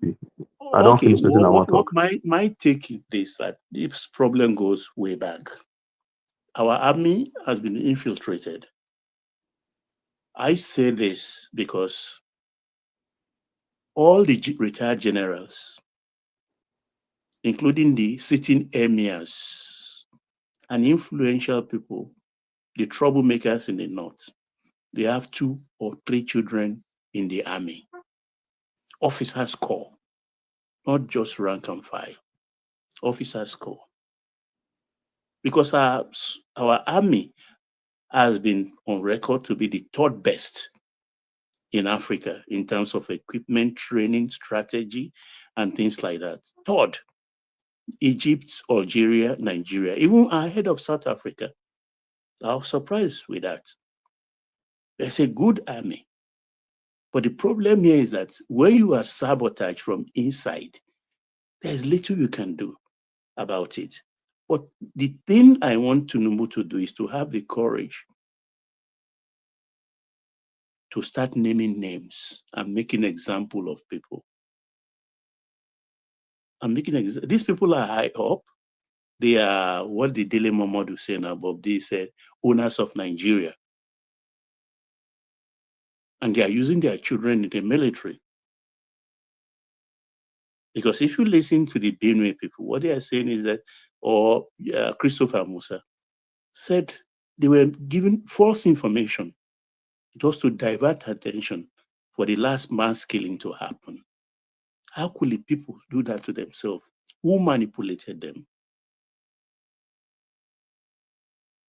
So, like you said, I have kind of pity for him, but then he has to develop strength, grow more balls, and start dealing with these people. They are almost expired, but when you have wickedness as part of your second nature, there's nothing you can do.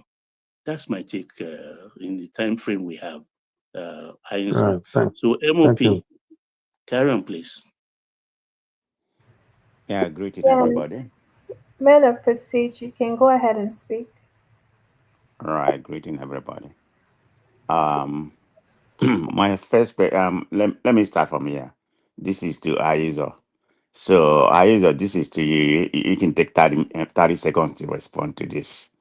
So, what say you as of today? Because I recollect about, let me say last year, you said the Democrat, are going to lead us to third world war. So that's your concern, and you criticize the Democrat as inept and this warmonger. So as of the president, or in the last 1 month or so, which one has gotten worse as of last year as what we have right now? Can you answer that? And can you defend yourself about that narrative you painted? Because you came here, Absolutely. hold on, you came here and be crying and very, you know, very annoyed about where Democrat is taking you, and you want the Messiah to come in, so that everything can cease, the world can be a better place. So can you make a point on that? I'll Yeah, proceed. absolutely, absolutely. Yeah, absolutely. So I still stand by my statement. The Democrats are going to lead us into a war with Russia. Okay, Russia has the highest amount of nuclear warheads in the world. So you are going to lead us into a war with a nuclear power. Trump, in all his stupidity, at the very least, he said, "I'm going to end that war in Ukraine and try to make peace with Russia." Yes, he turned around and started this thing in Iran. But now, what did he do today? He has asked for a ceasefire. So to me, it shows that my initial instincts were right, in that Trump, with all his bluster, at the very end, he doesn't want conflict. The Democrats, on the other hand, right, they've done things through history that if I told you, close your eyes, I'll describe actions of a party, tell me which party it is, you would think it's Republicans. If I say there was a party that went into a country, the state put a no-fly zone over the country, bombed the country, and the leader got assassinated on the streets like a dog. Who did that? You'd have probably said Republicans. Democrats. If I said there was a party that had a drone program and was assassinating people all over Middle East, including American citizens, who did that? You'd have said Republicans. I'd have said wrong, Democrats. So you can see that I was like you at one point, man of prestige. I used to watch MSNBC religiously. I was a Democratic disciple until I started seeing their true colors. Until I heard Hillary Clinton say, we saw, he died," about after Gaddafi was murdered. So their pattern showed that they were a war-mongering party. They started a war in Ukraine and then supported it and then funded it and then were trying to start a war with a nuclear power. So I'm not a Trump guy. I don't like Trump, but because he said he was going to end that conflict, I said the man has my support because I knew if that conflict had continued, it was just a matter of time. So that's my answer. Okay, I'm not gonna. Okay, thank you very much. I'm not gonna You're debate you. welcome. I just want to hear You your know I'm current telling the opinion. truth, my brother. You know I'm telling the truth. You know I'm No, telling yeah, the truth. your own truth. That's the own truth. But I'm not Ah, gonna come debate. on, I'm man. not gonna Okay, debate you on okay. that topic. No wala, no So wala. let's go Okay. to the main what we are talking about. So let's start with what we are currently having about the war. Man of Going on. prestige. Man of prestige. Yes, ma'am. Let me say this because it's your turn. You see, Obama denoted over 100,000 bombs in 7 countries, both drones attack and manned attacks. That black ass thought he would reduce United States arsenal to enable his Muslim brothers to invade the United States. But it didn't work out because he doesn't know the country he was So president yeah, for. Muslim now. Go ahead. Of course, he's a Muslim. A single president in his tenure bombed 7 countries continuously. And that his bombing, he released them to the whole world. And that's what the world is seeing today. I'm talking about you asking of a world war. Bombed 7 countries. Go and check it. 7 countries. Obama used over 100,000 bombs. If it is not like his United States, I wonder what their military arsenal will be looking like after his government. But I leave you people to continue. Okay, I'm not here to debate anybody. Your own commentary doesn't surprise me. I just wanted Ahizo to make his statement. I know where you stand still, but it's all good. So let me go to the present. What we are talking about, the present topic. From historical context, Ahizo comment was right on the money. About what brought the supreme leader to Iran, this present Iran we have right now. And how it has changed what that country is supposed to have been, because they are a very rich country, with a very large population. Like he said, it's about 90 something million. Everything that he said in that context is right. But that's where we are right now. So whomever, changed the narrative in that area and brought with the supreme leader that has messed up that country where we are right now. So at the present, I think somebody made a comment. No, it was you, Ayizo. You made a comment that um, Iran has damaged Israel. I mean, it's not even a comparison. There's no comparison. Let me give you the fact. The only damage, Iran has inflicted on Israel is about 24 people died and some of the civilian, the hospital, they bombed. But if you want to talk about the damage, Israel being a very small country with the assistance of USA, they have done an irreparable damage to Iran. Go and look at it.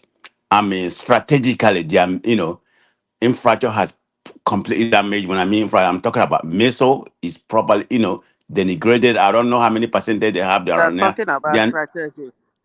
All yeah, their scientists gone. All their most of military them heads gone. I gone. mean, They are they still are killing missile. them I'm not. and they Believe me, give them I'm damage I'm to not here just Israel. to hold on, Madam Zit. I'm not like you that's a Zionist. You're an Israelite. So I don't. Yeah, but I'm here to to give my own perspective. I'm not for Iran. I mean, I even prefer Israel than Iran. So let me put that caveat there.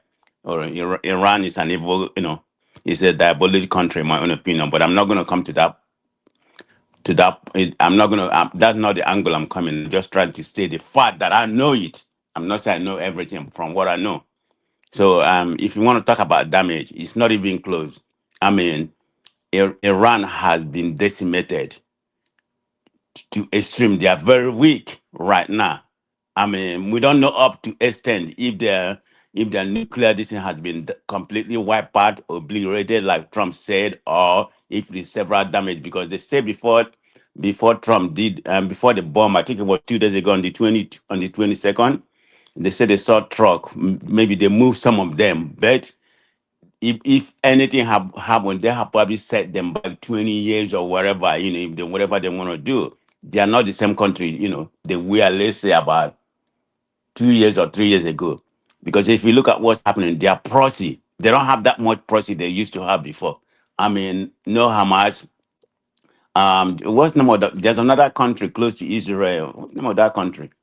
Madam Zita, do you remember they just said they're not gonna support Iran. Hezbollah, right? So most Lebanon. Yeah, Lebanon. Most of their Syria don't have the same government they had before. So most of their proxy, are not with them. There are several, they have been diminished. They don't have that capability they used to have before. So let's put that in context. Iran is in a weak situation.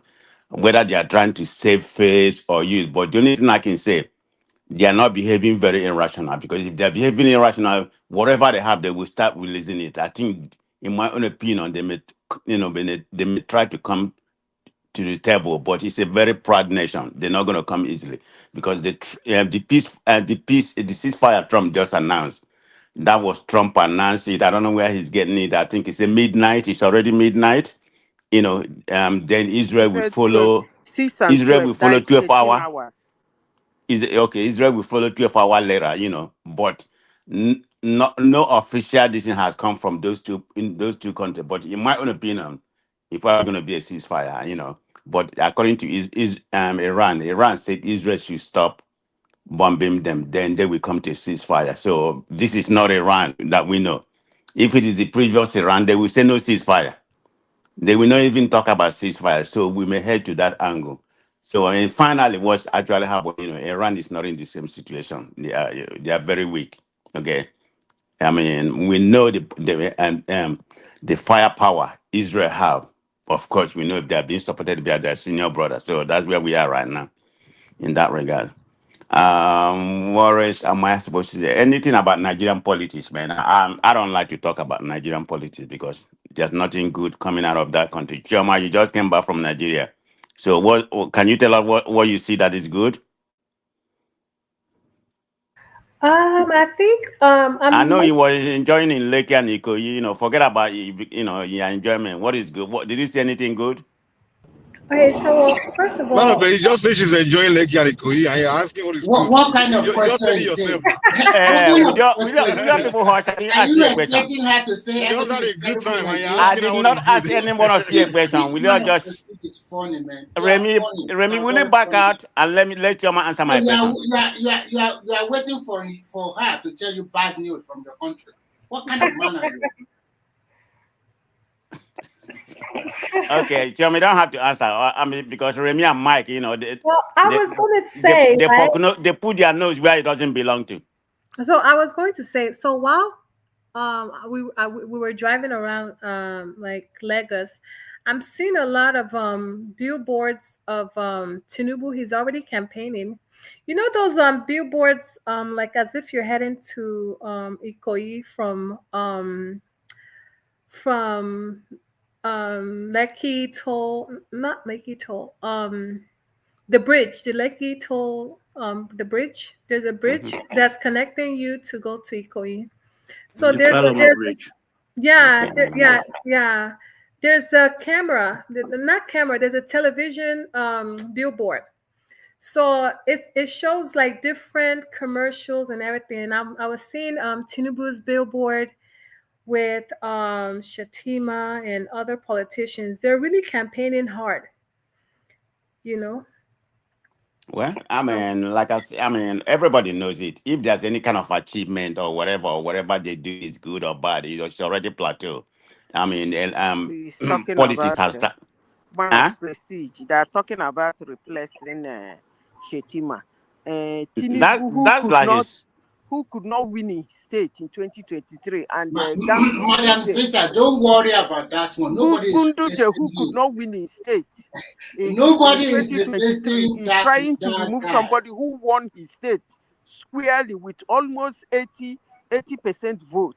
Madam Zita, Madam Zita. Well, I don't really Madam care about Zita, APC. I'm not an APC person. I'm not a Tinubu fan, so don't they worry can do about whatever they that want to do. one. Man of Prestige, can you give me just a minute? Yeah, go ahead, Remy. I'm done. I don't want to speak about Nigerian politics. Yeah. Go ahead, Remy. It's your Madam turn. Zita, I just want to tell you, don't worry about Shettima. That is not East politics for you, because everybody is getting ready for 2031, and everybody want to be in a pole position. There's some few governor, one or two, that is against Shettima in the Northeast. But at the end of the day, Shettima will still be the VP. Go and write it down. So all those speculators or speculation, don't worry too much about it. It's part of the politics. And you cannot blame Tinubu for campaigning now, while the other people are gathering themselves together, calling themselves coalition or whatever. So you want the sitting president to just be aloof, just to be looking. It's not, politics is not done that way. If we want to follow the way the politics play, Obi never stopped campaigning till today. So, and next year, after about 2020, by the end of next year, full campaign will be on everywhere in the country. So at the end of the day, Shettima is going to be on the ticket, but at the same time, I hope that he can get Kwankwaso to ABC, and him and Ganduje can work together. So, but when it's my turn, I will analyze my own. So, man of Prestige can continue. Thank you for the Yeah, I opportunity. mean, I don't really want to speak that much about what's going on in Nigeria because, in my own opinion, whatever internal, if they call it internal wrangling or whatever, to me, it's a distraction. Okay, it's a distraction. I don't really believe any of those things. They're gonna figure it out. They're putting all those in there just to distract people about what's going on, the insecurity and all that mess. The incapacitated, incapacitated mind of this present government. So that's why I see that. I wouldn't talk about whether they want to replace him or not. It doesn't make any sense to me. It's a distraction. So I don't know why you people, your Kenya people manipulate your, everybody believe what Man of they're doing. prestige. I don't know why something in me tells me that Atiku is the one sponsoring that thing.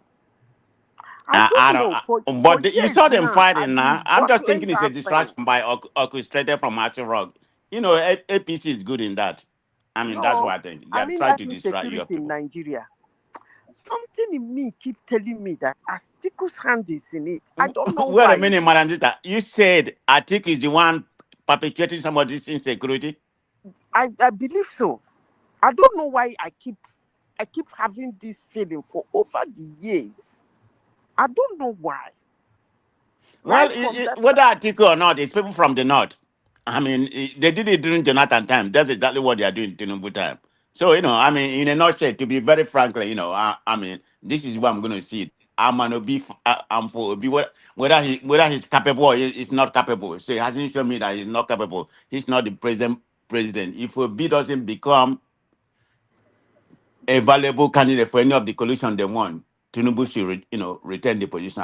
Atiku, El-Rufai, if they want to be, they have to be vice president. We know vice president vice president has not that much right when it comes to Nigerian politics. But I wouldn't like them to come very close, and they're not going to win. All they're going to do is a distraction because if they form their own party, will be from his own party. That's going to hand Tinubu another 4 years. That's the way we are right now. But anyway, I'm done. I don't like to talk about Nigerian. I don't have time for Nigerian politics. So, man of prestige, before you go, do you think really they are considering you be for VP? Do you really think that?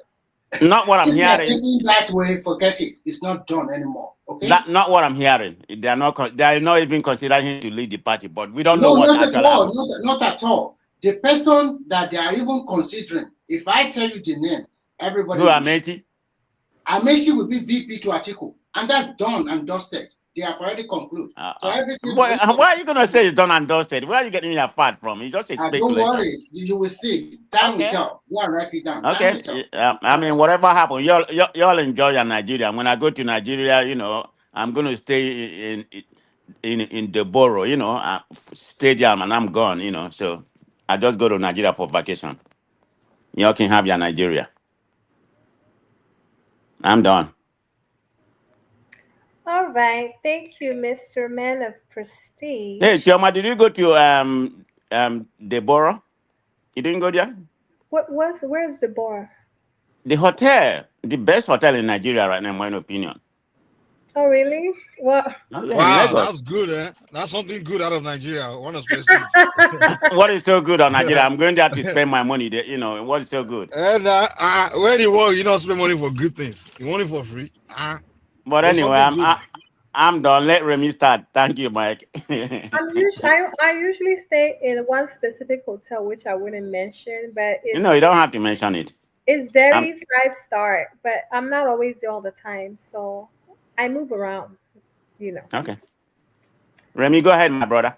Mr. Remy can speak. Okay, thank you. Good morning, everyone.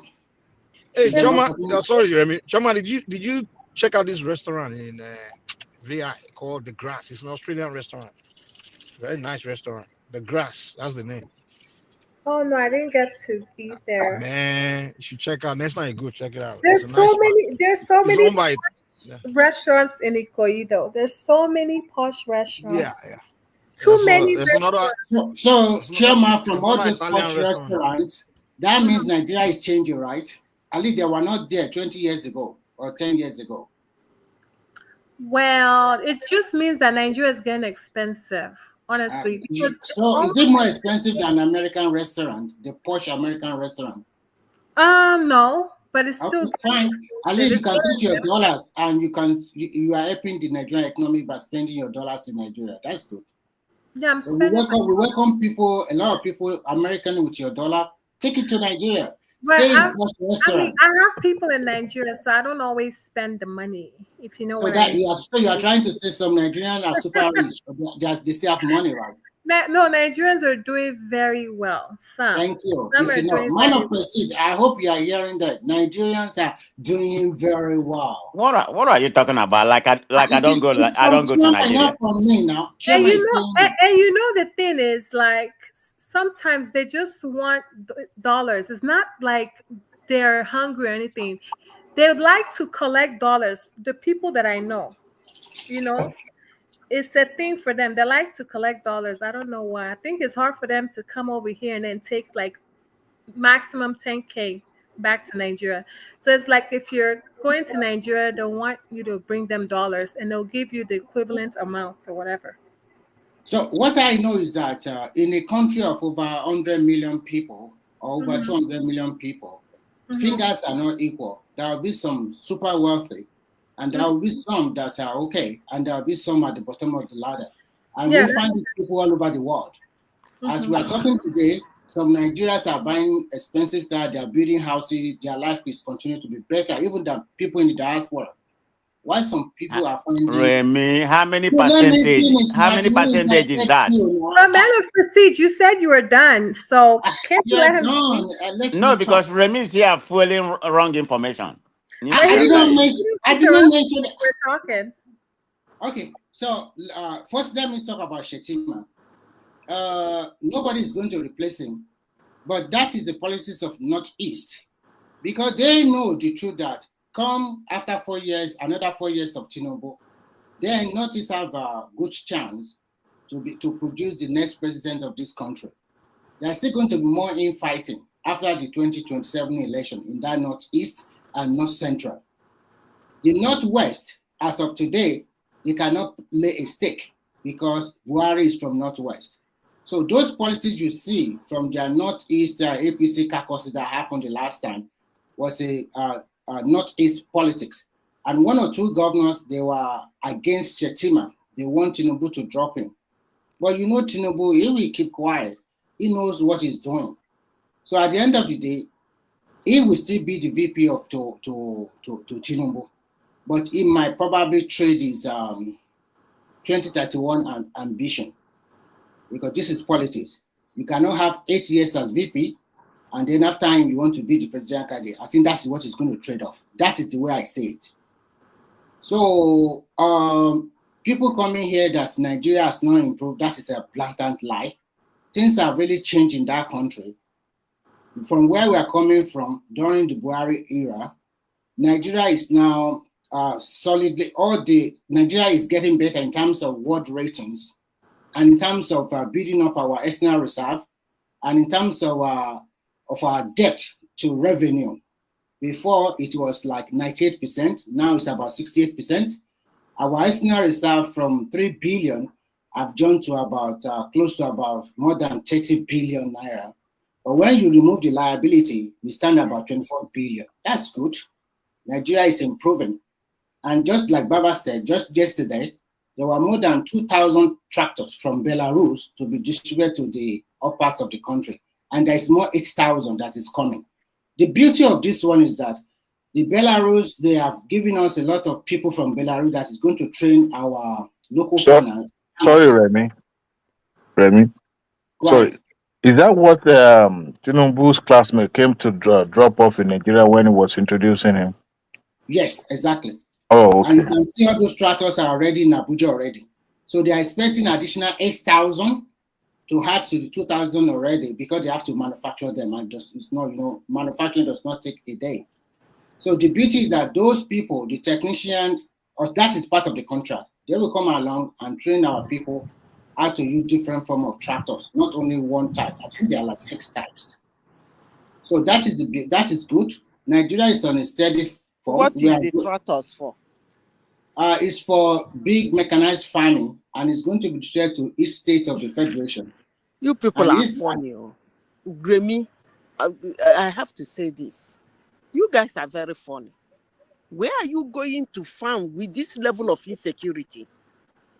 I don't get it. Okay, let me continue. Do you want to just waste that you have money? made your own so that we don't waste too many people still waiting, so that I can quickly say and other people can come in. As of today, we have 36 states in Nigeria. And if we look at it, we cannot say all the 36 states have insecurity. All the food they are selling in the market in Nigeria are being planted in that country, majorly, except rice, because we don't have enough rice. That is why they opened the border. Anybody can go and buy rice from the border now.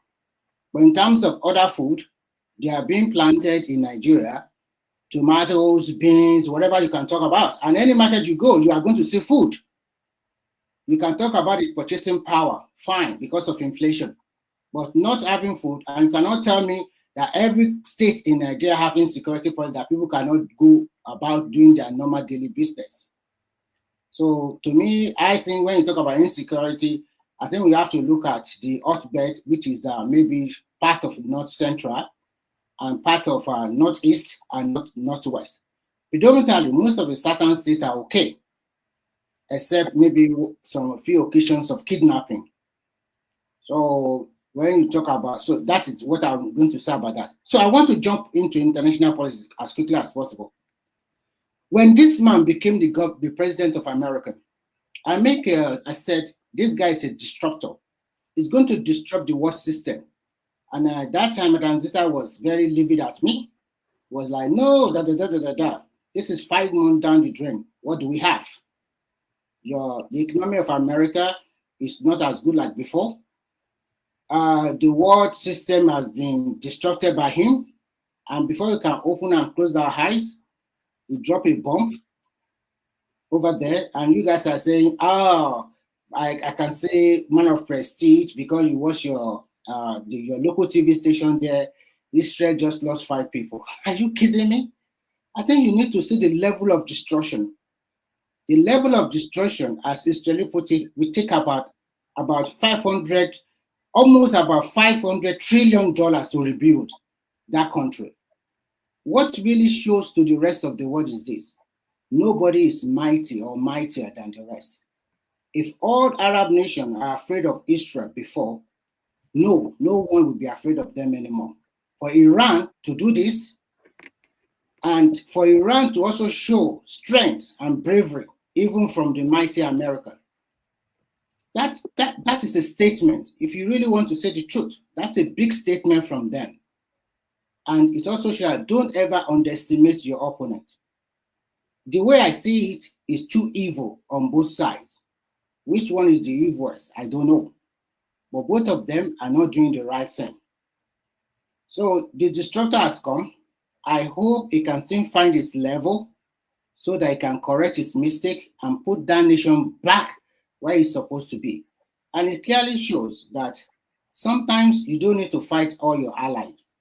Because when you fight with them, you might not know when you are going to need them.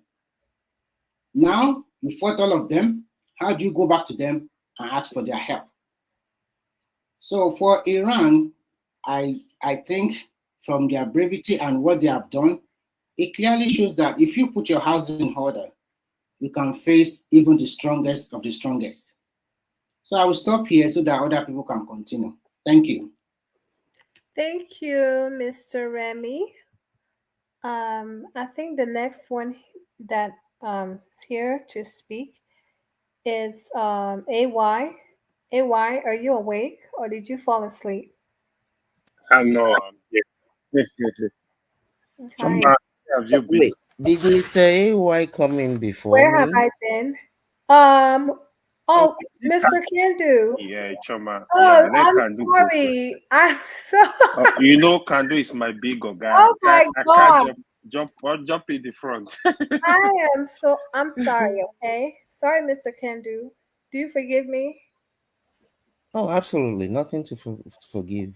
I totally forgot because I was like scrolling and you were actually, Mr. AY can go. I mean, I just wanted to make sure you can go, Mr. AY. Kandu. Okay. Thank you, Oga Kandu. Is it the gathering of obedience? Emilokan. First of all, Mr. Adewale, you I was here before you, sir. Who is this? Is it the gathering of the obedient? No, it's Mr. Adewale. Oh, Adewale. They are shuffling. They are shuffling this. It's Sherman that kicked me out. No, really? She's always biting people on this show. She like Bass Bush.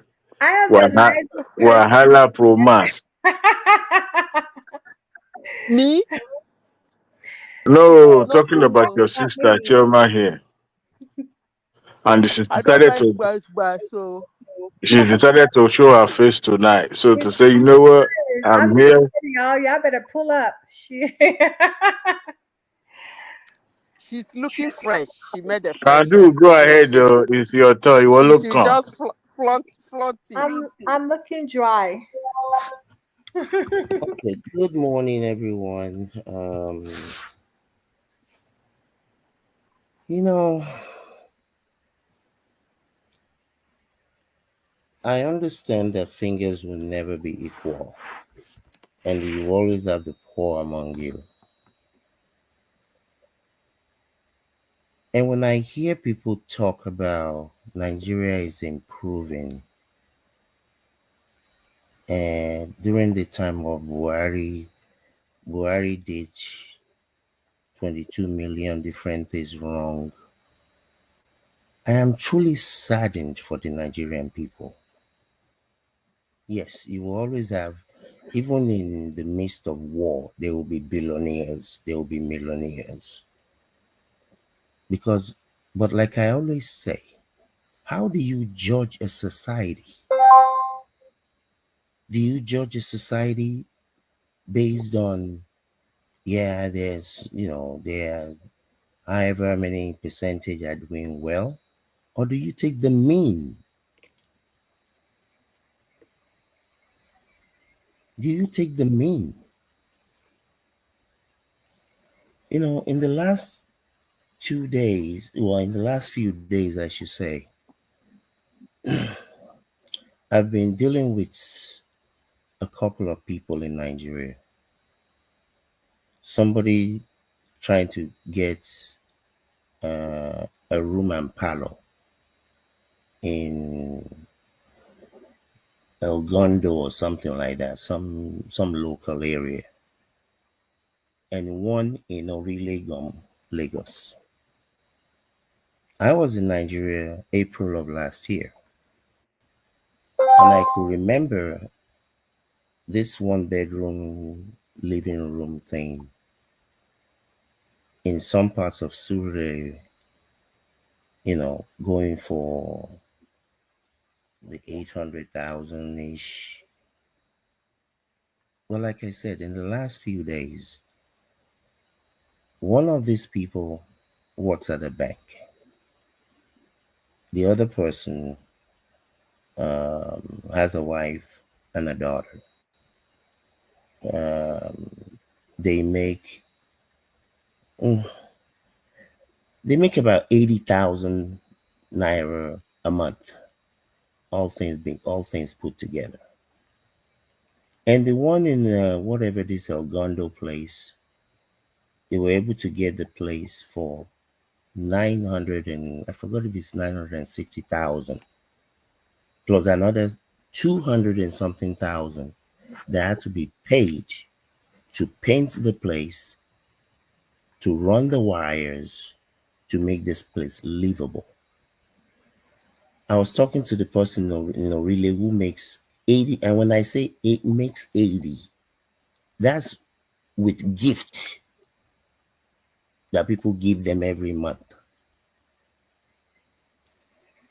I did a video call with them and they showed me the place. It's 1 bedroom, 1 parlor, kitchen, toilet. The rent is 1.1 million naira. Plus 500,000 agent fee. Plus the landlord said they're actually renting it you have to pay for 2 years. They had to beg somebody. They had to have somebody go and talk to the landlord to accept a year and a half. So here is somebody that makes 80,000, that brings in 80,000. I should even say they make 80,000.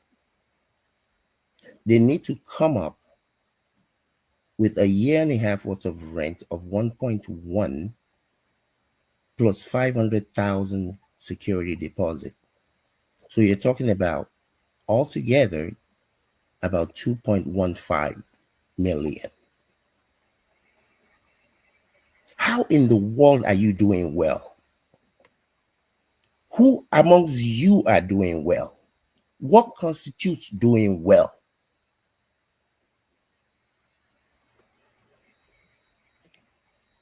Is somebody that works at a bank, who's been working at a bank for more than 12 years, cannot afford a place to rent?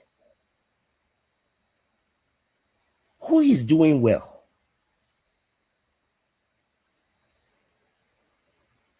You see, if it will be funny if it's not really. This is so sad. Sorry, Kandu. Sorry, Kandu. How much you said the person is earning? How much? They bring in 80,000 altogether. For 12 years has been in the bank. That is not true. No, not the bank. I said the other person, not the bank. I don't know how much the person that works at the bank makes.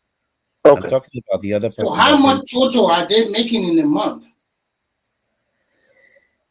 All together is 80,000. For a couple? For a couple, no, 80,000. For the man. The woman cannot work. She has a disability and they have a I'm sorry, where do they come from? Are they Lagosian or they came from other part of Nigeria? What difference does it make what part of the country they come from? The example you have been giving, to me does not tally. Because the minimum wage is 70,000 naira. You should give us how many listen. How many you should people give us more information. How many what kind of work is this man doing? Tell us the truth, not just all this. See, I don't have 48 hours to give this explanation. My point. Let me say something. Let me say something. You know, they will just come here and say rubbish. Nigeria is improving. Nigeria is improving. You know, when I just listen to them, I just laugh. Your analyses are very perfect, and we are still counting on it. You know, even businessmen and all that, it just come to the way things are increasing, and you will not blame the landlord and the landladies, because the cost of building house today is not 1 naira. The price of cement, the price of rod and all that. A shop that used to go for maybe 500,000 naira before this government took over. A shop today in Alaba is about 2 million, 2.5 million. So you should know your level of business before you come to do business in Alaba. As of today, I'm talking to you. And the poor is getting poorer. So when they come here, not only shop, the perfect, what you gave is a perfect price of Elum and Paro today. Even in our local government, Elum and Palo is going for 1.2 million naira. The latest you can get is 1 million. Where is the place of middle class today? Considering what Nigerians are earning. Where is the place of middle class? Considering where Nigeria is This is America. This is Adewale. You live in Europe or you live in America? Adewale. Yes, sir. There is inflation all over the world. No, I'm asking this question. No, excuse me. I'm moderating. All right. You guys should let Mr. Kandu speak, because he allowed all of you all to speak with no interruptions. So you have to give him that same respect, please. Thank you, Choma. You guys are too loud. Let somebody speak. So, nice one. Yeah, and after Mr. Kandu, AY is supposed to go next. And Remy, remember you finished. So again, you see, I don't have the luxury of time to be wondering about who Tinubu is doing, what's all this foolishness. These people, I wish Thunder would come and clear all these people out. We need people that are ready to work for the benefit of the Nigerian people. These people are playing politics. They're doing whatever it is they're doing. I don't have time for foolish people. I really don't. I don't care if they swap each other, one another out, left, right, and center.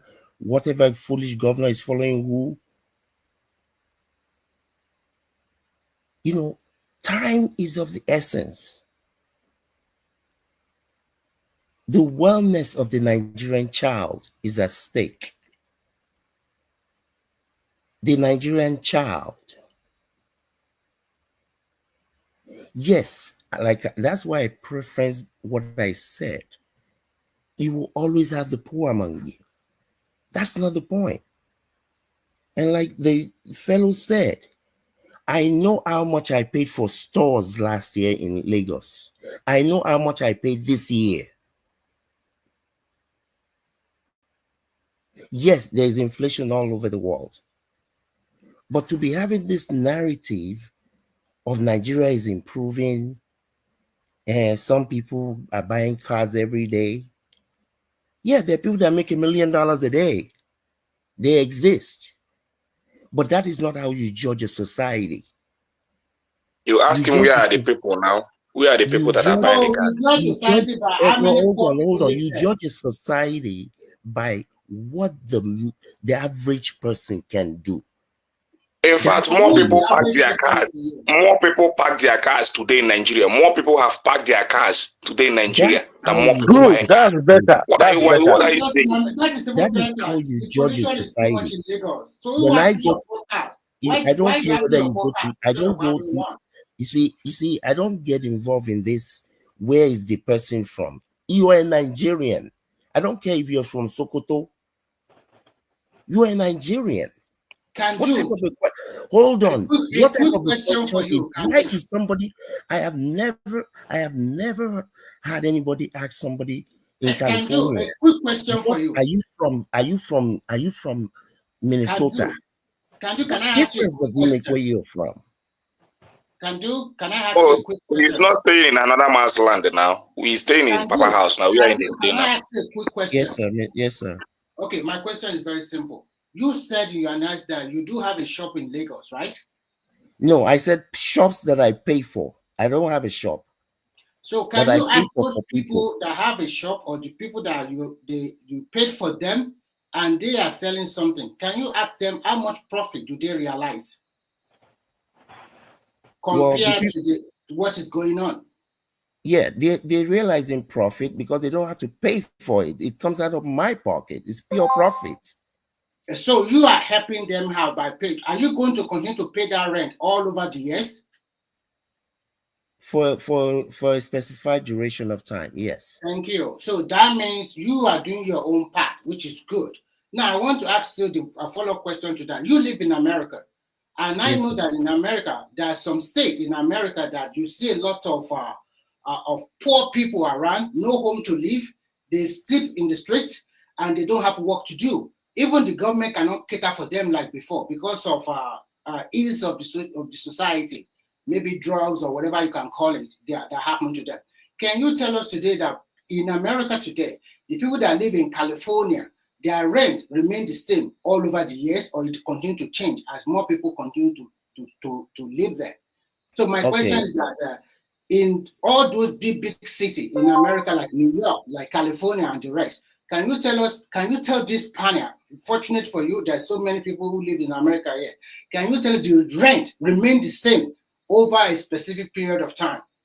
That's my question. Thank you. Okay, thank you. You see, I actually used to volunteer on Skid Row. So this is my wheelhouse. This is a place that I volunteered for more than 7 years in that same Skid Row. But the one thing that this is where this house of cards that people like to build always crumbles. Every single one of those people receive food stamp to buy food. And every single one of them, outside of maybe something that I can think of, receive cash payment every month. Which cut on Social Security by Trump? Which cut on Social Security by Trump? They are still receiving their money. It has not been cut. Say the truth. Look, I don't have any reason to lie to anybody. Nobody. I'm not saying that Trump is not going to cut them or if he's going to cut them. But what I'm trying to tell you is that each one of those people get food stamps. I lived in California many, many years ago. People have been getting this for decades. Every single month, they get a cash payment and they get food stamps. So don't come and try, and not you in particular, nobody should come and try to draw this parallel that doesn't exist. I know people that receive cash payment in California of over $400 a month, plus food stamps. So you now want to start comparing those people on the streets with your poor in Nigeria? On what level? And that's why I preference it. I'm not saying that there should not be poor people. I'm not saying that there should not be inflation. But you have to judge a society by the mean. And the mean to me are teachers, secretaries. That's the mean. So again, I really, really know that it's only time that will solve this problem. Because whether it's Tinubu, the second year of Buhari first term, I said I wish the Nigerian people had enough brain and fortitude to hand over the country to Lamido Sanusi, because this guy had nothing to give you. That was the second year of his 8-year run.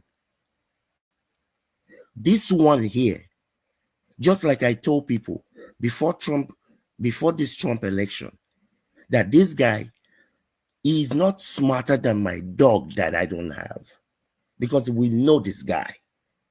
I know Tinubu. He has nothing to offer you. Vote him in. Let them rig him in for another 4 years. Good luck to all of us. I think I know where your position is coming from, because your candidate did not win. The one you have is Mr. Remy, hold up. Mr. Remy, let me tell you something. I don't have time for foolishness. Let me say something. No, Hold on, guys. Please do me a favor. Hold on. Mr. Kendall, are you done with your submission? I don't, please, Madam Chioma, please, I beg. Mr. Remy, I don't care about anybody, any one of these people. I don't care if Tinubu was my father, I would have disowned him. I have said this. How many times am I going to say this? No, it's not. I don't have a candidate. No, you don't. I did not say you have a candidate. I said the one that you have a soft spot for. You like Obi. No, I don't like yourself. I said out of the people that were running at that time. Thank you. It's the same thing I'm saying. It doesn't mean that I like him. Okay. The only people you might not like him, but you prefer him, right? Then I wish a wind will come and destroy all of them. Let me tell you something can do. You always come here to do your sermonization, talking about how good you help other people, which I think is fine. But I want to let you know. I want you to know something. You know, I did not. When I let me finish. You will continue. You will continue. It's your flow. You will continue. Just a minute. If you come here and tell us that the man does not achieve anything, that is a lie. You cannot close your eyes. No, let me finish. You cannot close your eyes to all the reforms and the policy and all the program that he has done. Even last month, he said that people in the technical college, they will also get a palliative stipend for their education, free education. They don't need to pay nothing as school fees, and you'll be paying them close to about 40,000 naira per month for people to encourage people to go to Nigerian Technical College. We all see what he's doing. How can you come to a platform like this and say no achievement? That is totally unfair. That is why I always say that if you want to... only you they receive the palliative. Only you they receive this palliative. Only you they see this palliative. Only you, as in the way you how you put it, as if we Nigerians are not seeing it. You are not a only you they do it. Mr. Remy, are you saying that I said that Tinubu has not done nothing? That's what you just said now. No. I said these people have nothing for you. Who are the people we are talking about? I don't care the government. No, look, Tinubu, whoever, these people, So don't talk this way. This is the government. You are also living in America, and America has a government. They have a president. So we cannot come here and Mr. Remy, I said, you know what? I don't like people that Mr. Remy, I said whether it is Buhari or I just told you in the second year of 8-year Buhari, I said they should get, if the Nigerian people have any brain, which apparently they did not, they should get this guy out of there. Wasted 8 years of the Nigerian lives. This one, he will do whatever little thing he can do here and there. It's going to be another wasted years. I don't believe that. Let me put it to you, back to you. You have been living in America for more than 3 decades, and you cannot tell me how their president performed to your own. I don't care, Mr. No, calm down first. Calm down. My question is very simple. You live in America for so many years.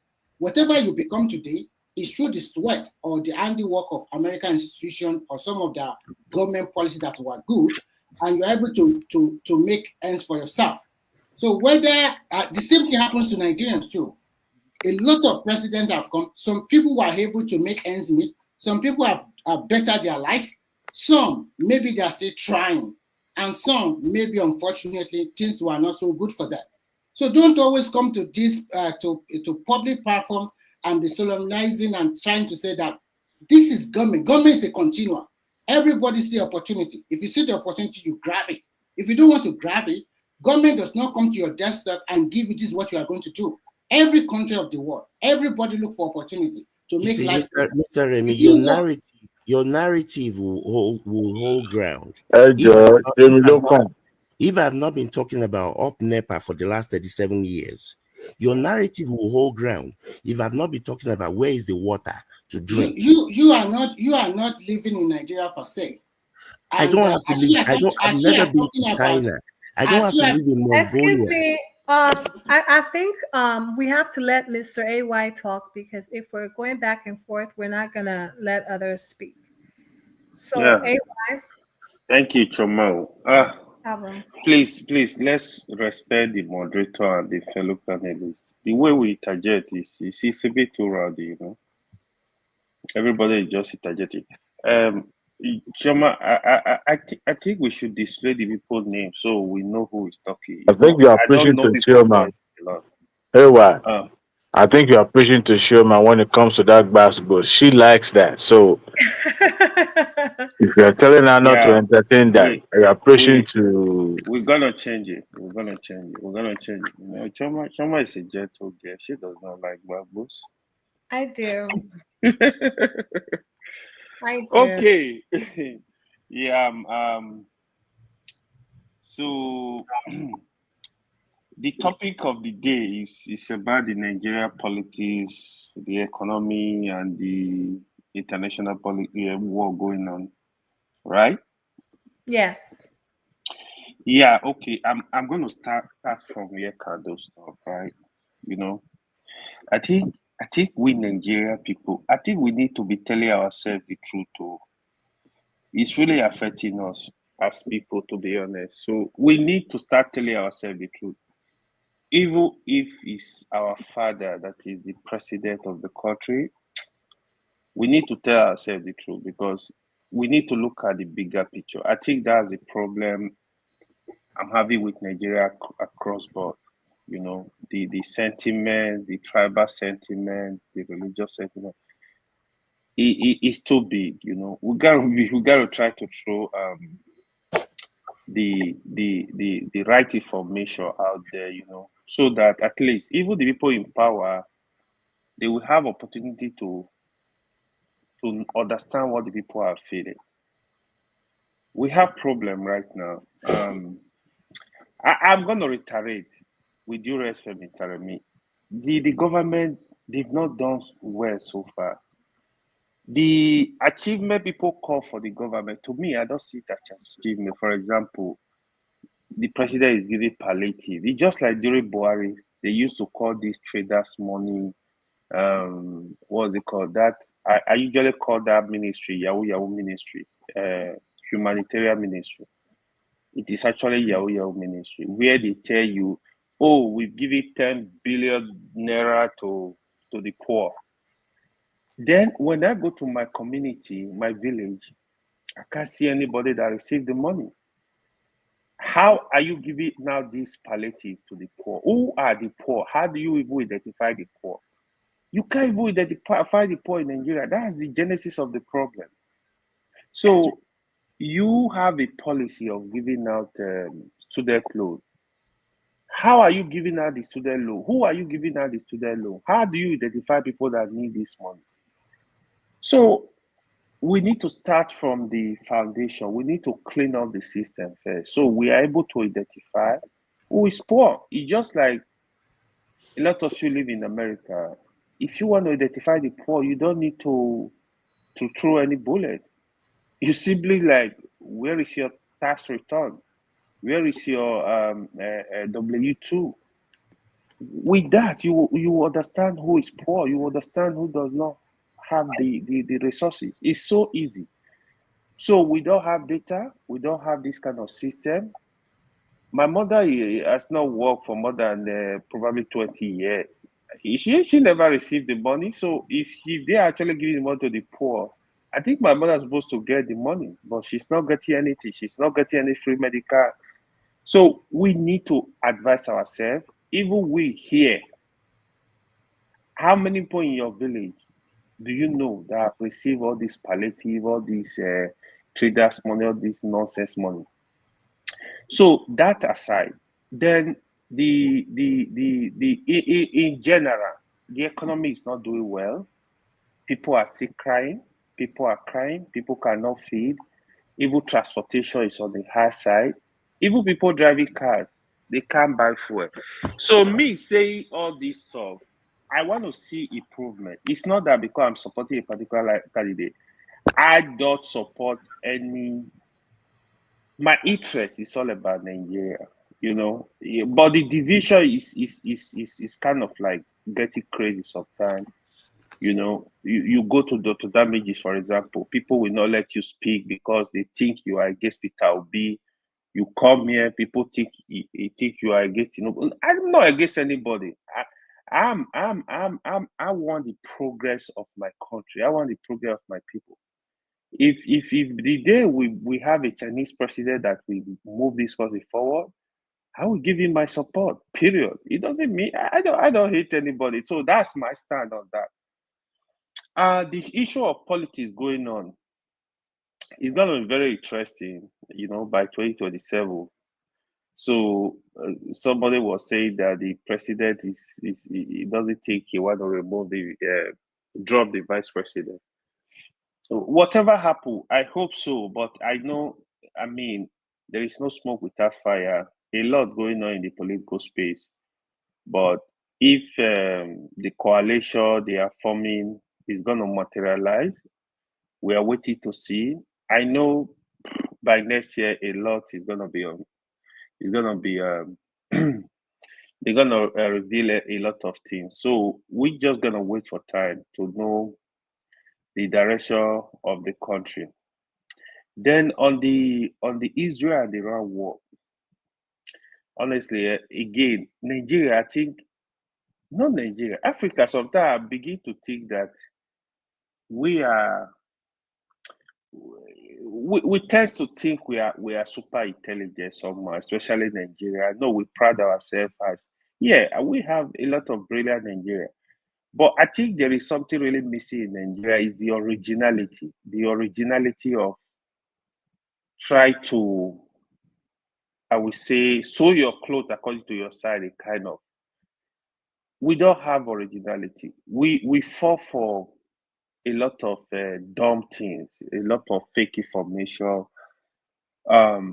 either because of our sentiment, I don't know, but it's a problem. I heard the war going on in Iran. Obviously, if America are involved, they are giving full support to Israel to be fighting Iran, to be fighting any country, as a matter of fact. That would be a big fight. America, they are superpower. It's not easy. But like one, I think the man of Presi was saying, oh, Iran, the government, blah, blah, blah.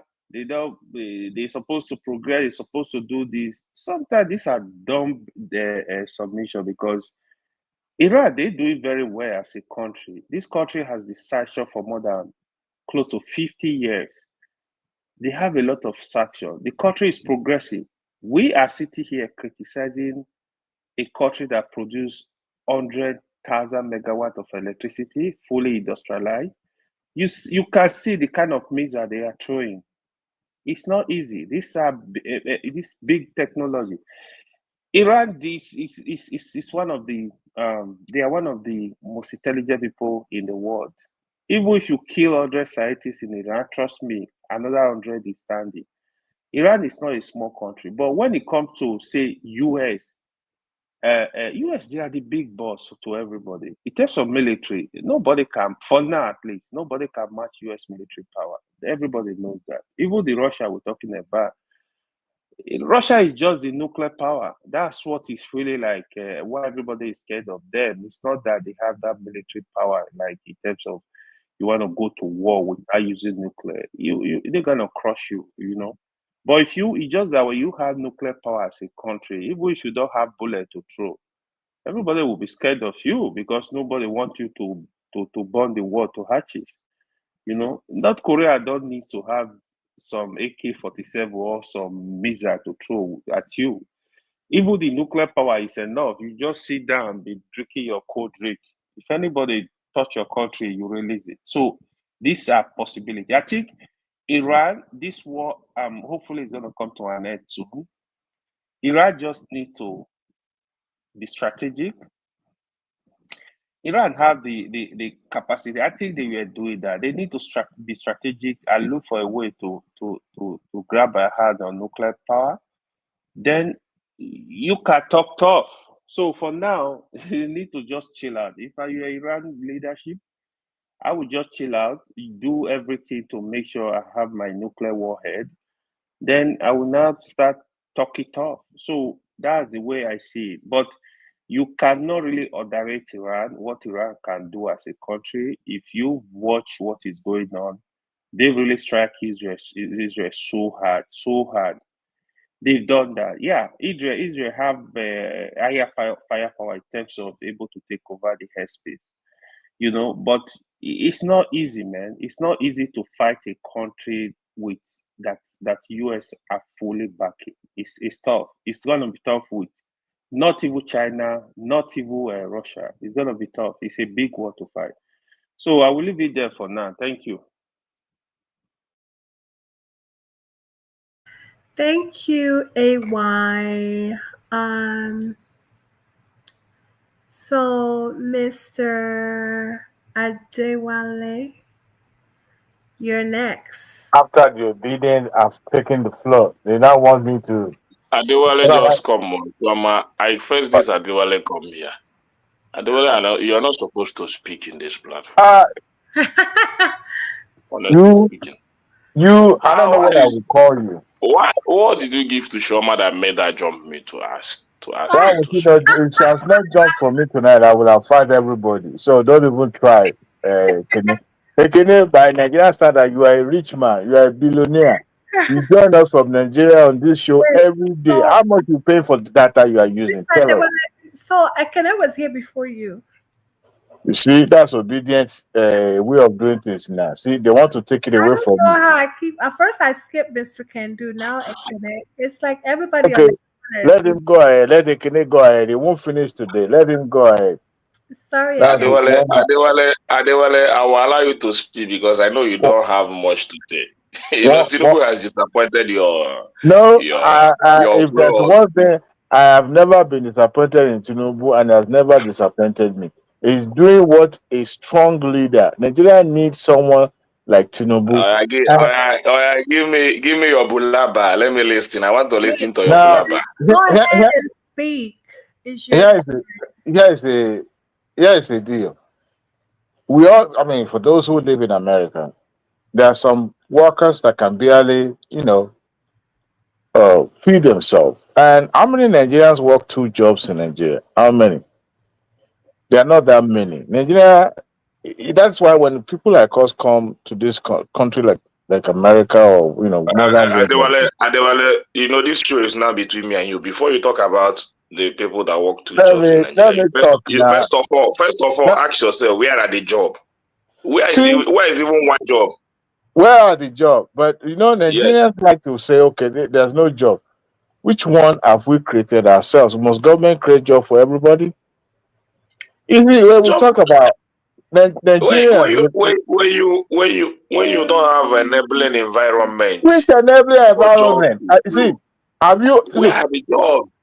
Listen, actually, something happened recently, and I was taken aback by the fact that Nigerians have access to finance, but it's just because I don't know if it has to do with tradition or cultural belief. We don't think going to the approaching financial houses to seek for loan or something like that. We believe that if you save, because all of us have the propensity to saving, if we save up, that we should be okay. Look, because we don't want to incur any liability or anything. I found out that you can still, Nigerians have access to loan, but because we are not so used to all those, that's why people are not going to bank. And also, I guess because of people are scared of the interest rate and all that. So a lot of people believe that what is the margin of the profit that I'll be making that I have to share with the bank. So what do? They decide not to. Look, and unfortunately, entrepreneurship is not being taught in Nigeria school, which is very bad because a lot of skillful traders will have think you know go that route. But by the way, somebody said, I think it was what's his name, Remy, that even here in America, you see poor people that could barely afford rent, despite them working, you know, odd hours every day, and could barely rent a place. It's like that everywhere. But when we had it easy in Nigeria in a certain way, I'm not saying things are now hard, but come to think of it, a lot of people sometimes they don't cut their own coat according to their sizes. They do things beyond and just they want to flex. How can you tell me? How can you justify the country that is saying there's no money, but they are there doing a one bed, 12 party, wearing a be still doing what they are known to be doing all the time? So You're right, because some of the young people in Nigeria, they have the latest iPhone. Because the funnest thing is that they just finished Oju Dioba and you realize that how much money all those Ashoki cost, it's very and expensive. you begins to wonder where are those people getting all this money from. They are Nigerians will hardly tell you they are making money. They will tell you, Kosovo, we don't have money. Nigeria will never tell you, oh, we're doing good. Never, never, never. Even when they are making a cure, never. See, that is, I think, it's cultural. That's we believe so much in don't let people know how much you're making. I watched the video recently where the content creator, a guy on another content creator too, was asking them how much all these skit makers are making. All of them declined to name their price because they don't believe in you know telling the public how much they are making. You see, that is one thing in Because a they know good, they'll be paying taxes. because they don't want to pay. You see, we can blame government all year long, but what about us Nigerians? That factor is there. We were looking for a smart way to to cheat ourselves, and we keep saying, "Oh, the government is not doing what we're supposed to do." So, to me, we can blame Tinubu for everything, but what of the one that we are also contributing? Um, that's why it can't. If we continue to cry for the poor people from nothing, after all, we all grew up in that country. We were raised in that country, and that's why we come here and we excel. But in Nigeria, they will say, "Oh, no enabling environment," and no enabling environment, but Nigerians are thriving. They're making a kill. They are doing great. Despite all those things, they are still surviving. We want Have you ever? When was the last time we took our family to public hospital? I mean, what you call it, general hospital or public hospital? I'm not saying that it's equivalent to what we have here, but how many times have we ourselves go to hospital? If you are not Have sick, you seen you, our? Have you you? get, Do if you you are see not the sick, videos of if Adewale? somebody tell Do you, you see the Ekene, videos of our as public you are, hospital? listen, Whenever they appear in the picture, hold on do you now, see the videos? hold on. If somebody tells you, Ekene, Even the how one, much? even the one. Wait Let me now, let me wait. let me. If I somebody want to asks put you, it to you. because I Even the always one that Bola Tinubu visited last. Do you see the environment? Did you see it? Are you not Ekene, ashamed of Ekene, saying all this? wait 1 second. When was the last time you put money aside that said this money is for your regular monthly checkup? I said, oh, you're going to sign up for HMO or Yeah, saying, I never oh, even this go. is I it. never go hospital. Me, I never go No, hospital. It has a lot. I went to the hospital. you see what I'm So talking about. I could remember very well when I was still in Nigerian banking. Health was monetized. So the money you're supposed to use for your own health checks for a year will be given to you at the end of the year. A lot of people would never want to go to the hospital. They will resort to taking a book because they prefer that monetary value of it. You see, people like that have been, that had opportunities to, to have health scheme with the where they work with, they would not even go to the hospital. So, and Nigerians don't believe that, oh, you make money, you have to set one aside to take care of your health, except when you are sick. We can blame government from now to tomorrow. Tinubu has only been in government for how long? For 2 years, right? And within that 2 years, we expect things to take a different turn. Look, a week ago, it was said, reported by his own economic coordinator minister, the tax reform bill was submitted to Tinubu is yet to put a signature on it to sign into law. These are the things, the silent achievement this government is making. But we are so much invested in the the only optic. thing that this Hold government on, knows how to do hold is on, how hold to on. collect them Hold without on, giving Okuro. out anything to the Okay, poor man.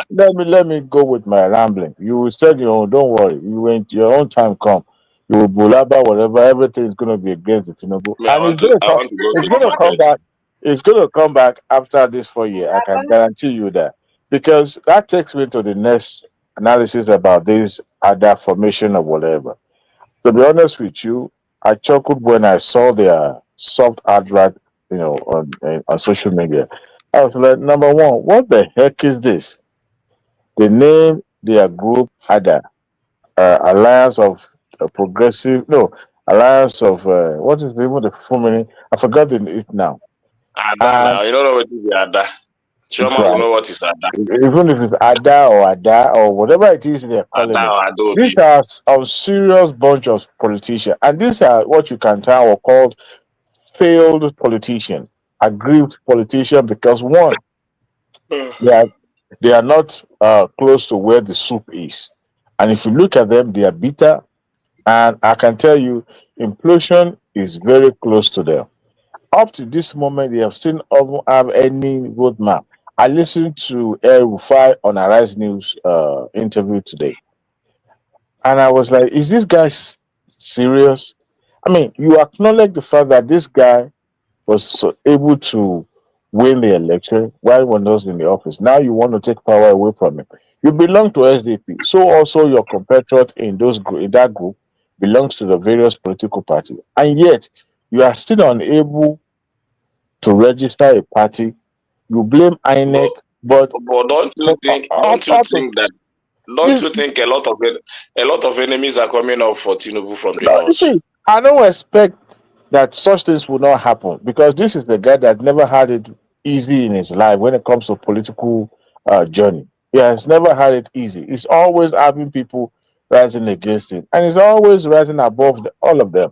But the point is this: number one, up to this moment, even in your own various political party, you don't have a good standing.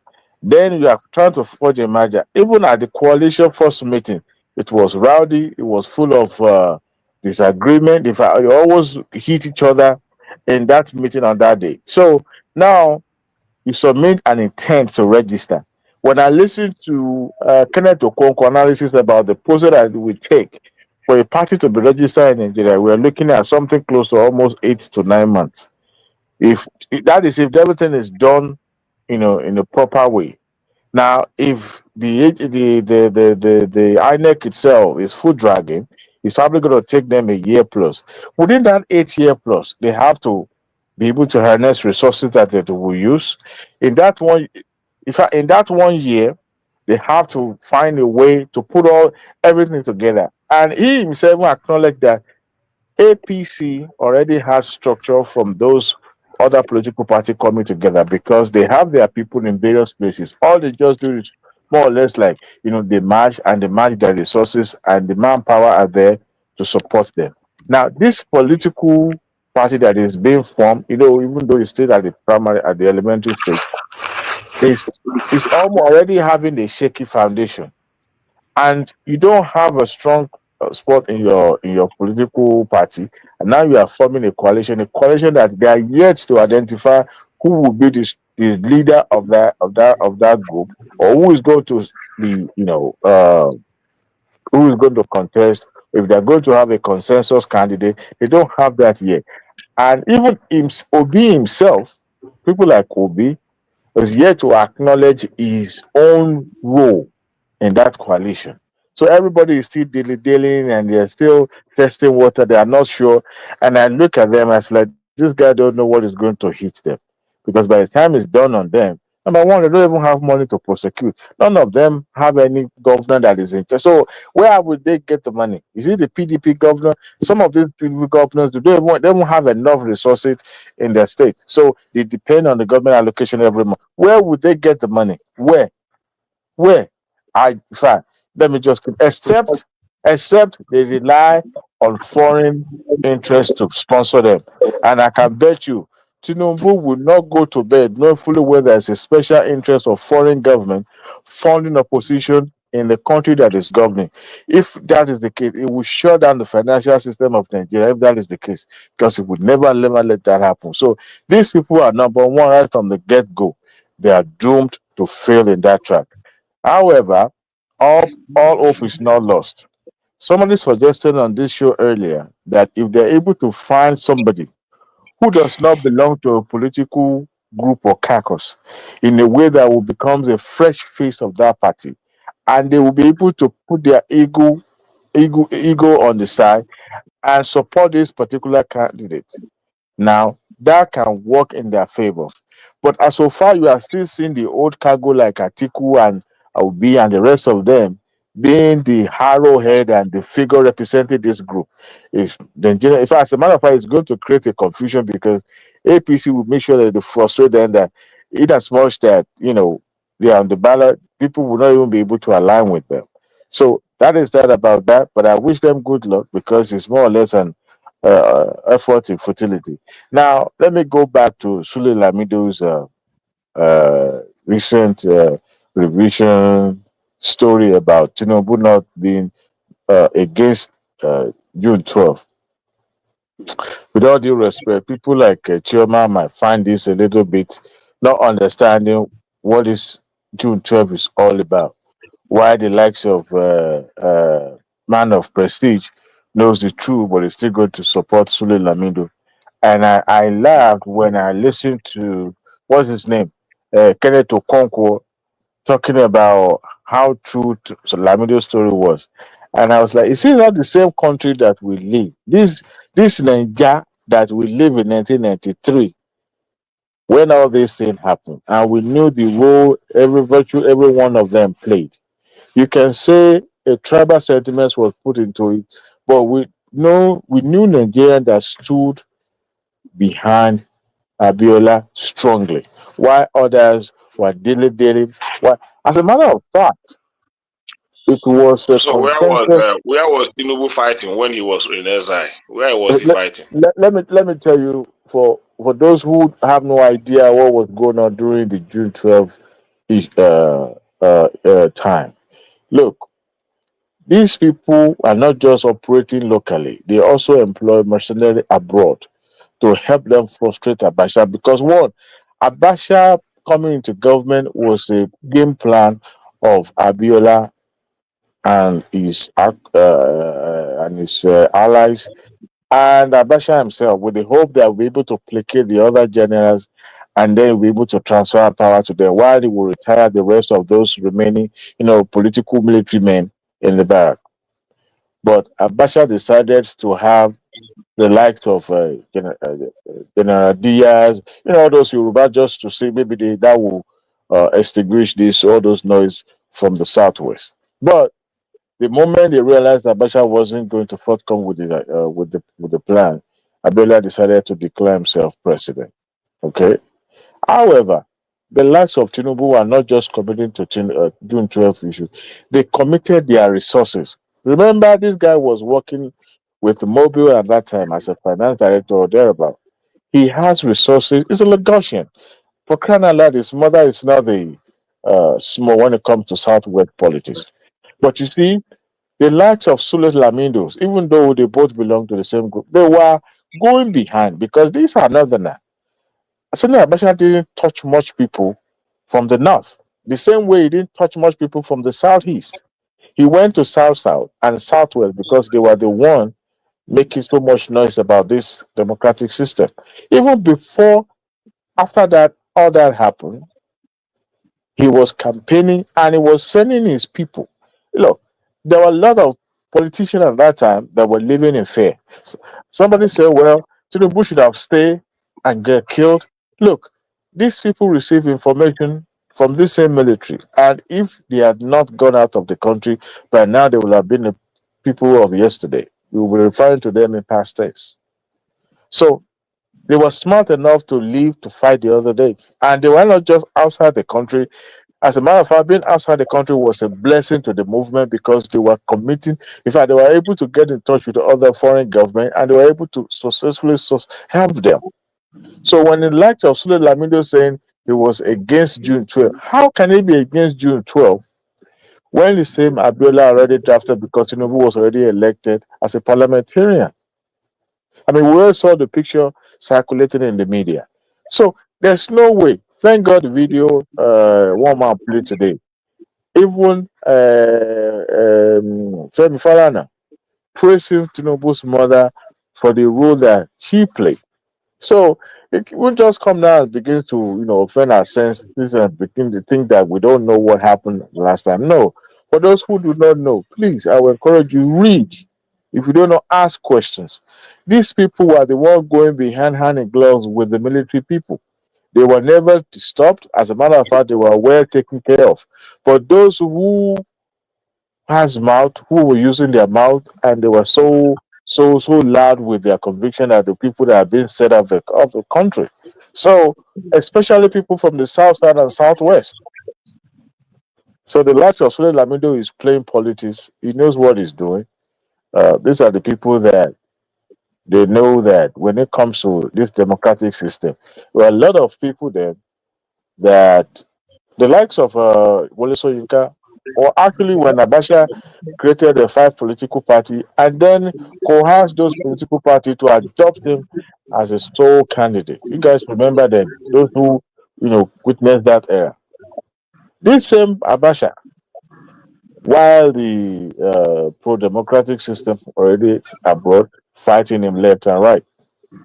So for those who do not know, the story of Lamido is completely false.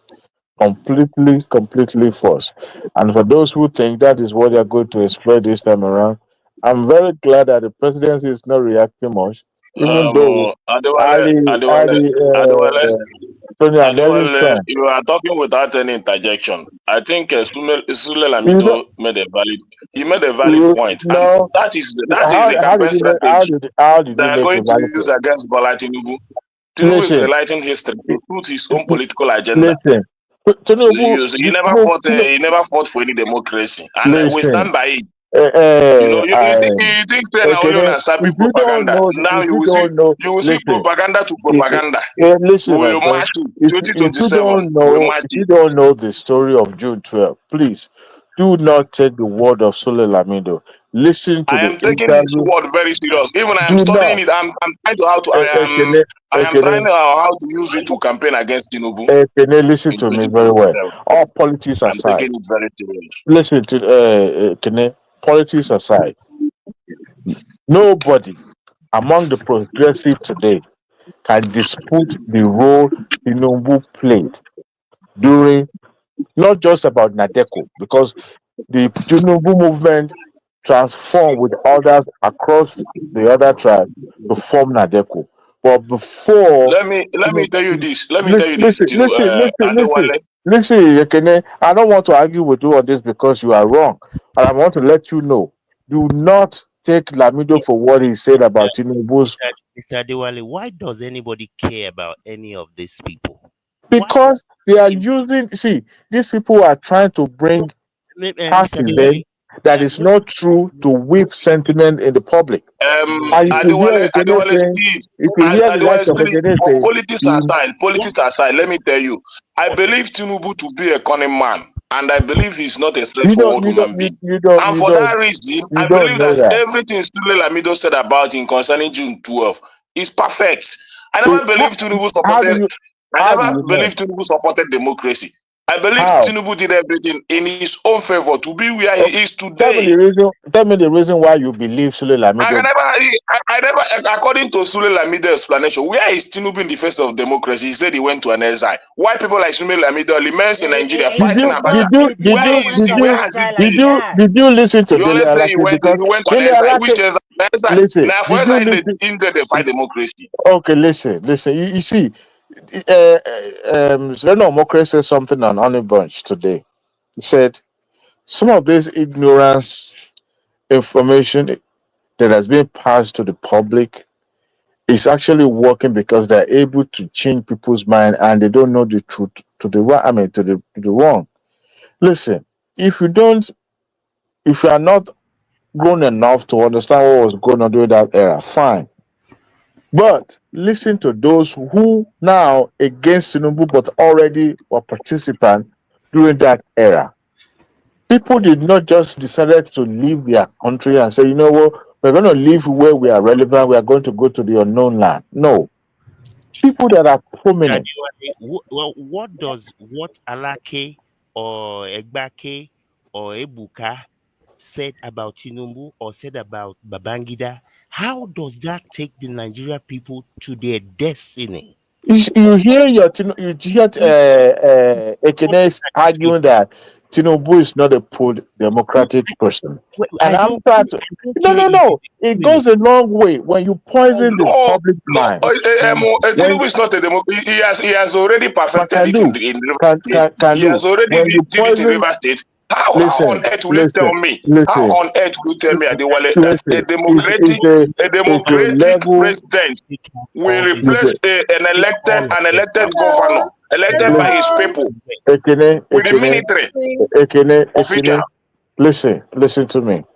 and Excuse me, everybody clap for guys. him. And today Rumor. those things Can are I hold manifesting and on? playing out No, in no, no, reverse. no. You guys, hold on.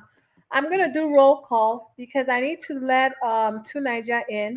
I haven't round up. Or I was interjected. I Chairman. know, I know. Hold on, please. But So some you are giving too much time. Oh, other people they See yeah, these I'm gonna obedient give them people. extra 2 minutes to round up. So, Madam Zita, are you there? Man of Prestige, are you there? I know I saw Candu on the camera, so I don't need to I'm ask. here. I'm here. I know. AY, are you there? Okay. Man of Prestige, I'm going to remove you, put you in the backstage, and then add to Niger. He doesn't belong here. Kick him out. Oh, please. Be nice. No, nobody is nice to me. I won't be nice to any of these people. I'm nice to you. Am I not? Uh, sometimes you do, sometimes you are not. Okay. But for the sake of tonight, I'll say you are nice. You were nice to me because you won't let them interject me the way they were interjecting left and right. See, the point I'm trying to make is this. Let me round this up, okay? For those who says this has nothing to do with how to transform Nigerian life, when you already poison the mind of people, it's easier for lies to travel and to become the truth of those people ignorantly. When you have people that fought, that stood their ground and fought against the oppressive military government in this country, in Nigeria, And you're saying that these people are not relevant to the way Nigerian life is now. I beg to differ. Tinubu is not an anti-democratic system. As a matter of fact, these are the soldiers that stood and marched Abacha's tactics then. Look, you think what you have now is not democratic system. Then the moment you were being identified in the media as anti-Abacha, anti-military. As a matter of fact, people that worked in the presidency then had a badge of Abacha as a tag, put it on them to identify who belongs to her, who doesn't belong to us. People are not just being arrested, they were tortured, kept in the prison for months. In fact, taken away from their location, kept away for so long because you spoke against a military that is oppressive. The likes of Abiola's wife died unnecessary death on the street of Lagos. Until tomorrow, one of the June 12th soldier that was celebrating these heroine and heroes of June 12th is Tinubu. When he was a governor of Lagos State, he named a street. He made sure he celebrated Abiola in his capacity as a governor. And yet, as at that time, he was actually vying for the presidency of the Senate before Abacha decided to cancel everything. But you see, here is someone who was working silently on the ground, even when he was still in Nigeria, trying to gather a consensus. But those who were supposed to speak up when the chiefs were down, when Abacha reneged on the promise, they decided to jump ship and move away. They can't deny that they didn't jump ship. They did, even though he went ahead and dashed Baba Gana Kingimi You have 2 minutes, Mr. national honor. He knew the role he played. Mr. Adewale, you got 2 So, minutes. for those who do not know the history of that era, look, don't take my word for it. Look at the testimony of those who participate, the likes of Femi Falana, those who you can find in opposition today. Ask them. These guys have been in the battlefront from day one. But now we see them as irrelevant. We see them as those who are against the progress of the country. Well, maybe it will take time, but I also strongly believe that prosperity will judge. Posterity will judge the role that they played when they were a participant in this democratic system. I mean, you the floor because obedient want to take over now. Right. So the next person that would speak is Mr. Midwest People. Good evening. Good morning, Mr. Midwest. Good morning, madam. I greet everybody. No, I've been listening since, so I'm a little bit confused or at the same time disappointed about the way people are analyzing the progress of Nigeria and the achievements so far because we have Tinubu. To be honest, I don't see any reason why people should be comparing what is going on in Nigeria with what is happening in America or what is happening in Europe because people can buy cars in Nigeria. As far as Europe is concerned, people can't even afford cars. I have to be honest. I don't know of America. It is the bank here that buy car for people. So if you want them to gather their money to go and buy a car, at least I will assure you 90%, the Germans themselves who build those cars, the Swedish, the French, and I think other European countries like Czech Republic, people, they are 90% of our citizens cannot afford those cars. Are you driving? So, are you hearing any noise?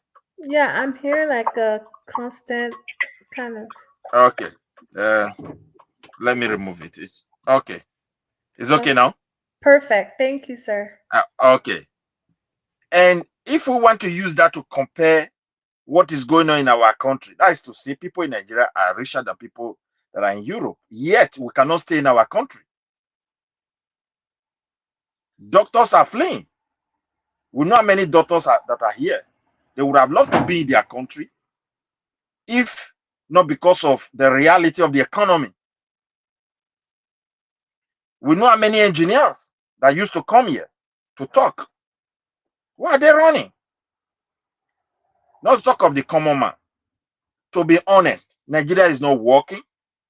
Tinubu is not doing anything different from the previous leaders. They are still on the same trajectory. However, they are working. But what they are doing is not going to bring any changes to us. We just have to be honest about it. If you talk of palliative, okay, compare the palliative, use the real term, call it social welfare.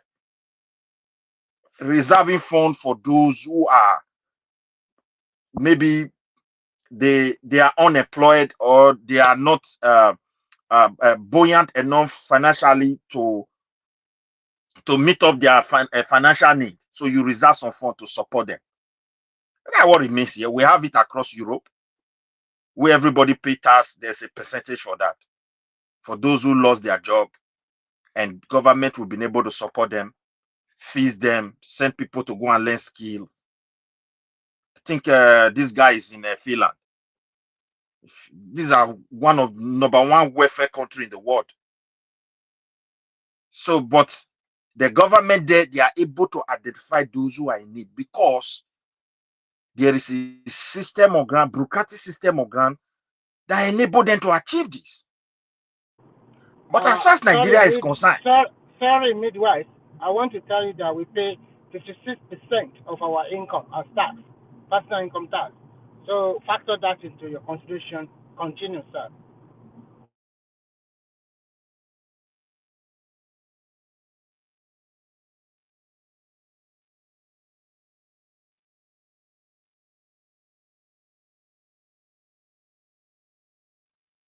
Mr. Midwest, are you there? Okay. Ekene, you can go ahead and speak. Sorry, did you call me? No, not you yet. Ekene hasn't spoken. Ekene, are you there? Nobody want to hear you. Ekene has fallen asleep. the system that can account for it. The one, I don't know what's going on. I don't know what's going on here. No, you dropped. You dropped earlier. Yeah, we couldn't hear you for like 2 minutes. Oh, sorry for that. It's okay now. Or I should somebody else should speak or what? No, you can. Are you guys hearing? Yeah. Okay, sorry for the. I think it's network issue. Okay. The thing is this, my dear. The tax that we pay here, the government here can account for it. When I say tax, it doesn't mean those who are working. Somebody did call me. Yes, Just like I wanted you to speak, but after Midwest finish, then you can go ahead. Just like a Canada used to come here. I can still come here. If you are a businessman, you are living in Scandinavia here, the tax you pay 15 years ago, it will not take you 1 minute to see it. You just log in with all your data. So you can't compare that with Nigeria. The real problem we have in Nigeria that the institutions are dead. We have to wake them up. They don't function. And the government year in, year out continue to pump money there because they have appointed their tribesmen. But you know, Mr. Midwest, if the institutions are right, you know they cannot launder They cannot steal the money. So they allow the rotten institution to continue. I keep on saying, let anybody challenge me. Nigeria don't have Minister of Finance. And you want that kind of country to progress? The Department of Finance, the president is the one in charge of the country. The one that's supposed to create files, accounting files, and all the necessary accounting record for the country, and now took over the entire country. It came down to the state. The department of the state governor took over the entire state. They don't know what is going on when it comes to individuals and the people that make up that country. Their business, they don't have record about it, what they are doing. The salaries of people, they don't know. They say Nigerians are not working. Who told you they are not working? People are creating jobs. Jobs are in everywhere. Because the institutions are dead, we cannot move these things from local level to industrial scale, and that's why our graduates are not employed. Is it not the same job you refuse to do in America, in Nigeria? Is that not what you're coming to do in Nigeria? This guy is talking from Finland. Somebody that is cleaning in Finland can get close to $3,000 in a month and have access to new chassis car. No, he can buy a house. Midwest. That is a last topic. Please, I beg you, continue, sir. Which oh, no, what are you saying? Okay, which line have I said? If you say 2,000 euro, a little bit about it, are fine. 3,000 euro, you want the man to die? Do you know how many hours he has to put in that?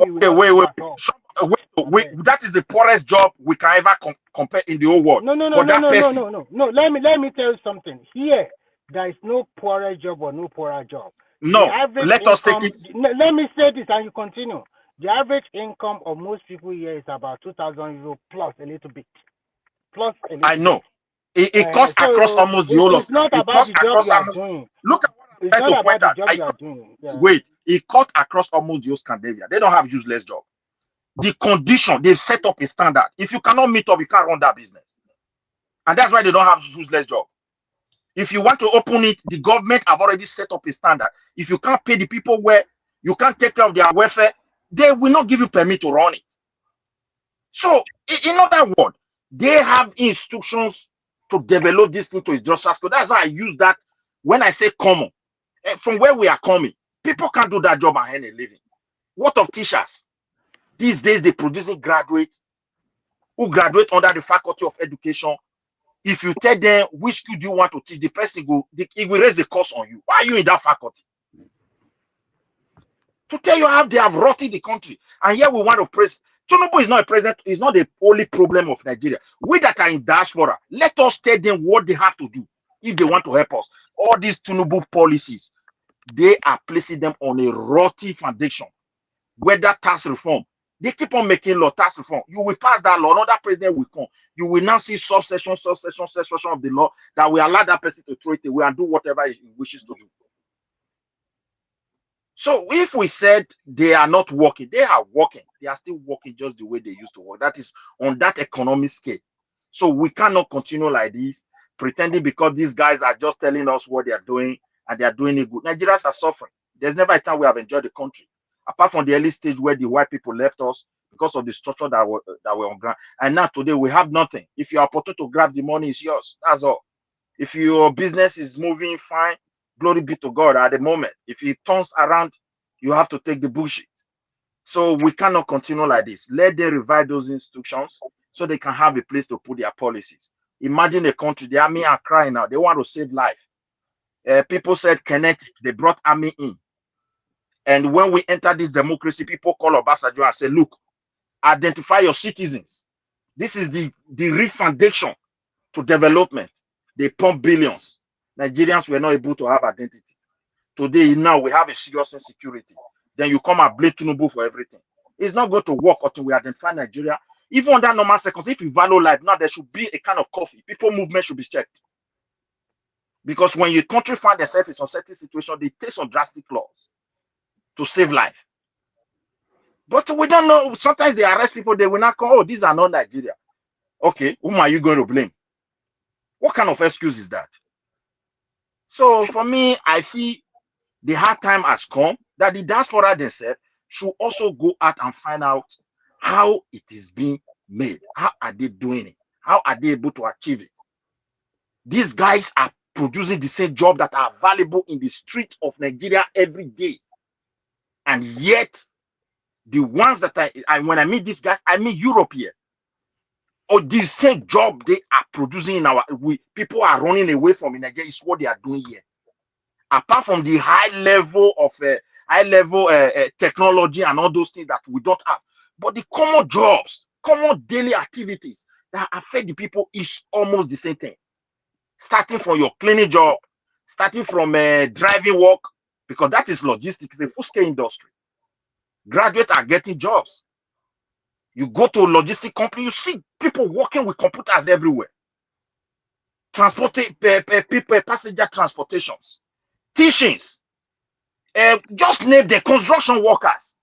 You have engineers, you have people building roads. Nigeria, you go there, you see people doing the same job. They can't feed themselves.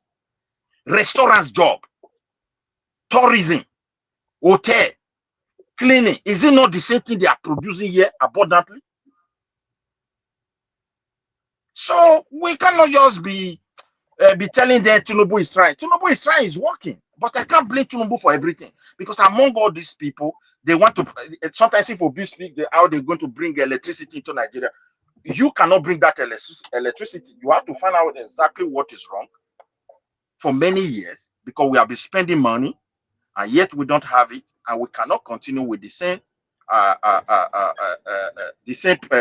procedures that has never produced anything good for the country. We need to do it differently. This is just my submission. He's trying. I cannot condemn Tinubu to say Tinubu is trying, putting up policies on ground, but these policies are not going to work.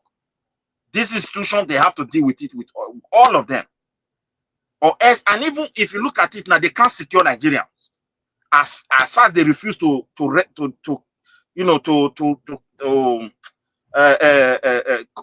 register Nigerian citizens and being able to capture their data. They are not going to.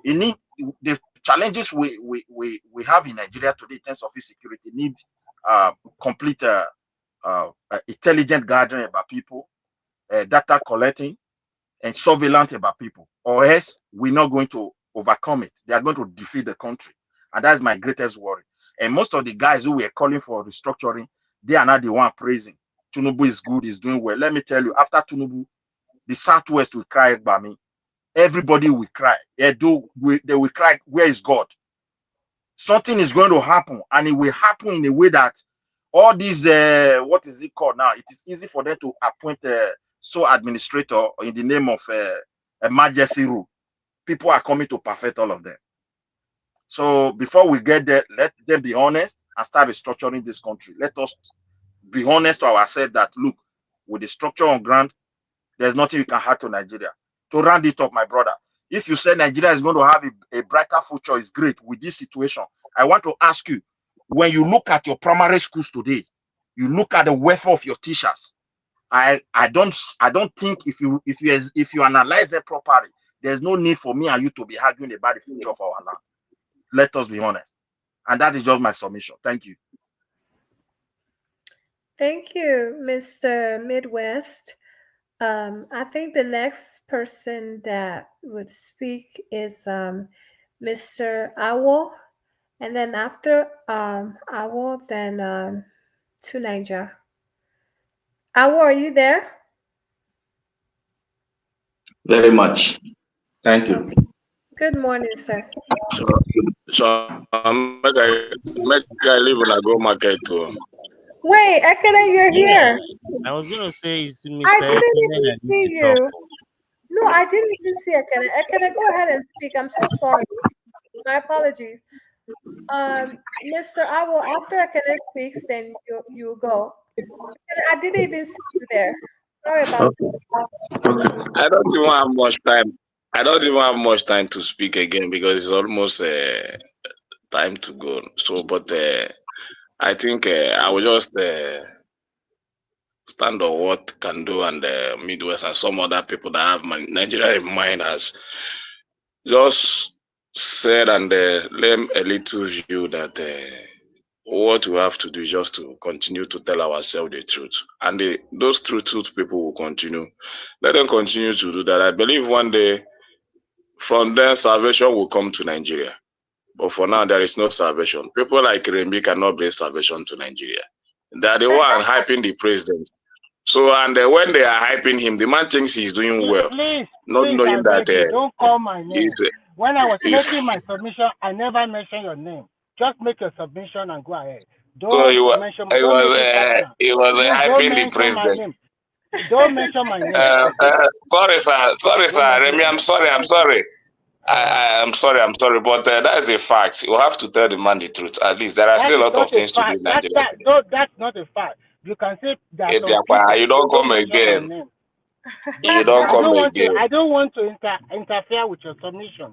Don't mention my name. Just go ahead. No wahala.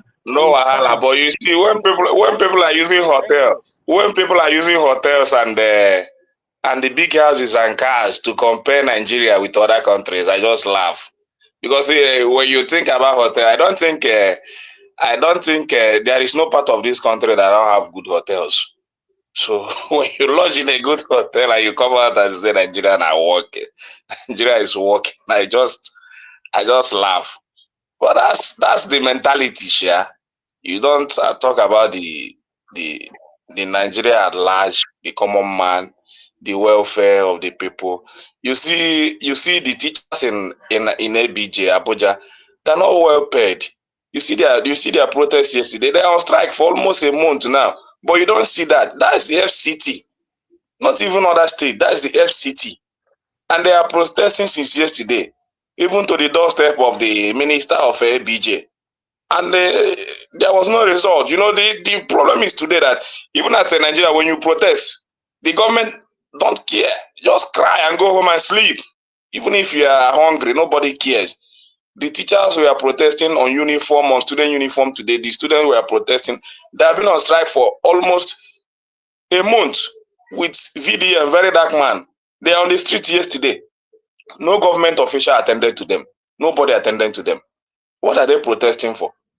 To perfect the minimum wage. Even the little you increase, you have not been paying the ABJ teachers that minimum wage. So what is the government doing? And they have to come out to protest about it. With all the protests, no government official, not even the FCT minister, came out and tell them, we have had your cry. We'll do something about it. This. They just allow them to shout and go and sleep. To tell you how dubious and how wicked these governments are. They're only interested in 2027. But let's see how it goes. I continue to praise them, and let me go and find my daily bread, I beg. I'm going to continue. Thank you, Ekene. I do hope you have a wonderful day at your job and a blessed week. Mr. Owl? Thank you. I'm here. Okay. Yeah, good morning. Good morning, everybody. Yeah, like I always say, you see, the problem of Nigeria is multifaceted. It's just too complicated. Okay, but anytime we do analysis, okay, we should always put everything in proper perspective. Okay. We all can identify problem. Okay. But as we can identify problem, we should be able to identify solution and just opposite to where we are coming from. I believe before Buhari left, okay, all this comparison of Nigeria with what we see here in diaspora is not really our problem. I believe most of that time we are all agitating. This country is completely collapsed. Look at the debt service to the revenue. As this country is going to move on, the state are not be able to pay salary, ordinary salary. We are not even talking about development. Now we are talking about states cannot even pay. Like almost 25 states, if I remember correctly that time, they cannot even pay. Okay? To the extent that the little that we are even paying, we're more or less borrowing. Even the federal government is borrowing to pay salary. That was the state we were before Tinubu came in. So now, that problem has been resolved. And people don't want to credit that move alone that has been the main problem of Nigeria for the past 40 years. Because how does people, the previous administration run governments? They run it through borrowing. This one will come, it will borrow to subsidize. As they are subsidizing fuel, they are subsidizing dollar. So now that problem has been solved. We don't want to appreciate, we don't want to acknowledge that. But every other thing is Tinubu's fault. I'm not saying Tinubu is perfect. I'm not saying he's the best. Okay? But compare Tinubu antecedents with Atiku, Peter Obi, all the opposition, and compare it without hatred in your mind to those guys. You cannot tell me that they are better than Tinubu. They are not even close. In terms of integrity in government, they are not close. Because as I remember, the last time Tinubu held political office is 2007. And ever since then, he has not been jumping from one political party to the other. He stayed back, continued strategizing, promoting people, empowering people.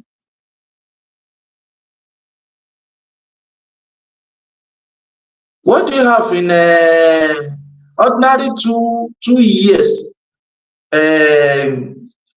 What did they call it? GBK Amishi, stay out of power. He's already crying. He's hungry. So the issue of Nigeria, in fact, there's no president that will come in and solve all the problem. Okay, and it's going to be a long time planning. It's not something that one president will just come and just promulgate or proclaim or say this thing happen and it must happen. The European system, the Western system that we always like to compare, do they just start? Is it a work of one president that just came in and said this thing must happen this way and it started happening that way? It's a long time process. And in fact, when you are even comparing country to country, why don't we also compare citizen to citizen? Because a leader will be born out of the citizen in any democratic society. It is the value, the orientation of the citizen, the follower, that will determine the kind of leader you get. There's nobody in Nigerian politician of today that doesn't have ethnicity this thing in his blood. Is it Peter Obi that is? Look at the interview he granted, that he's saying that if even though the one section of the country is dullard, if you put cake down, cut your own, sharing, you cut your own, I cut my own, it is the time of Igbo should be. So look at it from that angle. There's nobody that will enter there that will not promote his or her tribe. That is the problem. It is a problem of every Nigerian, and the only thing we can do is to continue talking about it, provide a solution. But to have this mentality that one politician is better than the other in Nigeria, you are deceiving yourself. You are big time deceiving yourself. There's none of them that doesn't have bigotry. But that does not mean that we should not acknowledge where they are doing fine. Okay? That is just my submission. We should acknowledge when they are doing fine and where they are not doing fine. And as far as Nigeria of today is concerned, if this problem has been well taken care of in a long time, I think right now we will have been talking about, yeah. I was sorry. A quick question for you. When you are making comparisons, can we compare 2 years with 8 years of governance? That's my question. In terms of these 2 years of Tinubu, okay, as far as if you are not bigot to yourself, you are not thinking of say because it is not my tribal person there, okay, no matter what he do, I will not acknowledge it. I will say Tinubu is far, far, far better because you see, for a country to be stabilized, the country must be financially independent a little bit. It's not as if who runs a country like that? You borrow money to pay salary. You borrow money to subsidize fuel. You borrow money to subsidize your currency. Who runs a country like that? Even let's not even talking about a country. Let's talk about a private business. How do you think you can survive with that kind of system?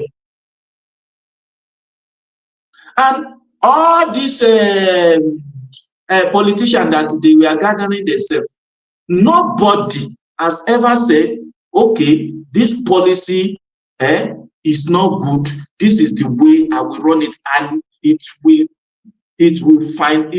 free the finances of the country. It will not impact negatively on the citizen. Nobody. Because I've not heard it anywhere that, okay, I will remove this subsidy and the citizen will not cry. I've not heard. Do you know since when Nigeria have been shouting, we are hungry, we are hungry? Look at it, just go into the internet. They shout, we are hungry during the time of Obasanjo.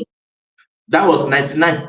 Before 99, they shout, we are hungry. There's no time Nigeria has ever not been hungry. Things are hard, but we don't just get to where we are. We don't just get to. It is the problem has been piling up, and we have been living this fake life. Look at what Peter Obi is saying. In fact, sometimes Peter Obi talk as if sometimes when he talks, our question is intelligent. Hold on. Mr. Owo, just let me make this point. I think this is our problem. You see, now you have made this comparison. Hold on. Let me make this point. My question is intelligent. When you say during dollar was 180, there's no time Naira has been 180 to $1. No time. During that time you are talking about, Nigeria are defending the Naira, subsidizing it. That is the way it has been since the beginning of this Fourth Republic. It has been defending the Naira, and when you talk about when he talks at times, he say production. Where is the production going to come from? Is it going to come within by just proclaiming it? It has to be a gradual process. Yeah, you see, my problem with too many Nigerians, especially these days, is it seems to be difficult for people to make a summation or talk about the problem and bring about whatever solution they think without invoking Peter Obi, Peter Obi, or whoever else. It's not. People like me, we don't care what the name of the person is. The only thing let me tell you. You said there's no time. Hold on. You said there was no time when the Naira was 180 to 1. Hold on. Hold on. When they were talking about all subsidy, you see, people try to bring about this narrative that nobody knew. Again, I have said this here many times. Go on YouTube, go and search for oil subsidy conversation in Lagos. Lamido Sanusi, in front of all these people, the richest man in Nigeria, this guy, they were all there. He told you all, if you keep paying this subsidy, at that time, Naira was $1 to 187. So don't say nobody knew. And the fact that so many people have failed, we are tired of the failures. We don't care where they come from, whether they come from Sokoto or Ondo or Anambra. We are tired of failures. We don't have another 10 years to wait around while these people play this foolish game. Time is of the essence. We got to move this ball down the line. Nobody's saying that people are not suffering in other parts of the world. That's not the narrative. People are suffering. But I remember when they used to, not too long ago, when they were selling a bag of rice for 18,000. The same thing went to 80,000, and some people have told me that it's come down some. Whether it's gari, rice, elubo, or epa. The point is you're not going in the right direction. And these people, all of them, I don't care who it is, Tinubu, Emeka, Kwankwaso, whatever. These are a waste of time of the Nigerian people. You people need to wake up. If you need to get rid of 20,000 of them, wipe them off the planet so that we can move forward. Okay, now let me now answer you this way. You see, why people who like always talk back, we always refer to Peter Obi is this. Majority of criticism that come from analysis and people who analyze, okay, majority of the criticism is born out of hatred. Okay, and I will repeat that. Majority of criticism is born out of hatred that, okay, I don't even like this guy. There's nothing he does. That imagine somebody just come on this platform, say, Tinubu achieved nothing. Nothing. Even the most dumbest human being will never make that kind of statement, because I know for a fact there's nobody that acquire and there's nobody that get to the position of leadership and his intention is to murder people, is to destroy. Mr. Owo, I have heard that narrative and I know where you're going. But let me tell you this. Let me tell you this. Let me conclude. Let me conclude. Hold on. I went on every panel that I could find and told everybody, I am a Yoruba man from Lagos. I will never vote for this guy. Ever. I don't care what he brings, what he thinks he's bringing. This guy has nothing to offer the Nigerian people. I said that before the election. I'm not from Anambra. I'm not from Edo. I don't care what country. In this country, America, where I live, I told everybody that will listen. The first time of Trump, do not vote for this guy. He's nothing but a disaster. You have to be able to read people. The second time, same thing. You have your democratic right, not to vote for him. Okay, that is your right. Okay, and I am telling you as my own right too that it is not the way you think it is. Government in Nigeria as the system we are talking about has been decayed for a very long time, and it's not something that one person will just come on board and perform magic. So we should reappoint the same guy who all the evidence is showing is not going to do anything for another 5 years. Let him round up. I will now ask you that of all the people that presented themselves, okay, who would you have voted for? Who do you think is better? You mean the last election? The last election. Yo, hands down, Peter Obi. Hands down, no doubt about it. And that is why I am comparing him to Peter Obi that Peter Obi does not even function. No, it's not. No, don't compare him. Compare the life of the Nigerian people. I don't want to compare him to Kwankwaso or Atiku. Okay, the life of Nigeria, if it is life of Nigeria, there's no time that Nigeria has ever been better. So we should just continue. We should just Then, continue to be. and I am telling you, as far as I am concerned, okay, that of all of them that presented themselves, Peter Obi is the most dumbest woman being of all of them. That, in fact, Nigeria dodged a bullet with Peter Obi. Okay. Look at Anambra now. What did he put in Anambra that to make you to believe that Peter Obi is better? Okay. All right. I think you and I understand where we both stand. That is the point. No, because there's no point talking to you. There's no point talking to you because if you're going to bring this woman, what did you do in Anambra? Because you see,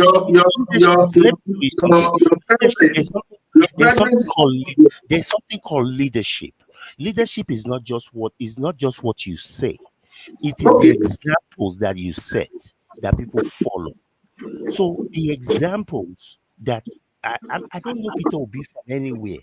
I don't care about him personally. I don't really care. I don't. And what example did Peter Obi set? Well, you know what? It's Mr. Owl, it's not going to change anything. You have to round up so that I can leave it to you guys to have a general discussion because Tunaja has Let's discuss Peter Obi now. What example did Peter Obi left? Because the last time I counted, Mr.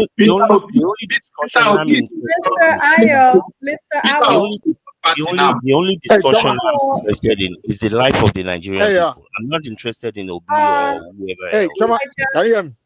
No, hold on. I need Tunaja to speak. No, I'm not talking. I'm just trying to make sure you hear me. Okay, I know you're here. I see you.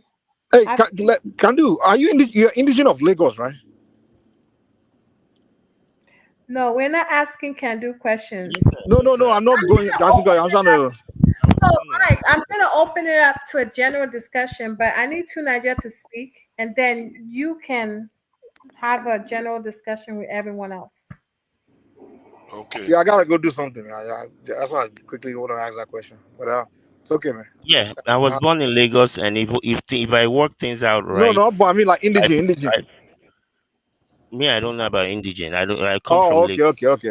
When you say you are from Lagos, I'll tell you an indigene. Yeah, I was born in Lagos, and if I can the reason why I asked that question because if I can work it out right, I plan to die in Lagos. Yeah. The reason why I ask is because I'm all in Lagos, right? The indigenes, their families have rivalries. You understand? Indigenous families have rivalries. So there's some families where they have rivalry with the Tinubu family. So I was thinking maybe that's one thing the reason why he disliked the guy so much. I don't know. That's what I was asking. I don't have any rivalry, even in my family. I don't do rivalry. If you want to do rivalry, I walk away from you. I have better things to do with my life. Okay, you're not indigene. I get that. All right. So with that being said, I'm indigene. I don't care what anybody says. That's where I come from. You're not indigene. Now you are indigene. Well, Mike, you're not going to cross-examine him while I'm here. He has his opinion. I know where you're getting at. So we're going to allow Tunaja to speak. And then you, Mike, can lead the general discussion. Because I know that's what you like to do. You never have a submission. You like to, get into the mix. So, Tunaja, you can go ahead and speak. Are you there? Yeah, I'm here. Yeah, greetings. You can hear me? All right. Greetings, Chioma and the panelists. Greetings to the chat and greetings to the viewers, as expected. I think if you want to stabilize Nigeria from the point of view of these tribalistic leanings, when it comes to, especially towards election, the tensions are going to rise, lives are going to be lost, insecurity is going to increase. Who needs all this drama? If you want to end it, either you have a firm this rotational system in terms of the regions for presidency, or you create a presidential council. Simple. I think the presidential council is actually more stable because all the regions are represented all at the same time. take care of that problem, Nigeria will probably be one of the most stable countries in the world if you do that. Why all these elders didn't do it before now, I don't know. Nigeria is highly diverse.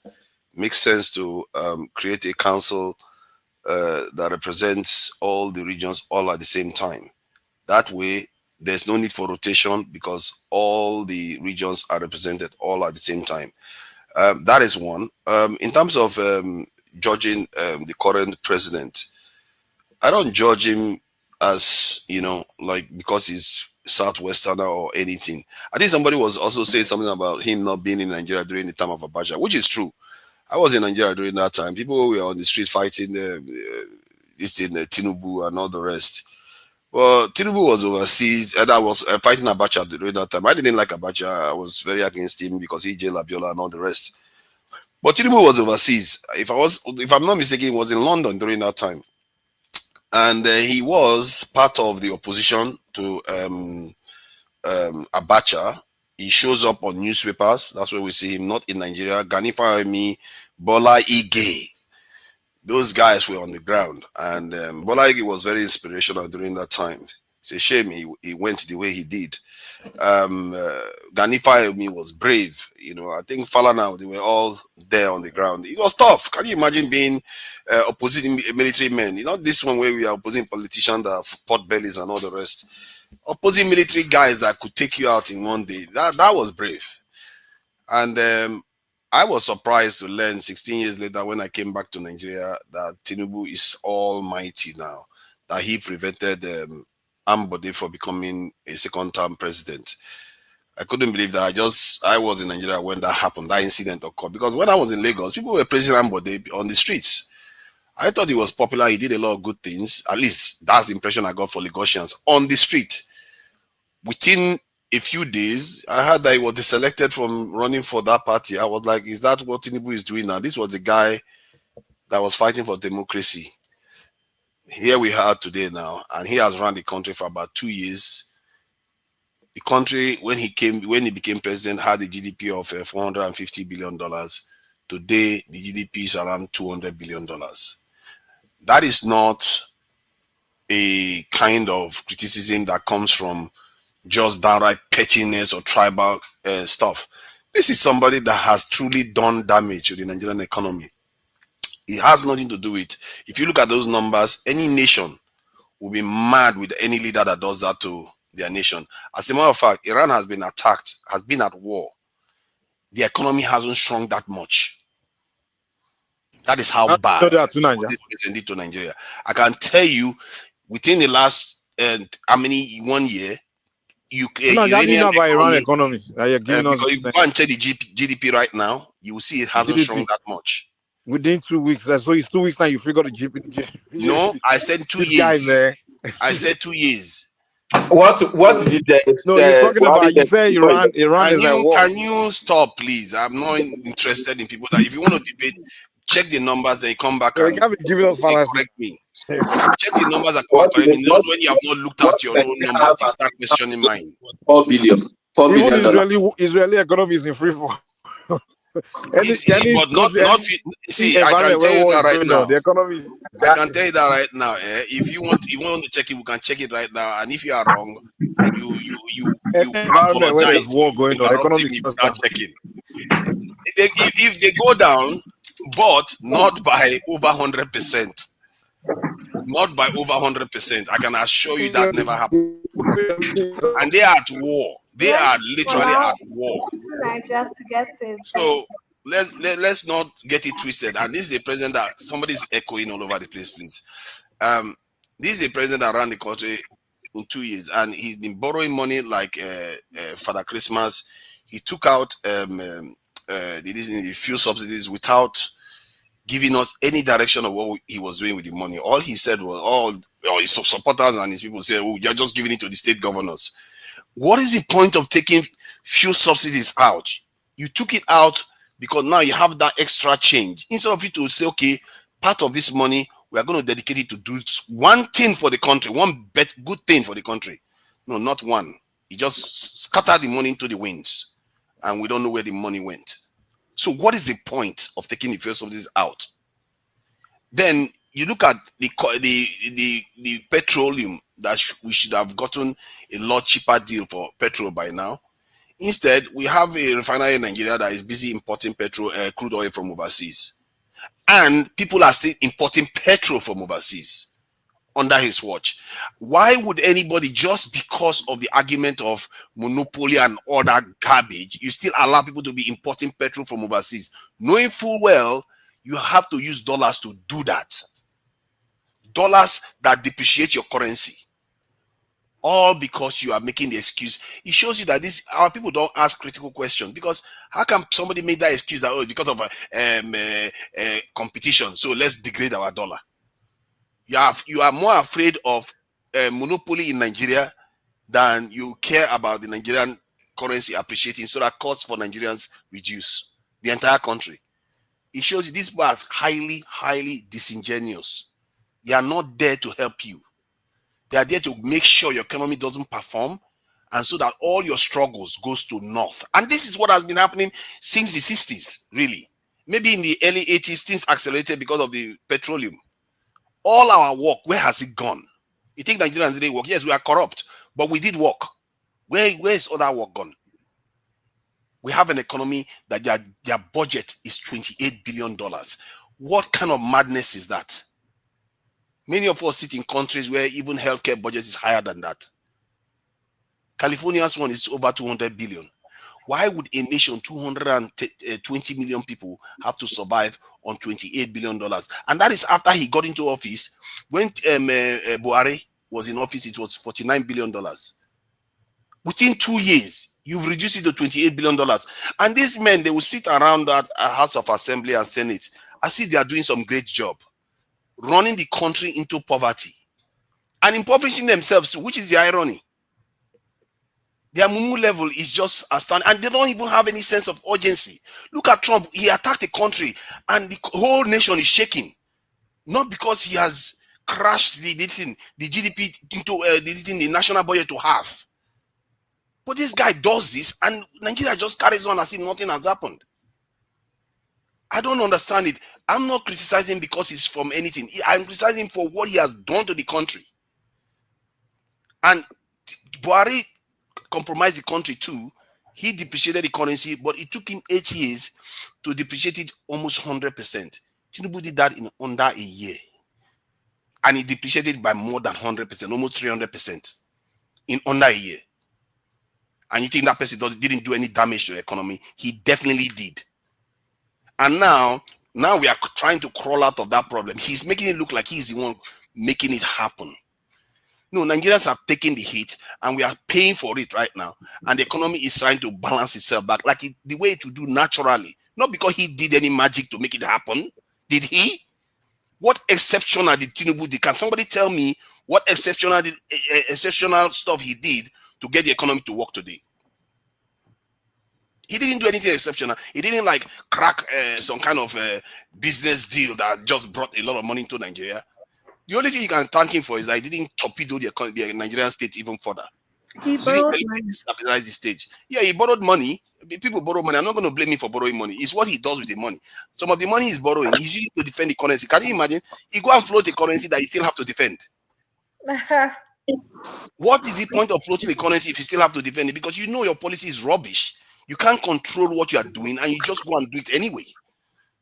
The currency market for a weak economy is a wild, wild west.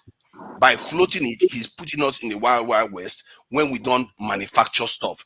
Thank goodness that Dangote is doing value-added manufacturing right now, and he's selling petrol overseas.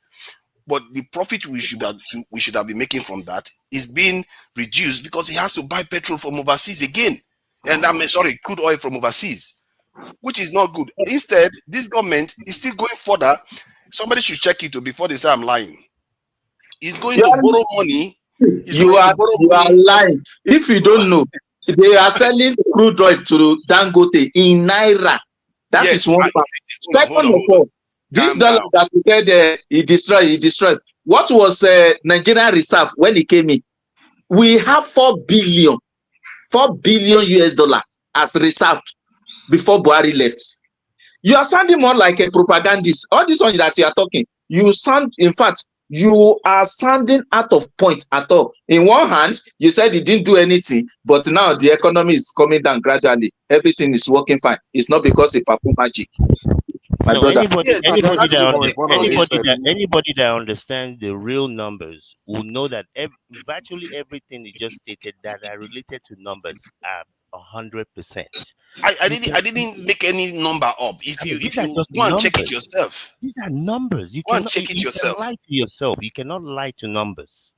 If you just check it yourself, see, don't believe me, check it yourself. So you know for yourself what has just happened to the economy. This is why our people, we get conned. To and we don't even know we Nigeria, are being conned. every president from Jonathan to today all believe, and even the candidates all believe that they have to remove subsidy. They all agree that for Nigeria to even See, I have a agree that headway we can't be starting. We can see the position we're in.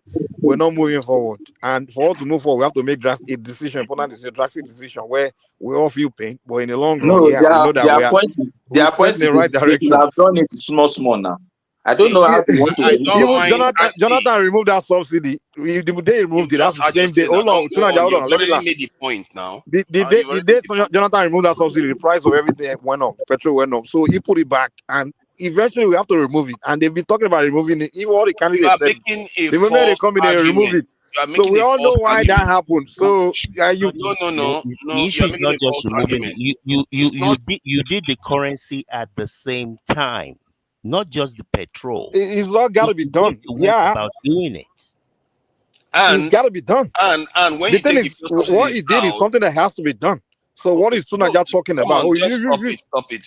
See. If somebody has to get termites out of your house, do they burn your house down? That is not the point. It's how you do it.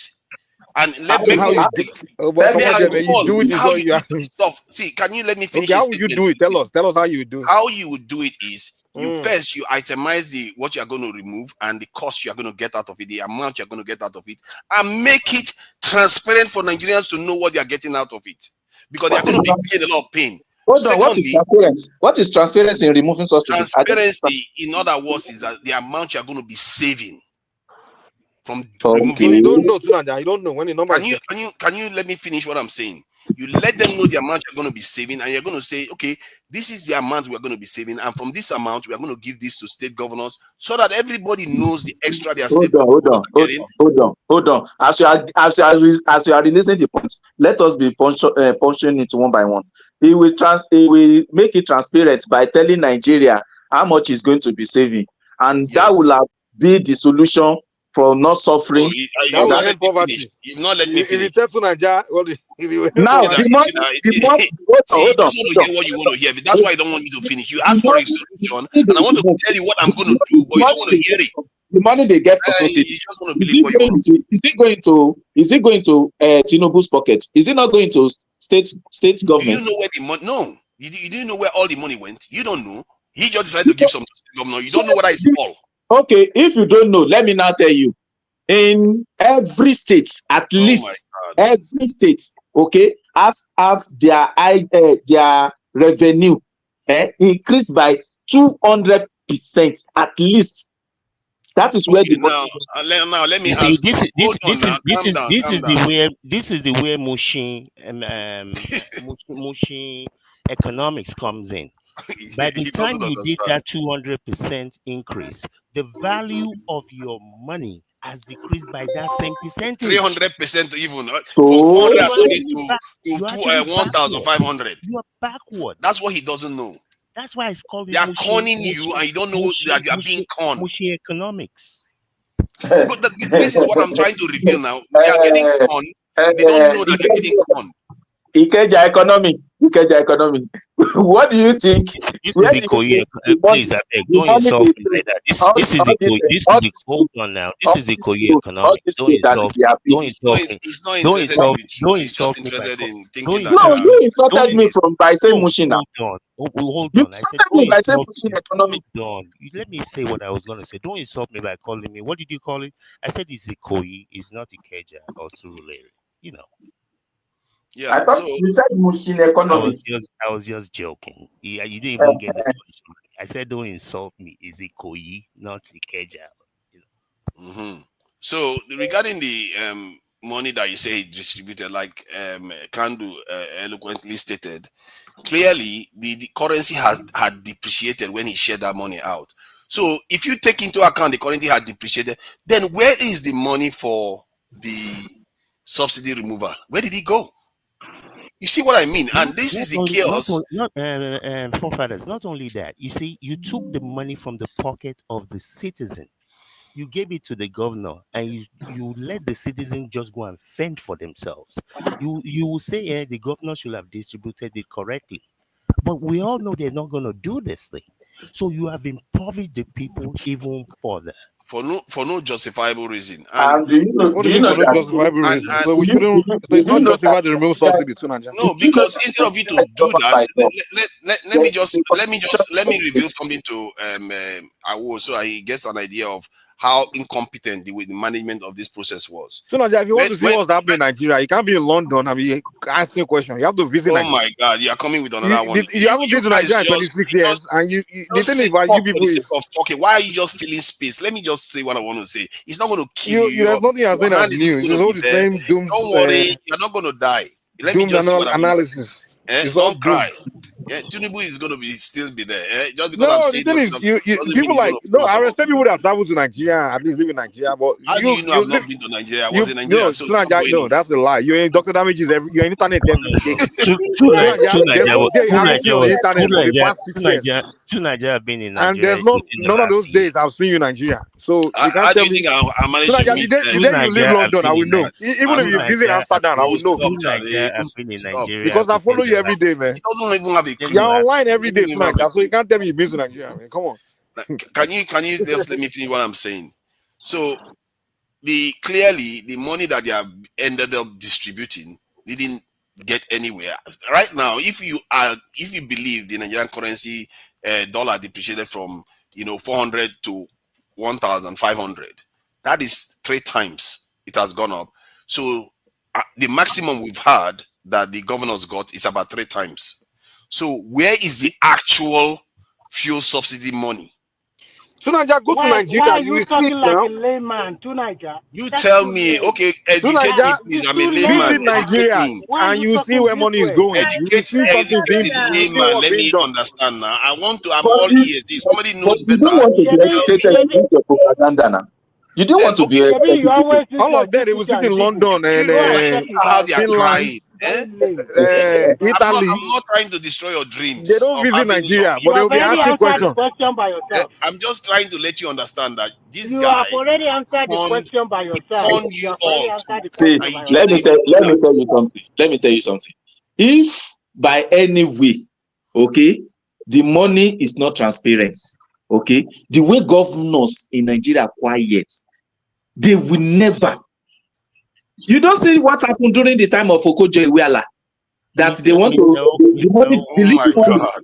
the little money they save, Your the argument is little money, corrupt politicians didn't the little complain. money they save, the way See, governor, your the argument is corrupt politicians didn't complain. That's your That is argument. going to be the basis no, of your Politicians argument. that take foreign cars, that take See, bribe every time in Senate and this thing. Your argument is those guys didn't complain. Are you serious? okay. Choma, Now you are not Choma, telling me that can they you give bribe them, me? they bribe those I gotta governors. go, but can you give me time for a submission? So I'll do submission. I'll leave. 'Cause I just wanna. I don't But wanna do. so stop interrupting me now. Let me just see what I'm saying, please. Now I'm just Okay? asking Choma a question, I've man. not even talked about the insecurity issues that are Why in the country. let Niger finish and then you can speak. You Okay. see? Because So you all ganged up to interrupt him, which is not fair. yeah, thank you for that. So we don't know where the real money has gone, and to reveal another misconduct or mismanagement that he did, he floated the currency and he removed the fuel subsidies. But because he floated the currency after he removed the fuel subsidy immediately, he needed now to bring the fuel subsidies back, which cost the Nigerian economy $8 billion at least in 1 year. If you top that up to last September, it's almost $10 billion it cost Nigerian economy, because he went and did something he didn't need to do. He just did it immediately, one after the other. So now, when we move, see, come on, I want to ask you, can I ask you a question? You are a Is it propagandist. really, goodness, to Nigeria, is subsidy really bad? no, Subsidy removal really of bad? subsidy is not bad. Living Okay. subsidy is not bad. It depends on how you If it's not manage bad, your I economy. promise it is What saying, is the solution from your angle? You did. What is the I tried to solution? give them a get my solution. They started jumping in again. So No, we will jump Absolutely. in. When I give a solution, We it's will not jump jumping in in. because you are not making a good submission. I know Let you me like ask you. the jumping. Let me ask People you. don't want me to make No. one statement. Listen tonight. You continue. Before they remove fuel subsidy, every year there is budgeted allocation for subsidy on fuel and on our currency. Actually, our real value to the dollar is not that real value for more than 20-something years, because we continue to subsidize our naira against all this foreign currency. And we all know that today we are not subsidizing like before. And when you remove subsidy, the government they said that there will be an intervention if need arises. They said so. Every government in the world, they float their currency, and sometimes they also manage the floating of it. So don't come here, I've been telling you. So sometimes you float your currency, but sometimes you also manage it. It's not that you just leave it free fall like that. That's why the CBN is using a lot Remy, of their governments that don't have money, like Nigeria, do not. You see, all you people have done is to make people in the currency market very rich. Every time you try to defend that currency, you're just giving money away.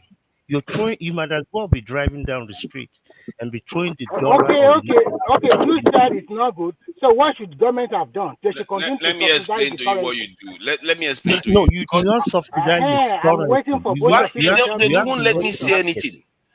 You have to let the market decide. Let me say this. That is what they did. That is hold floating on. of the Can I finish currency. what I'm saying, Let's please? wait for I'm the one Senator to talking, complete please. his submission. See, if you wanted, now I'll try to talk fast because I know they won't let me get the sentence out. So, yeah, they won't let me get the sentence out before they jump in again. If you wanted to float the currency, if you wanted to depreciate the value and reduce the amount you are using to defend the naira, you can do what they call managed depreciation, or you can reduce your demand, which the government has the power to do in so many ways. Like the government actually went and passed a law to limit the profit the black market people are supposed to make. They passed a law. Why did they do it under Buhari? Why didn't they do it immediately he came in? Why did he rush into floating the currency? All those things is the reason why this in black market value, this in the profit is so relatively lower now. Not because the currency is low. Otherwise, they would have been speculating out of this world, and the price of the currency would have shot through the roof, and the Nigerian economy would have collapsed. But they had to pass that law to prevent them from making that profit. Before you continue, let me ask you this: how would you handle the debt to revenue ratio? How would you handle it? That's one. How would you handle the dilapidation currency, non-availability of currency? Before Buhari died with the sign of the naira that brought a lot of inflation and naira scarcity. How would you handle that situation? Because you are making, and nobody in the world wants to borrow you money. Question, you want to answer No, I'm not asking. I'm just putting it together. It's the same thing. No one is willing to borrow you money anymore like before. So how would you handle it? Because your mouth is just from left to right. Continue. The way you would deal with such a problem is, like I said, if you wanted to remove fuel subsidies as a way of dealing with the problem, you can remove it. And the money you save, you can invest it in areas that is productive to the Nigerian economy. And you do it transparently. Can you let me finish? Can you let him answer the question? Can you let me finish? No, somebody need to be punctured this propaganda now. No, but there is he doesn't understand the Nigerian constitution. No, I understand the Nigerian constitution. You're supposed to go to the states. You don't understand the constitution at all. Propaganda. It's giving and you are saying, see, if it was the Nigerian constitution, if it was just propaganda. Exactly. If it was just the Nigerian constitution, why is it that the government have discretion on how much they give to the states? Because the money that they got from fuel subsidy savings is higher than the one that they are giving to the states. Because if you take into account the depreciation of the currency, the money they are giving to the states is basically the same money they were getting before. If you take into account the depreciation of the currency, so where is the actual dollar that was saved from this in the subsidy removal, fuel subsidy removal? Where is that one? Do your own maths yourself. So that is why I'm saying you don't know about it. You are now let me carry on. Let me carry on. Of course, I don't know. You are the expert because the states get it. So my point is that if you wanted to kind of stop the currency from floating, you can manage depreciation, you can reduce demand, and you can also increase this in value added manufacturing, which was actually coming on stream with Dangote Refinery, because the planning should have taken Dangote Refinery into account that the demand for dollar was going to drop precipitously, because Dangote, from what I gather, the purchase of petrol from overseas takes about 30-something% of Nigeria's, that's the demand for the dollar. So what was the rush to flow the currency when the demand for the dollar was about to collapse in Nigeria? You tell me that. Why would anybody go and do that, knowing that you have an instrument to collapse the demand for the dollar? And because of what they've done now, they don't seem to have any need to collapse the demand for the dollar anymore. They are allowing people to import petrol from overseas. The Nigerians have to buy petrol at a higher price because of their own policy, not because it was needed. They just chose it because his own priority is paying foreign lenders, paying all the people that they owe overseas all their money. That's his own priority, not the Nigerian people. And those people have been made very Nigeria is the only country where petrol is cheapest. Do you know that? I think I can come at this from so many angles and so many problems that he has created in that area, but this we don't have enough time for that. I think you are just basing your analysis on something that is not well this is proved. obvious now. You know this. You asked a question. I can show you the chart. You can asked see a for question. yourself. You say, where is the dollar? You say, where is the dollar? You say, where is the dollar? What is the dollar? What is the point of that question? Okay. The point let me go to national security. I was the one that said it here that if Tinubu did what he promised us in terms of his policy on national security, if he did it, I will forgive all his sins. I will forgive everything else he has done wrong. I will not care. He afraid you. No. I will forgive everything else. Like this con that he has done to Nigerians with the currency manipulation and all the shenanigans he has done with the economy. I'll forgive him all that if he had just done what he said he was going to do with national security. Because I knew if he had done that, the Nigerian economy would gain more from it, no matter what other mess he's going to create. So he didn't do that. He didn't do it. Everything. No, hold on. Don't you find it peculiar that everything Tinubu promised you, he did all of them apart from that one? Let us interject you, Judy. Do you know the Fitch rating and the World Bank? Do you know them? Pardon, repeat that again. Do you know Fitch and the World Bank? All those of course, rating Fitch is a credit agency. So hold on. My question is simple. Are you telling me that all these rating organizations, they are all lying about the economy of Nigeria? They are liars. They lie by omission and they lie by addition. Because you did not I hear can what tell you that right now. See, so I'm in the country where the vice chancellor defied this organization for 8 straight years. They were saying one thing and he was doing something and he was succeeding. So if you follow this organization, you're going to walk into the wilderness. No, now it's time that you don't follow them, but you are in that. Why would you follow them? You have to use your own common sense. They will mislead you. Because your common sense you are using today is not right. You are asking where is the dollar. Nigeria has been following them for the last 60 years. Look at our economy. I put a question to you that the country debt to revenue ratio was about 98%. That means if you are making 1 million, you are servicing your debt with almost 900,000. The amount of money remaining in your hand is not even enough for your recurrent expenditure. The last government, all the previous government, they have been borrowing money to meet our recurrent expenditure. As we are talking today, we are no more borrowing money for that. Even some of Nigerians. Are you kidding yourself? Let me finish. How much is Tinubu about to borrow? Oh my God! Let me finish. About to borrow? Calm down, Mr. Kandu. Most of Nigerian states now they were able to pay off their debt. A state like Jigawa was able to pay 94% of their debt. Nasarawa was able to pay about 75% of their debt. Ondo, 53% of their debt. That means it freed them to have more money they get from the federal government and the internal revenue to generate. That is why you see some states that they were able to continue to construct more roads to provide more infrastructure for their states. And as we are talking today, Nigeria is in the sound footing. So what I mean by sound footing is that the economy is stable, not totally stable, but it has been stabilized, and we have more opportunity to even, if we want to borrow money, we can. This is a gradual process, not you condemn everything like that. I ask you some questions and you are just off and north and south, east and west at the same time. You want him to do this. I talk about floating. When you float your currency, Most countries do manage floating.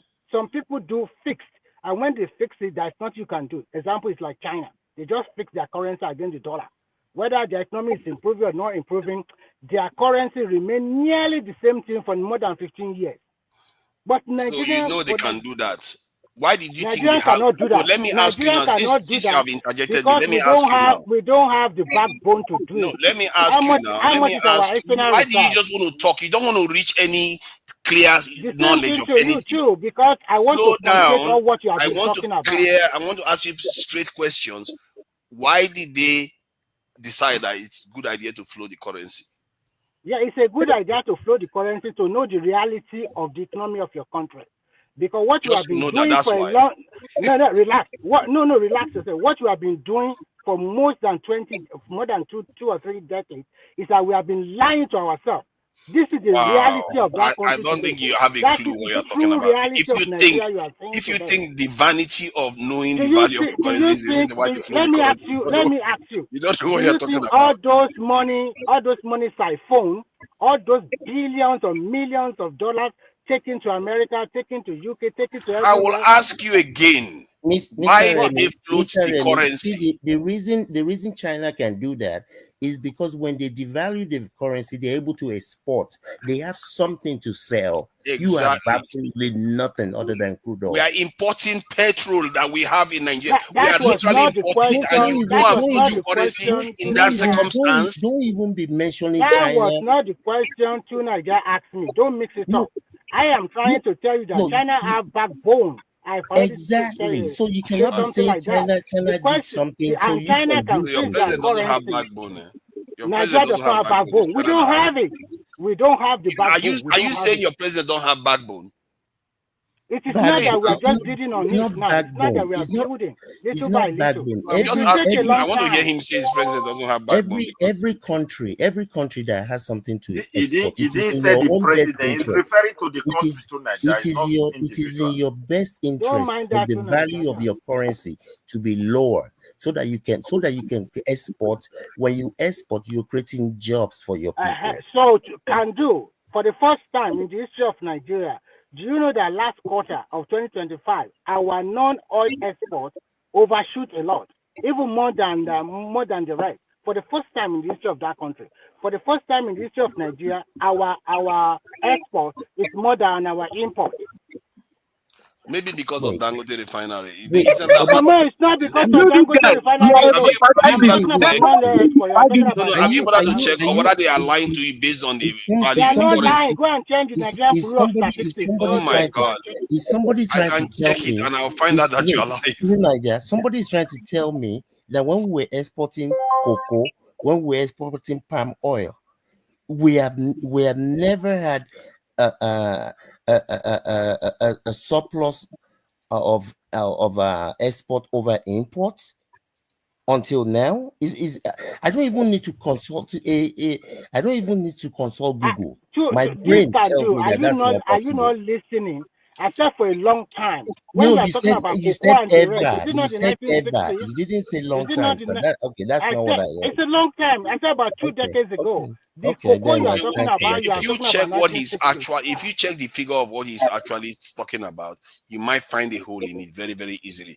They use these numbers that they give them. They don't actually look within the statistics they are being given, and this is how people they get fooled very easily. Like when they tell you now that the money that hold on, let me finish now. Let me finish what I'm saying. When let me give you an example. Let me give you a quick example. When they tell you that they are giving a state governor twice the amount or 3 times the amount, without taking into account that the currency had depreciated, you just misread the entire thing because you don't know how to read the statistics correctly. Which is what they've repeated. Which is what they've repeated this morning. I mean, you give me double the amount. Is the reason why the budget, even though during Buhari's time, but the value of what you have has lessened by more than 200%. You cannot look at it. You cannot look holistically like that way. Because most of the things they are also when the Nigerian government, most of Nigeria the was things, not an import no. economy. If Most of Nigeria the was not an things, import economy, I no, would have agreed relax, with you. But relax. Nigeria Most of economy is relying on imports. That's the no, problem. You most have to of the use things dollars that to buy those things. okay. Let me ask you a good question again. I will continue to puncture you tonight. Look at all the projects being commissioned in Abuja and in some states in Nigeria. I'm not talking about the states. don't Look worry, at what they are doing. So where did they get the money? They're not going to slaughter you by They borrowed Where a did lot of they money. get the And money? what are the projects that have been done? What projects are you talking about, please? Go and check it by yourself now. So you're talking Go and about check it a by few yourself. billion naira projects. That's what you're talking about. We are talking about Go and billions of dollars here. So We're not talking see, about you are billions of just naira. We're talking about billions of criticizing dollars. unnecessarily. Yeah, So I don't know why people just fall for all these scams. Maybe it's the vice president's house. Maybe it's the vice president's house that they're rebuilding. I don't know why I should have gone into a con business, because there are so many people around to be conned. You see, people get conned easy. Look at, they don't even ask critical questions at all. They increase this, they increase that one, they increase export. You don't look into the data. Have you never been told how to read statistics? Your own data you want us to take as correct one. Did you see the new 2000 tractor they just imported? I like to see that. I like that, but what's wrong with that? What do you say about that? It's a good thing now. Is that not a good step? As long as I don't mind if they import tractors for people to use. Why should I be against it? Let me do this. You see, this is one of the things I don't like about Nigerians. The guy in Burkina Faso came in, imported tractors from everywhere. Nobody is saying, yeah, people are acknowledging it. But this government or any other government does something, and you start to make it as if they've reinvented gunpowder or something. But you don't want to acknowledge that they do something now. You said I don't need to acknowledge them for doing their job. It's not doing anything. That is the problem. You are not acknowledging where they have done something. You see, I live in North Carolina and Alabama. When my state governor does their job, I don't go about thanking them for doing their job. Your problem is you thank your governor, you thank your everything for doing what they're supposed to do. What's wrong with you people? So, I was saying, in terms of national security, he went to Chatham House and promised something that he was going to do in national security. He said he was going to recruit heavily into our security forces, which I was looking forward to him doing, because that would have changed something that we've never done since the colonization was actually try to take sovereignty of our territory by our own selves. And all the presidential candidates promised to do the same thing. But Tinubu has done almost everything in his manifesto other than that one. It's very interesting, isn't it? The most important thing that I picked as the only thing I would forgive him if he had done that, that's the only one he didn't do. That should tell people that thing is important. There's a reason why he's not doing it. Because if he does it, he would have changed something that we have not managed to change since we lost this country to colonization. And till today, he hasn't done it. You guys should ask yourself, 200 people died just last week in Benue. And I heard that there was a bomb blast in Bonu yesterday or so. The insecurity is going to get worse towards an election, because that's when they try to truncate a country's this thing. Because obedience already, right? No. It's just in nature. I think it happens in every country, really. In America, you see that there's insecurity towards the election. It's always like that in most countries, because there are always people out there trying to cause confusion in your country. But the more you have control of your territory, the less chances are that these things are going to happen. And this president, for whatever reason, has chosen that he's not going to go on to the point whereby he's going to take control of his territory.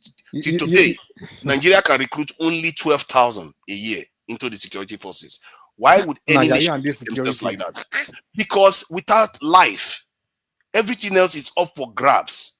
Nothing else you can guarantee. That's why we are suffering. Why is it that?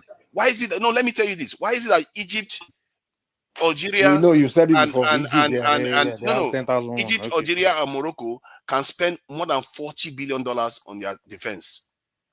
$40 billion. Nigeria is spending $4 billion. Tunaja, And Nigeria is that the reason you are scared population to go to outnumber all Nigeria? those countries. Nigeria population outnumber all those countries.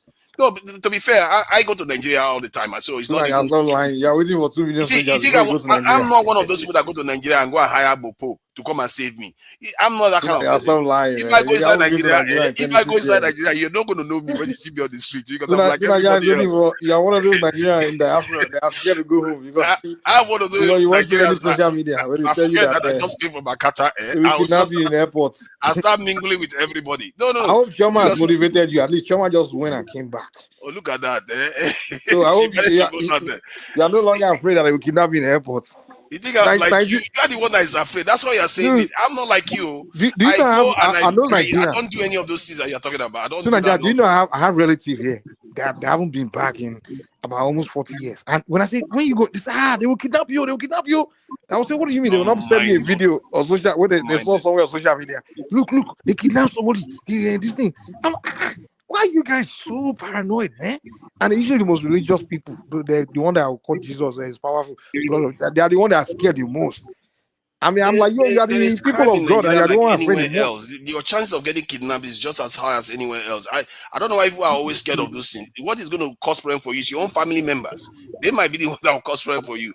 Just, if you go to Nigeria, for some reason, I just don't care. I don't know why. I just don't care about like I'm from overseas, because within 2 days, my Nigerian mindset is back. And I'll just take the people that cry about Nigerian security the most are Nigerians outside of Nigeria. They are the only ones. When I go to a platform on Nigeria, living in Nigeria, they are not even what they are talking about is something different. Whenever I get to a platform on Nigeria that live in Europe, America, they are the only ones talking about how Nigeria is the insecurity. Oh, it's God. Abba. They are just scared when they go in. If you are a true Nigerian, once you go in, you just forget all your fears. It just goes away. You just become somehow. You just, for me anyway. Once I go, I just forget. At first, when I go, I do have anxiety a little bit. But the moment I land, I just, for a few hours, it's gone. You become normal. I'm now in Nigeria again, and I will try to.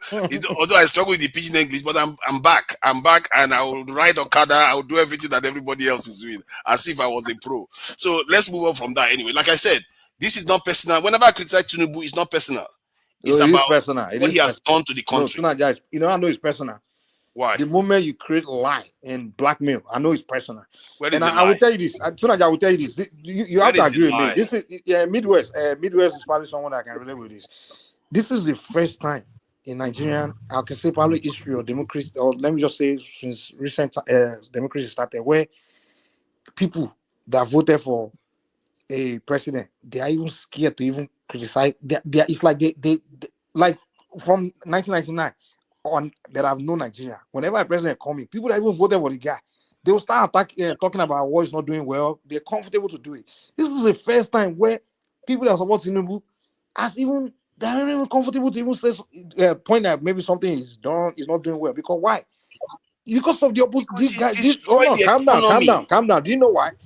Because of the opposition. You guys are playing opposition. You're playing some opposition of hatred and bigotry and just blackmailing, and to the point where I'm like, oh wow, it's like you've overdone it. Where now I'm finding it so difficult to even say, okay, Tinubu, you can do better here, because the way you guys are playing your policy is so goddamn. Because I supported Buhari. Hold on, I supported Buhari, right? And when he became president, I was still, even till today, I still kind of see him as someone that did well because he built some infrastructure. And to me, Nigeria, all I always want is good road, someone that can at least put effort into road.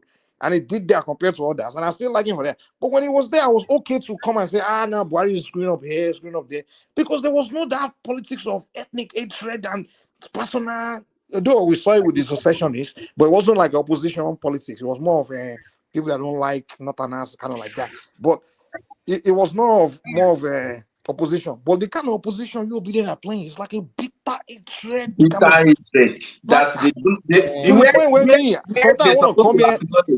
Yeah, to me, like sometimes I want to come here, like some things Tinubu is doing that I don't agree with. I want to come here and talk about it, but I find it difficult to do it because you guys have already done it, like beyond doing it to the point I'm like, okay, let me just shut up. The over there already, they've done it and they overdo it, so there's no point of even coming here to Mr. Mike, you see, well, maybe the average Nigerian or whatever you want to call it, like I said earlier, the second year of Buhari in office, the second of his first year, I listened to this guy a few times and I was like, I wish the Nigerian people could come to a consensus, including him, and say, please hand over the country to Lamido Sanusi. I don't care where the person is from. I've never cared where anybody is from. Never. And I never will. Whoever can do the job better is who I care about. I don't care. Were you online during? Were you ever online during Buhari's presidency or any other presidency and spilling this kind of? No. Yeah, like no. I can't. Like when I see you talk, it's not really about pointing to me. I just see hatred. That's it. Honestly, when you see me talk, yeah. When I see you talk about, it's more like it's personal. It's personal. Like when I hear you, when I hear rational mind, I'm not seeing people. Like when I hear Emeka, listen, wait. When I hear Emeka talk about what Tinubu is doing wrong, I don't see hatred. I just see the man pinpointing things like what he see that he doesn't agree, that kind of thing. But when I see, hold on. When I hear rational mind, when I hear you, it's not really about criticizing what the man is. It's just personal hatred. No. And then when I hear some, hold on. Let me learn. And then when I hear obedience, some of them is just tribal hatred. That's what it is. So I'm like, okay. We are not doing politics anymore. This is just hatred. I don't do politics. But before Tinubu presidency, hold on, calm down. During Obasanjo, even people that voted for Obasanjo, they come and we talk about what Obasanjo is doing wrong, and we don't sense any kind. It's nothing. And when people point about what Obasanjo is doing wrong, what Jonathan was doing wrong, what Buhari was doing wrong, it wasn't really. They don't make up lies. They tell you exactly what it's not doing. They don't add propaganda. They don't say, they don't say, hold on now. They don't say yesterday, Obasanjo or Jonathan or Buhari and did something. They just make up something. But but with this guy, it's more like people, like Tuna just said earlier, just make up something. We're like, Mike, but Tinubu was the king of propaganda now. What do you expect? I don't know. I buy a politician.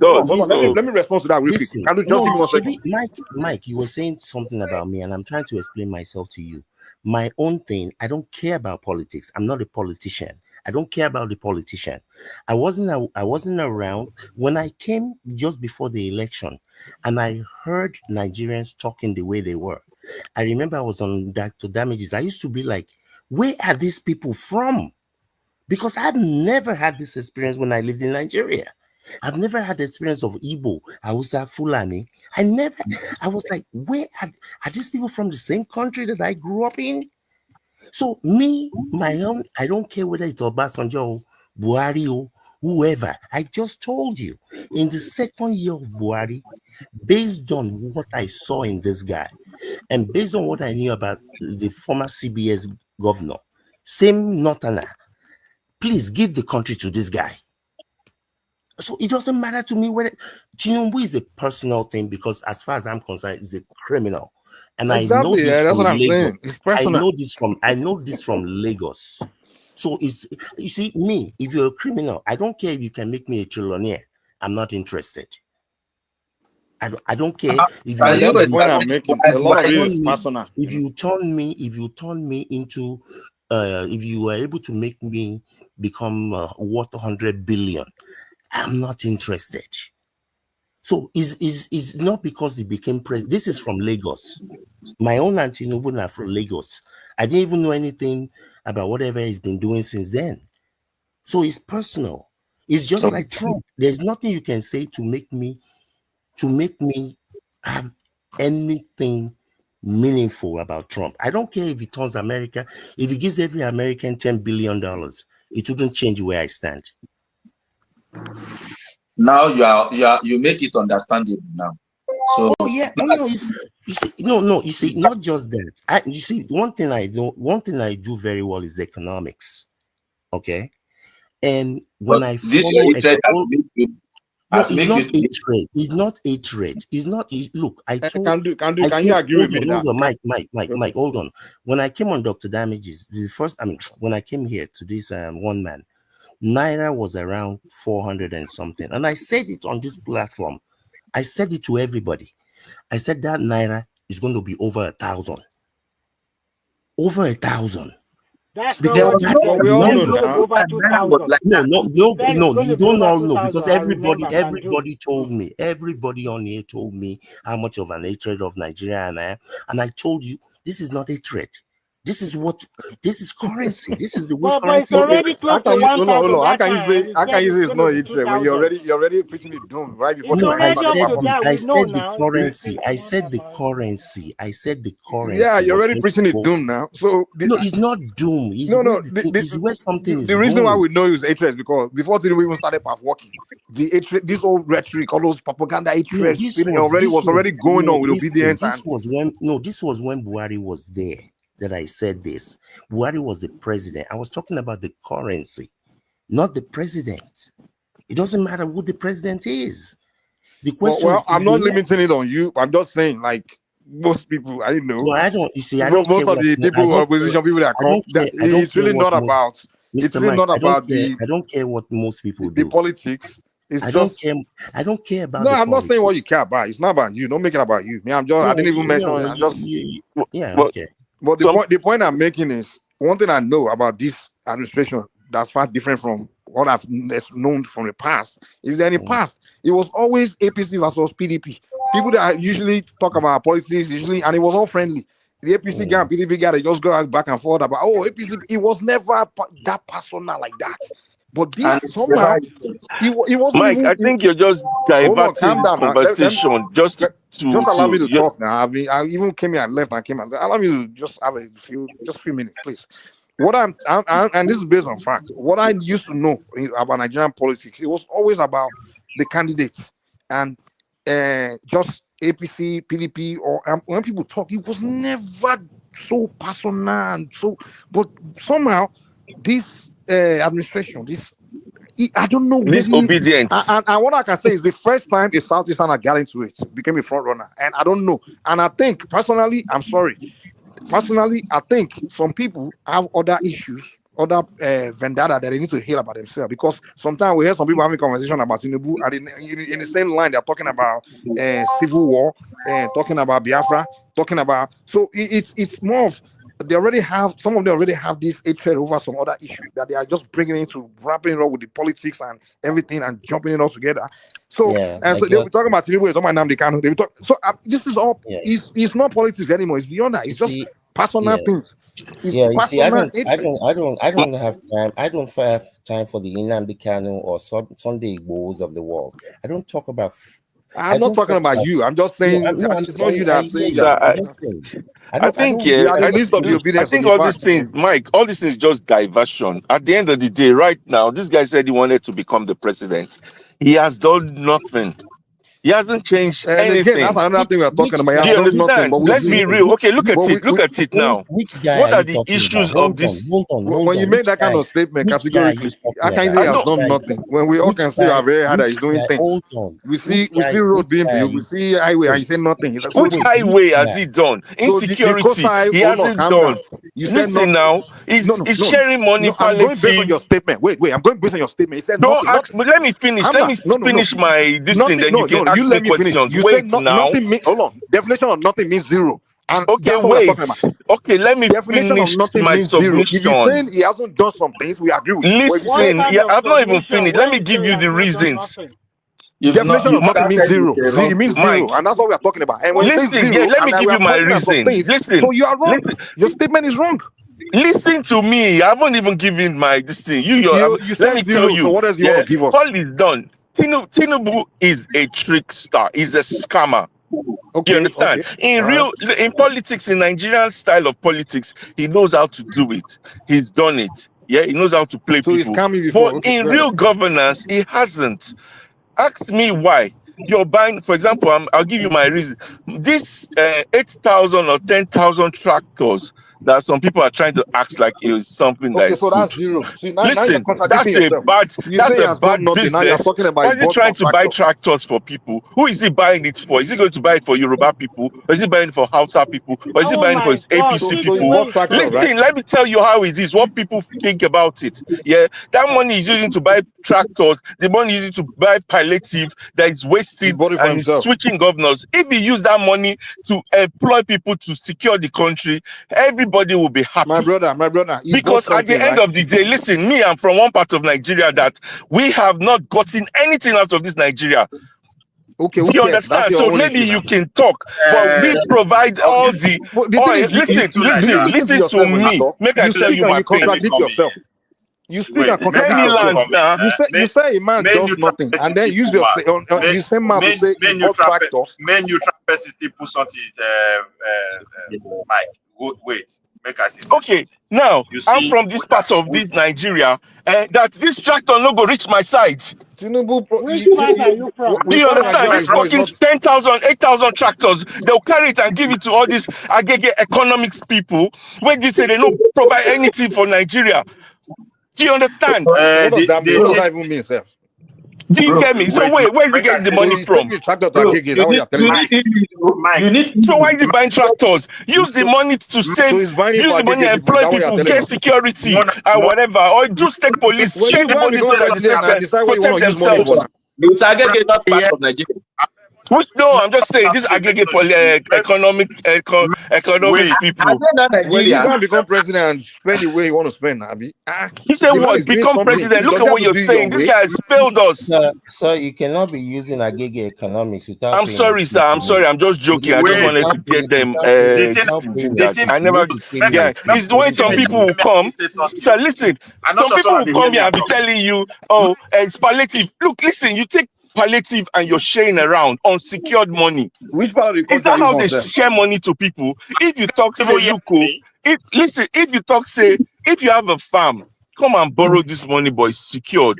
So that wherever tractors you've given out, yeah, Don't they you're already giving, borrow you money know to you're going to farmers? get it. Now you're going to share it to people that will go and sell it, or people that don't even have interest in the How do you know business. he's sharing it to people that are going to sell it? He's going to do that because How do you government know? has got nothing to do with So business. there's nothing you are saying that's based on any kind of facts or anything. It's just What do you that's mean what we are nothing saying. I'm saying? I'm giving you something. Look at he did that When you guys talk, for you're just talking from a place of hatred. That's all it listen, is. oh, You're not making you points. just defending this guy. He's No, I'm not rubbish. He's no, not going to do I'm anything. challenging You've what been defending him for 3 years. When you are you people don't make points. that doesn't have, you don't have, What you're you doing don't. is just blackmailing. That's all it is. There's no point you're What is making. blackmailing? Even you Look at contradict security. everything you There's say. insecurity in the country. You're doing Bro, business you to what? contradict Who wants to yourself do when that? you speak.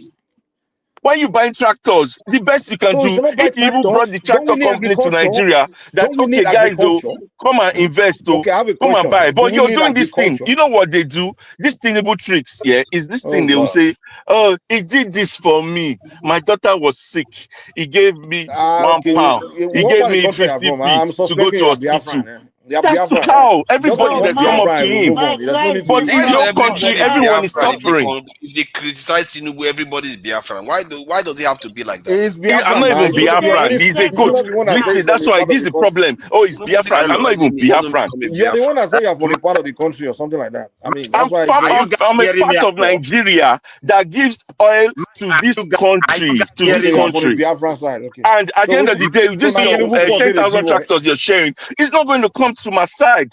And if it comes, who is it coming to in my How do village? you know that? How do you know that? Who is You are it not the coming one to? that I'm is not even supporting it. interested in You are that. lying. Come on, This is what stop I'm saying. it. Your You don't style of know. governance, this style of governance is a wrong style. That's what we're You are saying. talking all over the wrong. place. You're not making You any perceive points, it that honestly. way.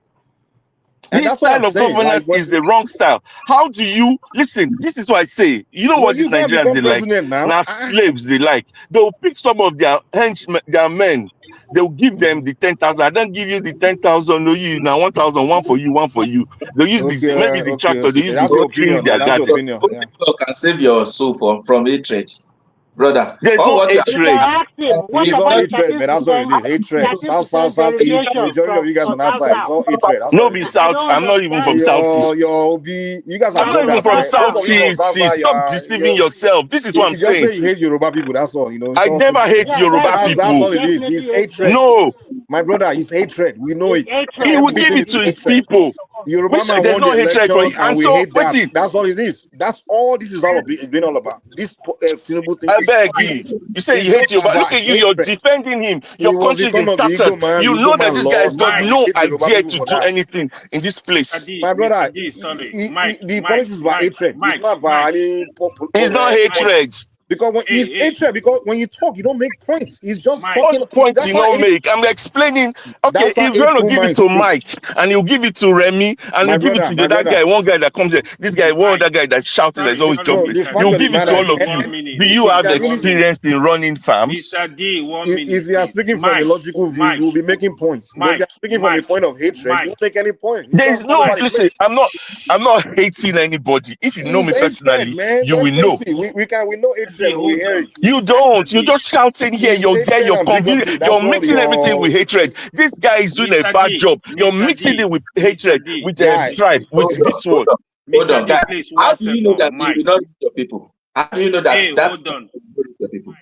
Mike, What please, evidence do you have? please, let's elevate this discussion. Let people be able to contribute freely. This idea Well, of we are all contributing Nigeria, freely now. What are you hold talking on, about? when somebody is talking about government, then the people will come and say it's hate. No, it's not making points. That's why we say it's from hatred. Because But if you it's said making that points, you to can two start from his Nigeria points. earlier. You said that to somebody else earlier. Can we just stop Who this? else? You said that to other people before him. Who? You said it earlier. You said it was hate when No, somebody is I said talking. this. Hold on. I make it clear. I give clear analysis of why I believe this Tinubu administration is by hatred because it's not. No, I'm not saying from everybody. I know people when they speak. Hold on, calm down. When you speak, AY, I know it's not from hatred. And I also give you an example. I say when Midwest speak, I know it's not from hatred. When they make us speak, I know it's not from hatred. And I'm telling you that some people, when they speak, I know it's just from hatred. So I know when people talk, because when you speak, you can go straight to a point. You make point, and we talk about the point you're making, and we can see sense out of what you are saying. And Right? it's also Midwest, hold on, give me a second. When Midwest he speaks, we can see he's speaking to a particular point view, and it's not adding lies or propaganda to it. When you speak, you don't have lies and propaganda. You're talking straight to something you disagree with. And I see that I can't see here AY talk, Midwest talk, or Emeka talk, or some other people like that no talk, and say these guys are talking from hatred. But when I hear some other people talk, first of all, they will create a lie, something that never happened. They will, okay, why are you lying? It's hatred. If it's not hatred, they will just manner when they talk, they will not make a point. They say something, they contradict themselves in the same sentence. So we are not making points. So what are you talking? It's hatred. And we know from the beginning of this whole Tinubu election, everything started with bigotry, and we got a bunch of hypobians that are just coming in. They in the same sentence, they are talking about Tinubu, they're talking about Biafra. So those kind of people, they are talking from hatred. They're not talking from any kind of logic or trying to make any points. So that's what I'm saying. I'm not accusing anyone that Mike, anyone talking from hatred. Mike, in addition, his first statement is that Tinubu did not do nothing. Exactly, He he has not says done zero. nothing. That was your first statement. From your Exactly, first and we statement, say, and we where point you are at something coming and it from. shifts to something else. And Easy. we're like, okay, we are not making point. You're just feeling hatred. That's what it is. Okay, listen. What is hatred here? Explain. What is hatred? Okay, let me Your explain guy hatred. is Let me buying. explain hatred Listen. to you. Okay, wait. Let me explain hatred to you. Okay, you are here now, and I want to talk about you. And then I begin to tell everybody. Everybody know you were in London yesterday, and I tell everybody that this guy here, he was in Canada yesterday. Oh, this guy here, he robbed a bank yesterday. And people know he didn't rob a bank. So what am I saying? Am I speaking to facts or point Okay. about you, or am I speaking from it's hatred for me to be start blackmailing you? Listen. Hold on. For me to be hold on. For me to be blackmailing you, it's hatred. It's nothing Okay, so else. what have I said just now that is a lie? You say it's zero. That's one. You All start the from Oh, things there you I are and we saying said is go. a it's lie. zero. Nigerians Okay, are we still say lies suffering. and things, and that's hatred. When AY talk, AY doesn't say, "Oh, Tinubu yesterday kill a woman. You know, he tell you the truth No, about I what he never should have said done. any of all that. So we know You that said okay, you this will man not is give your actually people talking to. tractor. He's I actually said being it's zero. Look, listen. This is my Zero own is the same thing. opinion, and a lot So, of Mr. D, Nigerians' let me ask opinion. you, Mr. D, let me ask you this question. The and you South start South talking about states, the side they of are the country you come getting, from. sorry, Mike, the South South states are getting 30% derivation. Yes or no? I beg, listen. Let me No, not I start with just that asked one. you. No, yeah. I just Listen, asked you let's not yes or start no. with Just this. answer South it. Side, don't Just listen. Don't tell us those ones. Yeah, South no, South, no, no. I just asked 13% you a simple. derivation that the head Let me office go is where I headed am by going. Yoruba people and Hausa people, Oh and is in God! Abuja. You see What do you mean? Yoruba now. Exactly. That's what. So you are biased. The hatred is there for No, no, no. Yoruba So who people. should look? Listen, who I should just be asked you a the simple question. 13% Say yes or derivation? no. NDDC. Where is it supposed to be? Is it supposed to be? It's not supposed to be in South South. Why should it be in Abuja? Why should it be in Kano? Why should it be in Lagos? NDDC is not in Kano or Kaduna. What are you talking about, sir? No, I just so the asked you a South South. simple question. Why is it? No, no, Why is it let me being? say. Okay, Listen, give me listen. 1 minute, For please. you to get I the beg you, payment give and me 1 everything, minute. why is it not in I South South? beg you. People are I beg complaining. You you. know what I'm talking about. I beg you. Give me 1 minute. Give me 1 minute. You just 1 minute. I beg you. For more than 2 decades now, the South South states have been receiving 13% derivation. That's a lot of money. The highest state that gets a lot of money every state is Delta State. Can you tell us that this, and they have governor from Ibori to the present governor, and they are receiving their allocation year in, year out, running to billions of naira. What have they done with that money? Because when you continue to say this man that's there for over 2 years now, he has not done nothing. What about all those presidents that have been there before? What about all those Listen, governors that have even been there if before? listen, No, even let if me finish. Let me finish. yeah, yeah. Why that money you are making as a state in Delta cannot be compared to a poor state like Oshun, or a poor state like Abia, or a poor state like maybe Kebbi or Sokoto or whatever? They are getting little money. You are running with about 20 billion, and they are running with 1 or 2 billion every month. That's a lot of money for more than 20 years. We do not see that visible infrastructure in those states, from Delta to maybe to Edo, only rivers. What about Akwa Ibom? So sometimes when you come here and you see what you're talking about, the NDC is not Hausa or Yoruba. That is hatred in your mind. It is not even hatred. Listen, I don't listen. It is not, The and I final don't say I question. don't really even The care. question I At the end want of to the ask day, you is this. you The listen. question At the I end of want the to ask day, you. I I said, don't give me care. 1 minute, then you answer the You question. don't. Your question is just The going question I long. want to ask you. You're making a submission. You say Let your me finish. question. Let me finish. Guys, hold on The 1 second, 1 question second. I want to ask you, Mr. Remy, you see D. No, no, you no, are the no, no. Remy, you see you are Let the me ask my problem here. question. Yeah, Let I me know you're ask going to ask your question, but you are the let me problem ask the here. question. I beg you. When I you are beg you. when you come to debate people, you're not able to provide superior argument, and you start asking question. No, Why I'm don't not. you? I'm not here to win any debate. I'm just It's here not for winning. analysis sake. It's about argument. It's So about providing maybe to superior you, argument. the question I want to ask the guy is very simple. You don't know where I'm going. So, Mr. D, because Please you said be this fast. man, Yeah, I'm I'll listening. be fast. So the question I want to ask is very simple. The president to you has done nothing. Fine, we accept it. Now, tell me, all those South leaders that you have in your state, what have they done for 25 years? Listen, listen. Okay, let me. You want me to give you an answer? Yeah, I'm a Nigerian. Yes, and I'm not just talking about South. We're not talking. We're talking for everybody. Yes, we're talking for the Yoruba people, the I'm less sorry, people. you are not talking that Listen way. to me. Listen to my perspective. How I say, at this point in time, Tinubu government, APC government has not done anything for Nigerians. Are you talking And it's not about 10 years propaganda. of APC? Listen, So he's wait, tried to do are you his talking things. about 10 years of APC or 2 years of These 2 Tinubu? years that he's been Okay, here. thank you. Go ahead. Go ahead. You understand? These 2 years, listen, and I'm saying these 2 years that he's been here, he's been getting on. He's done some good policies.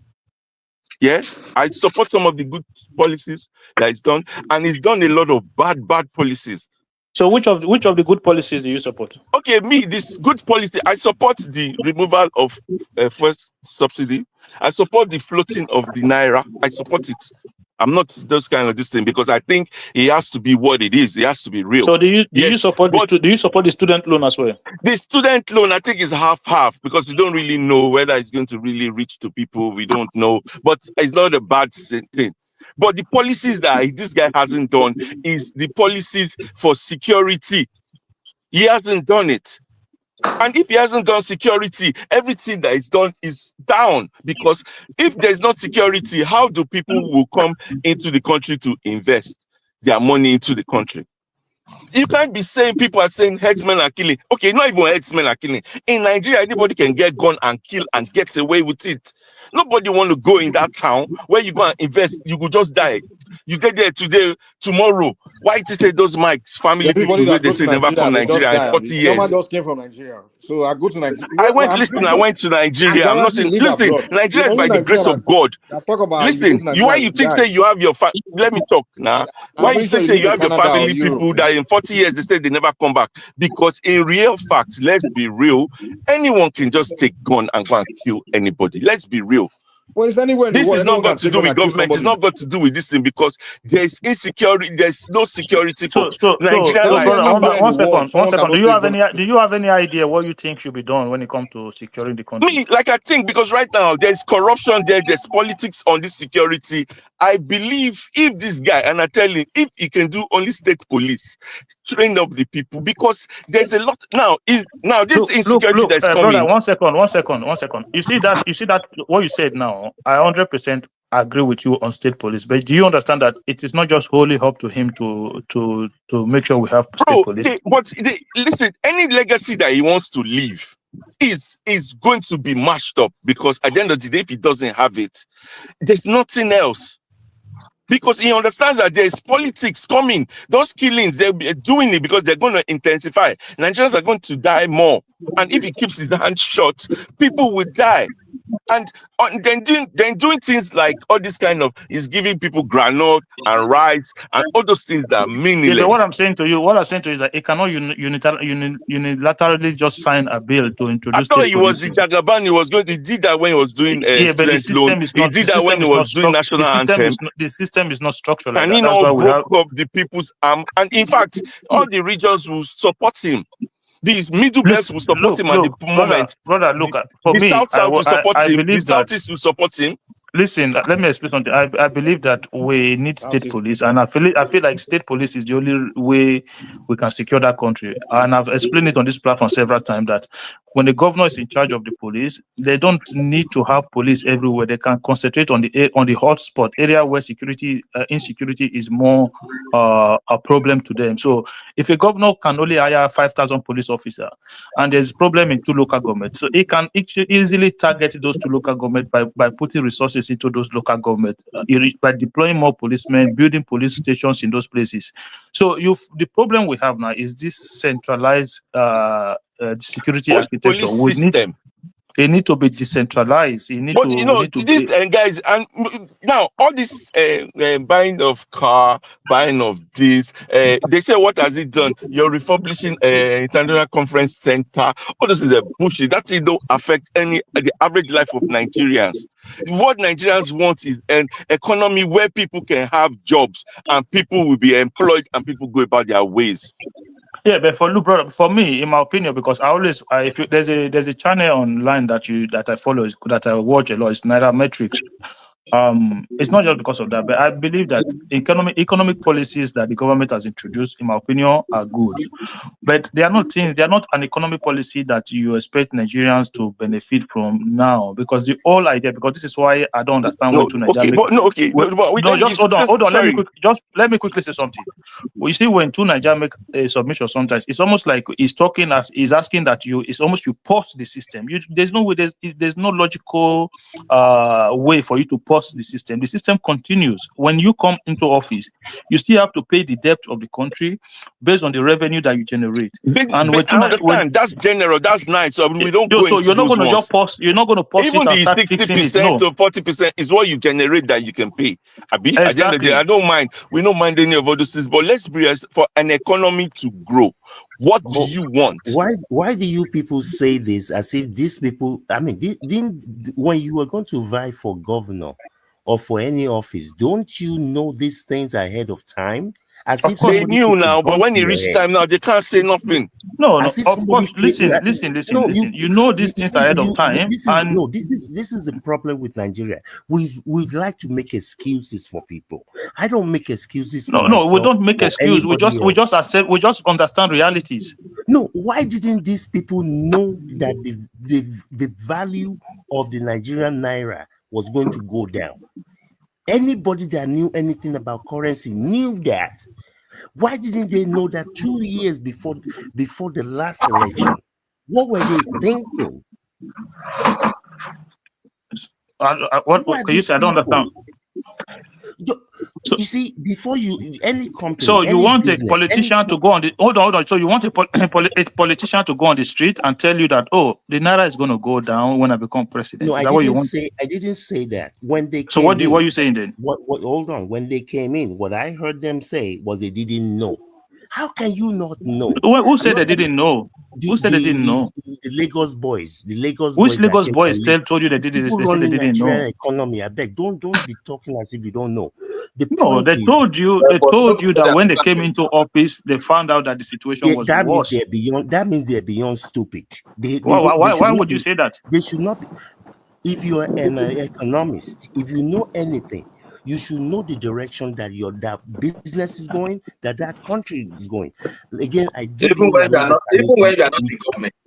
Well, I wasn't in government. No, I came here and no. told you what was going to happen to the country. What do you mean when they're not in government? Why do you need to be in government? Oh, but You should be able to know. You should be able to know what the price. Hold on. If you know anything, if you're running any economy, you say crude oil is your main money maker. You should be able to know where crude oil price will be 9 months from now. You should be able to detect that. Know that How are you today. going to know? How are you going to know where crude oil price is going to be 9 months from now? What kind of talk is that? I'm not talking about you. I'm talking about the people that Yeah, run the country. how would anybody know They will that? anticipate now. They will go and save some petrol. Let me tell you, Mr. O, this is you see, as I'm talking to you now, I can, if it was possible, I would tell you exactly where crude oil will be 9 months from now.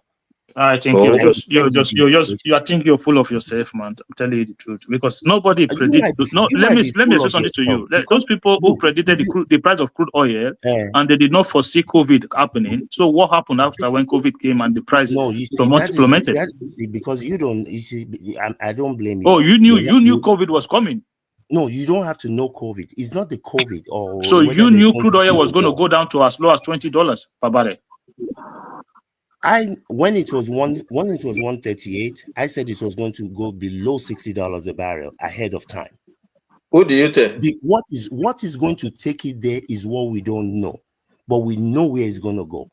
So basically, you just add a forecast. You know that come on, man. Let's no. This is why I say when we make argument, we have to be real. We have to make argument based on reality, not logic. The point was not about me.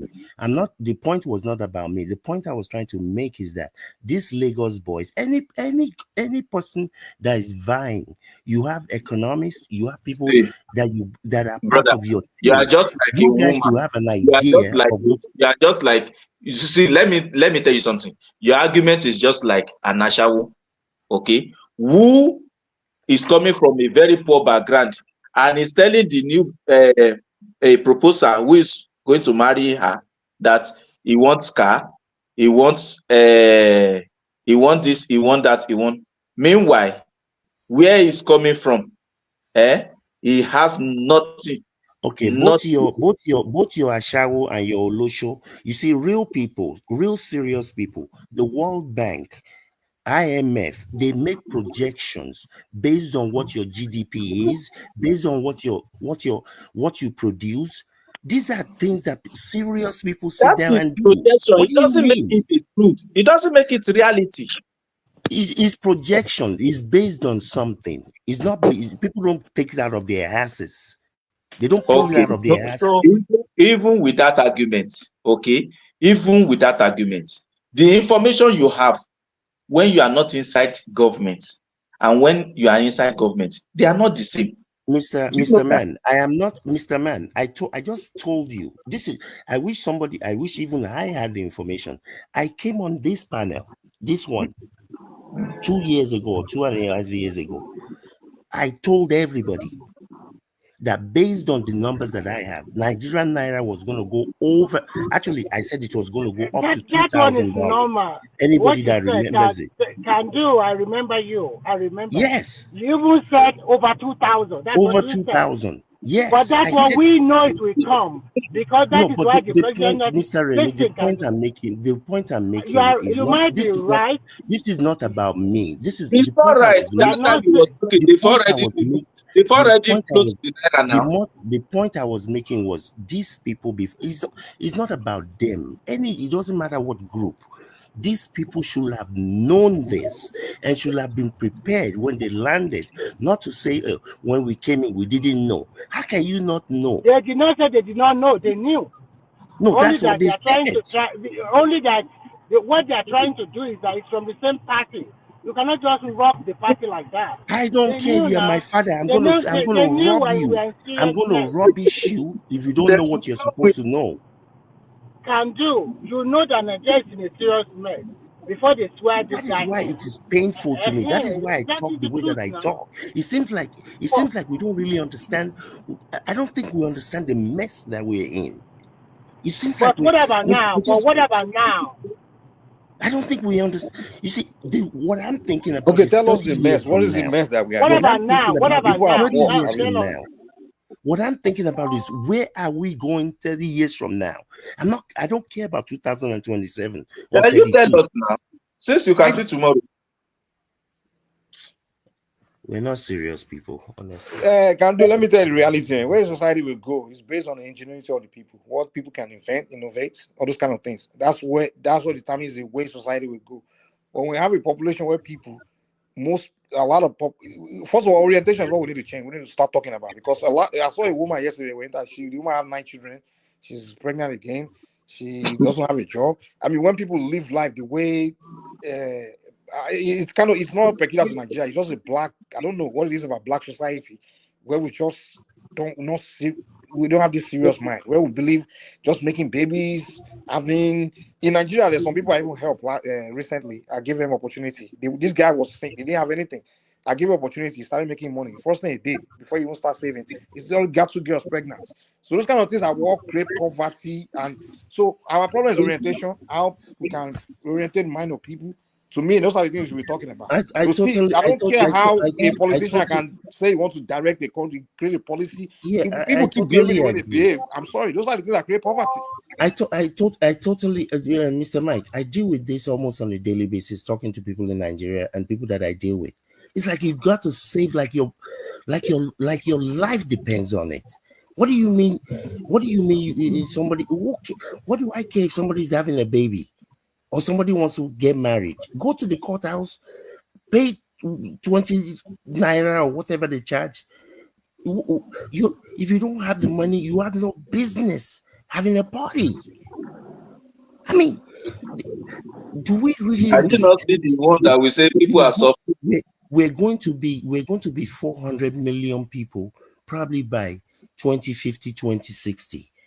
How do we provide for that future? That is my provide. pain. See, the reason why I made that point is in like when people like you sometimes you come and try to tell us why Nigeria is wrong. You always give an example of somebody that's poor, and sometimes like if you're going to give an example of what's wrong with Nigeria, give an example of maybe some roads that's not being built or things that are not being built for the people that want to do something with their life, right? That's a good example.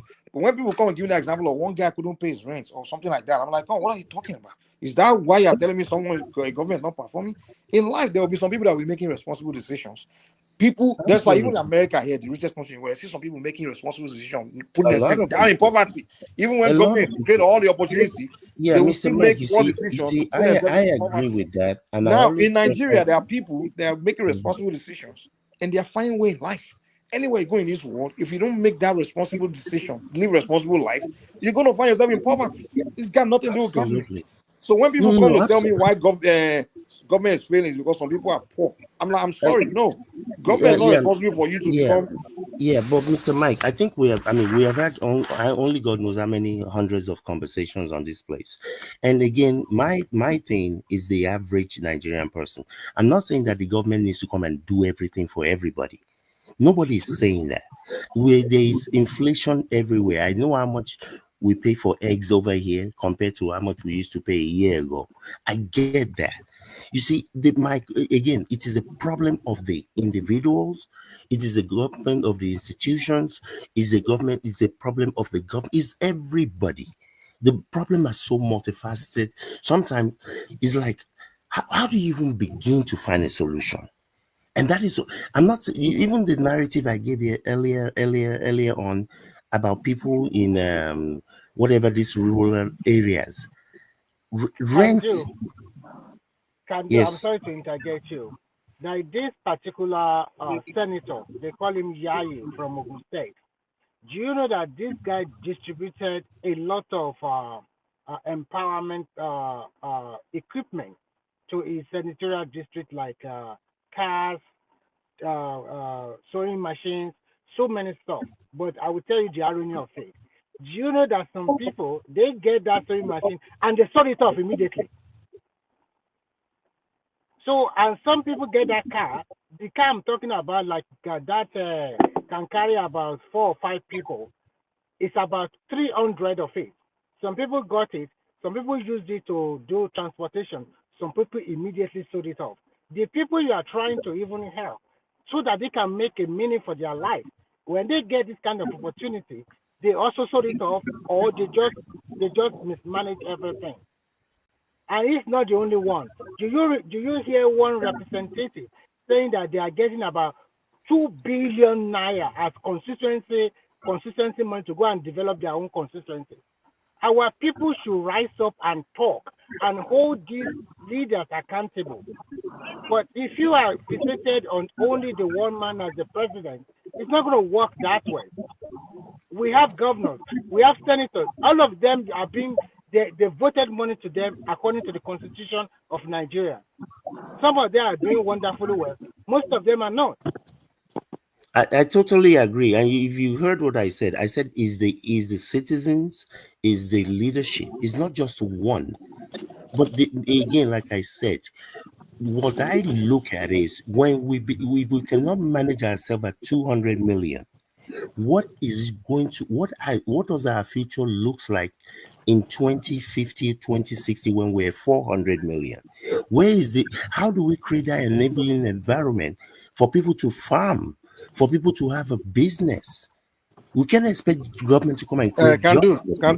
Do you know what I noticed about? Like, I think all of us in start. There was one long time ago when I rode in a cab. There was one cab driver. You know, some of these taxis guys are the most wisest people in the world. The guy say, he told me something. He said,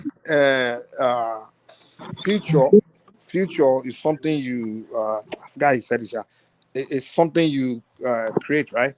So now, when he said we Africans. He said what we need to start doing, start learning from other civilizations.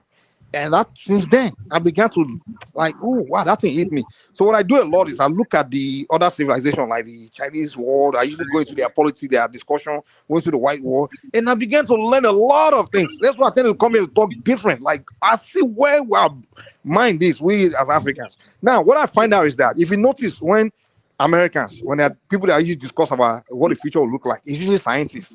Like for example, Elon Musk say, "Oh, what I see in the future is we're going to Mars." It's usually like social, the average white people. It's not the politicians that are discussing that. What politicians are usually talking about is the war they want to fight or some economy or things like that. But the people that usually discuss are the visionaries. Exactly. Industrialists, all those kind of people. They are the ones that usually talk about, when they got a panel conversation, all those kind of things, and they start discussing what they envision. And then many of them, they see it as opportunities to become wealthy and things like that. But how come we, Nigerians, we black people, we never sit and have conversation about what we envision and how it can be innovated? All those kind of things. We never chop. We never chop. We're still hungry. How many people on this planet is hungry? All of us, like Nigerians, No, most it's not true. especially, we're No, it's not hungry. true. All of us living abroad, we are So see eating. the way he's The thinking. People in Nigerian, hold abroad. on. Food. Do you know the Nigerian are complaining the most? The Nigerian that are not even suffering in Nigeria. They are the one that are using on the internet the most. And every conversation they're having about is why is it they don't, none of them have conversation about innovation, idea, or future, what we envision. We've not got it, Mike. Let's not get it. This thing, we're not there yet. Where I'm going is this. In other society, the Chinese man, the white man, they don't believe there is a government that will take them to the future. They don't believe that. In fact, many of them don't want nothing to do with government. They don't like government. But at least it's we not are the like only the race different, of people but the where we difference sit with around. Nigeria one. We are expecting that one politician is one that will innovate the future and take us. Who the hell politicians are dummies? The politicians are dummies. Even politicians themselves, when American politicians or Chinese politicians wants to say, okay, where we want to go, what they do is call the people to come and tell them, like, oh, let's look for who knows what we, they call this. Trump, for example, we invite one guy to come and tell us what he thinks, to one expert, all those kind of things, to tell us physics, to tell us what they envision for the future. Those kind of things. Politicians are not respond. They're not built for that. They're not. It's not their only job is to come there and just see what is on ground, and what. In fact, politicians can only perform with the tool they have, which is the people. What the people can do. If I become president of Nigeria and I want to do anything, I have to look into the people and say, okay, who do I give the contract to get it done? And that's why often they have to go abroad to give contract with Chinese and foreigners. Because the Nigerians themselves haven't advanced themselves. Yeah, but Mr. Mike, you ask the question about the future. That's what we should be discussing. As far as the direction we should be going is you and I that should be discussing that. No. It's not Tinubu. Please don't mention anybody's name. It's not about Tinubu. At least for me, it's never about that. It's about, like I said, even all these things you have outlined. You see, those people that we're talking about in the abroads, right? They've gotten to a place. And like somebody just tried to, you see, an hungry man cannot be thinking about the future. It is those who have at least eaten, maybe they're not even fully belly full, that can be thinking about the future and what they want to do. Obviously, we have a number of can do again. Most Nigerians are complaining they are not hungry. Can do. You and I are not hungry. Can do. You know that. You are not hungry, and I'm not hungry. I'm hungry. Can you not see the pain in my voice? You know they see the way I talk. I never even Nigerians that live abroad. Most of us live in USA, England, and we are hitting that hunger issue has been solved, but we still don't discuss it. Mike, do you know one of the problems of Nigeria? It's also we in the diaspora.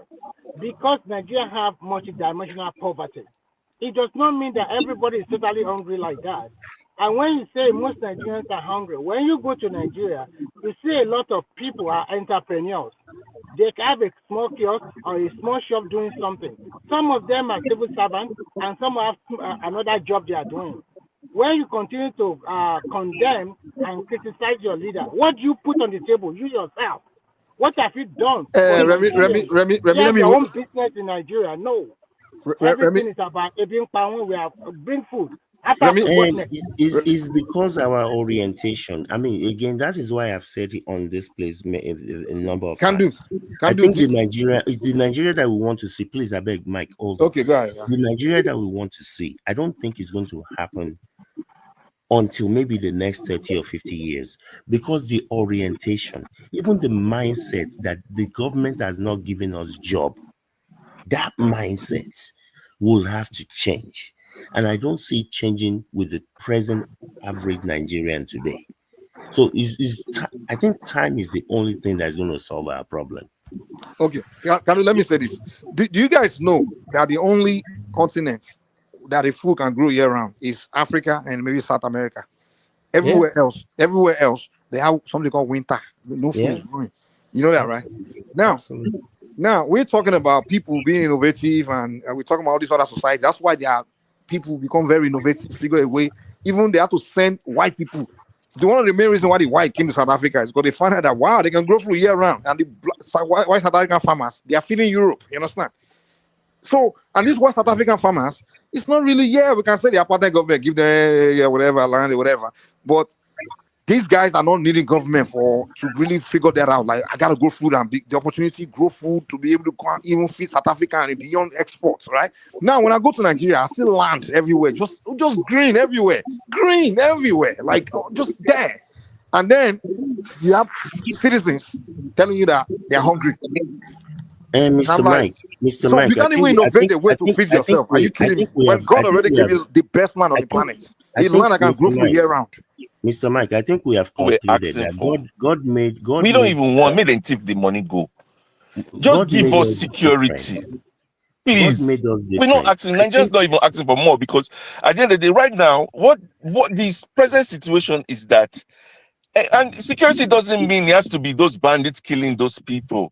Bro, you know, in your area, wherever you are in Lagos, you can't. There's some places you can't even, like, once it's 10 o'clock, everybody don't go hide. My brother, the neighborhood that live in the US, I'm telling you, is more dangerous than everywhere I've lived in. But maybe that's where you stay. But in life, that wasn't the Lagos that we had before. For example, there's nothing. No, these times around. Listen, these times, people are carrying guns. They will kill people.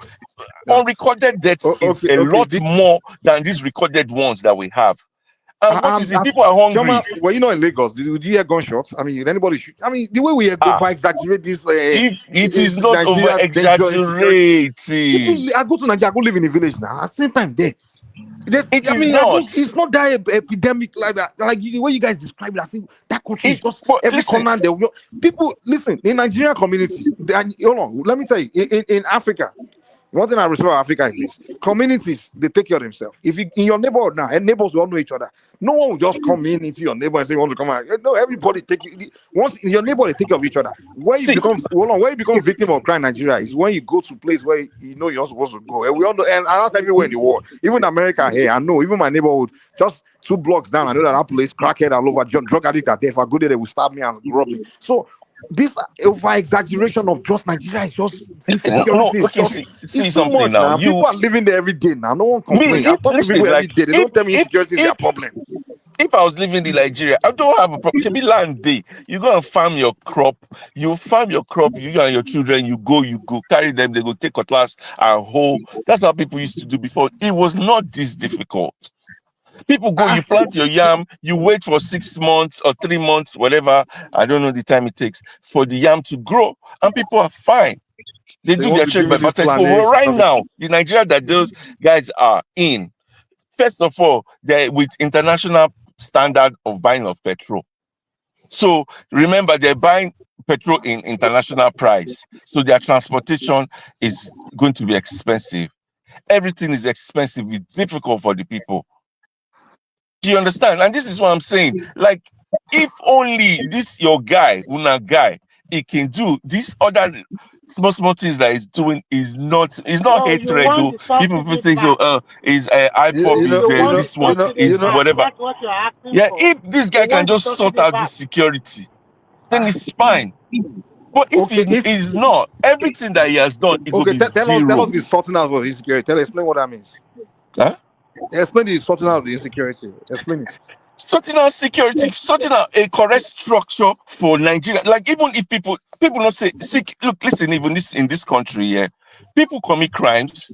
But in Nigeria, people commit crimes and don't go to jail. Create a lot of jail. If it's me, if I become Nigerian, if I was Tinubu, I swear, the first thing I would do, now invest. You see all those ICC, all those things they build, they'll cancel everything. Build jails, prisons everywhere, prisons. So you are telling me that most people in Nigeria living in Nigeria. Hold on. If I cannot come here, you can ask him. When you wake up in the morning, what he's scared about is somebody coming robbing him there.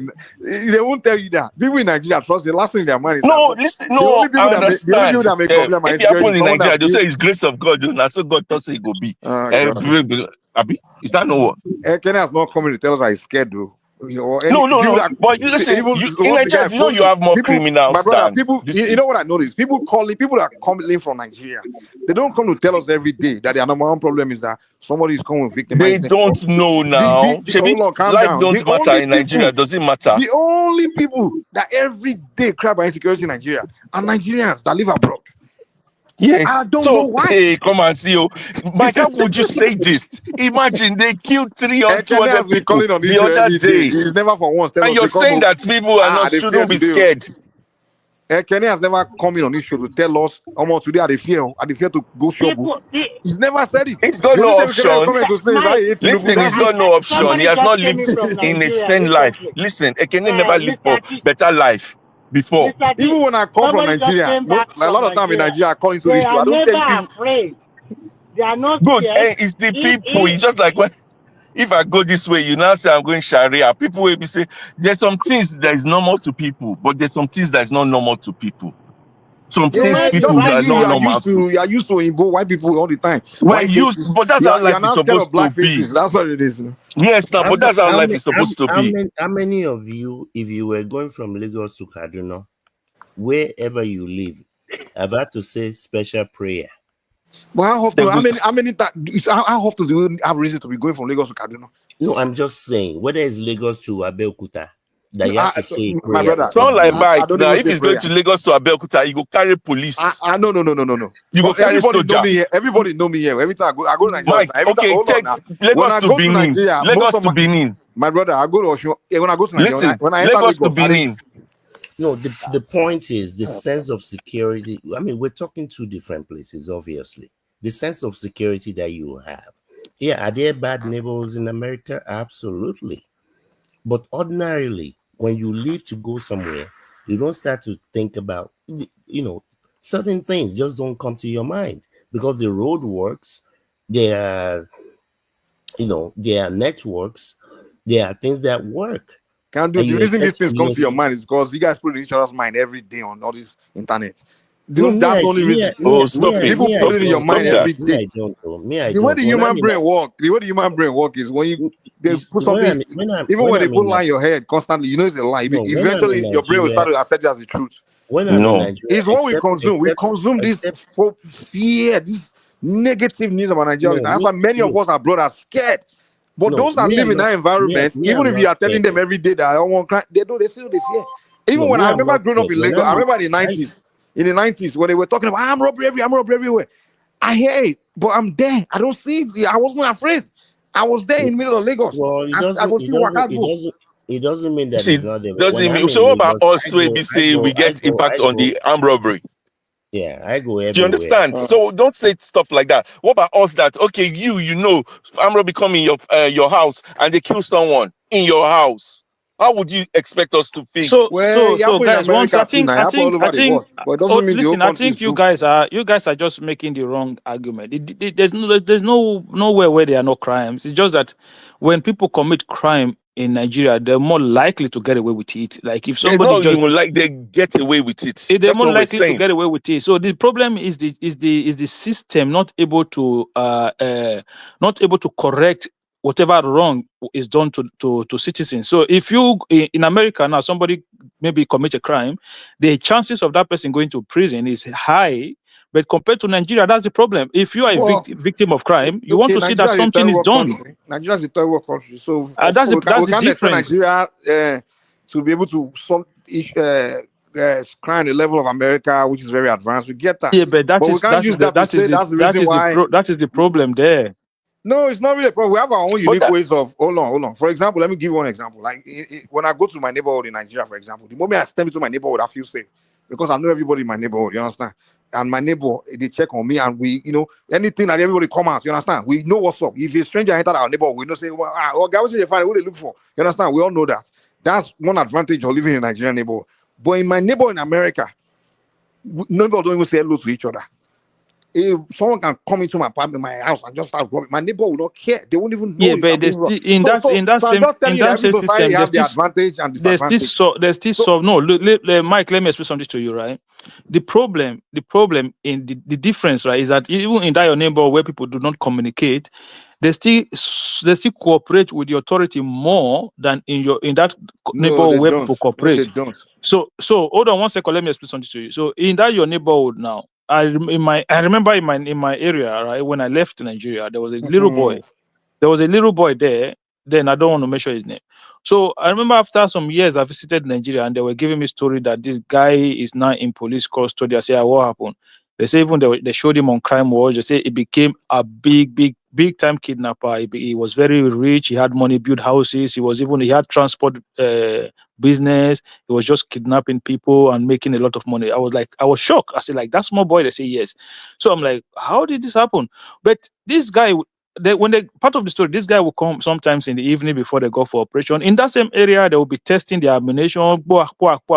That's the same neighborhood where he was born and raised. You know, why did they not hand him over to the authority? Why did nobody? My brother, one thing I could tell you categorically, maybe a neighbor, maybe a few. I don't know what kind of neighborhood that is, but one thing I could tell you categorically is in Nigeria, for a fact, a neighborhood where it's particularly where in Nigeria, maybe a neighborhood where the people come from different parts of Nigeria and they really can't relate to each other culturally. Yeah, that kind of neighborhood. Yeah, that's why in Abuja, even when Abuja was more,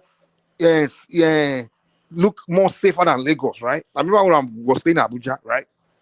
I didn't feel that sense of neighborliness among my neighbors because in Abuja, everybody came from different part of Nigeria, just moving TV. That's the first time I met different tribes like I didn't even know exist in Nigeria. People from TV, people from Gwari, they will tell me I'm from this. So people don't really but connect. Was it not? Did you not feel safe? Hold on, calm down.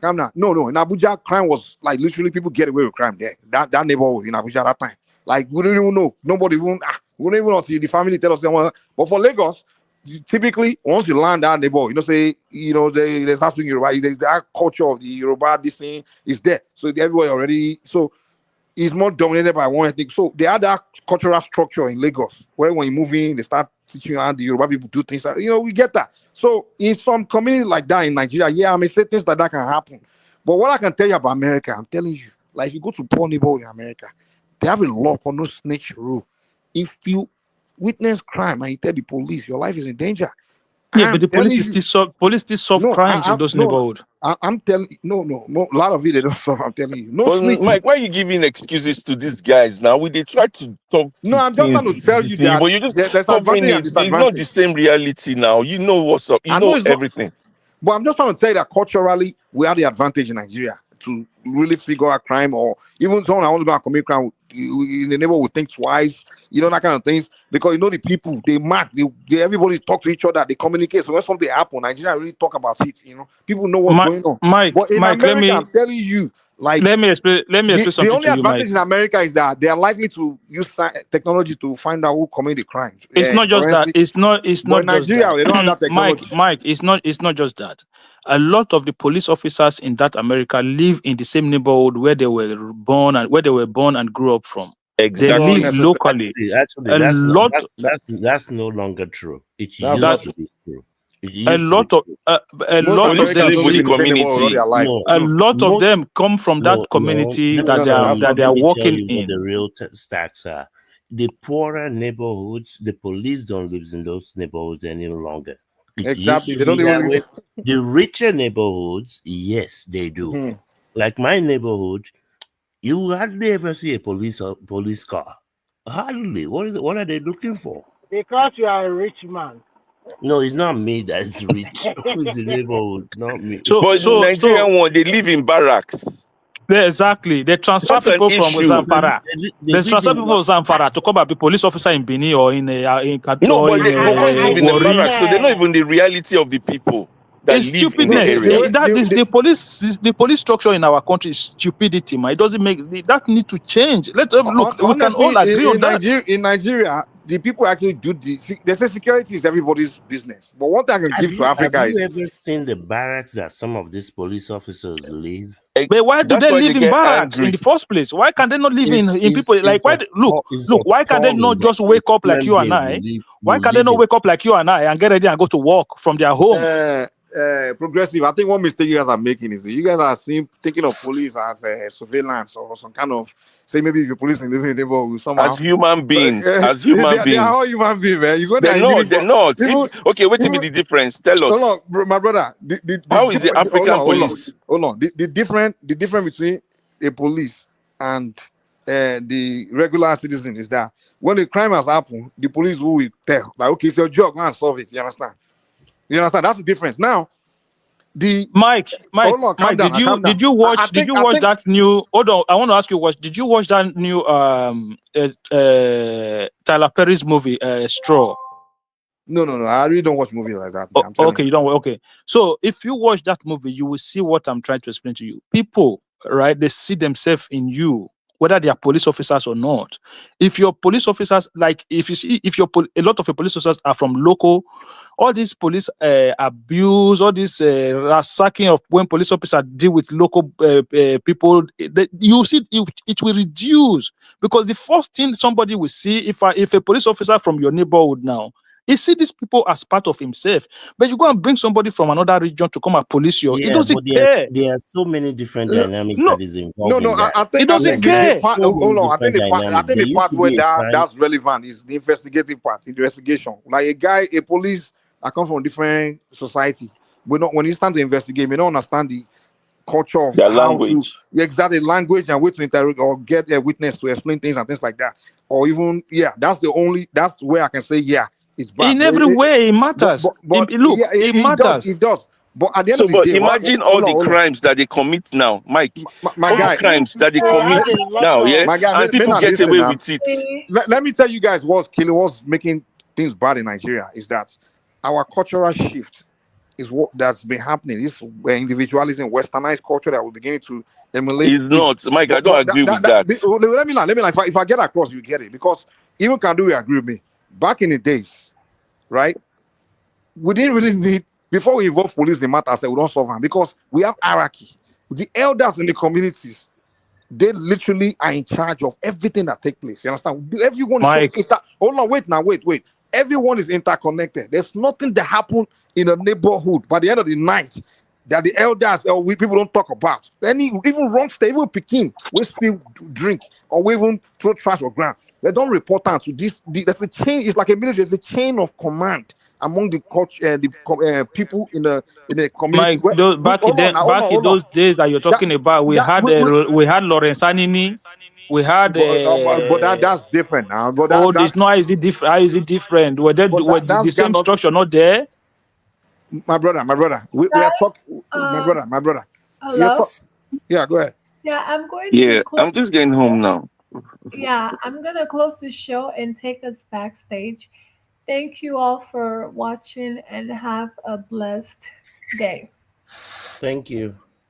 Thank you. Thank you. We are talking about community issue, community policing. If Lorenzanini was living in a neighborhood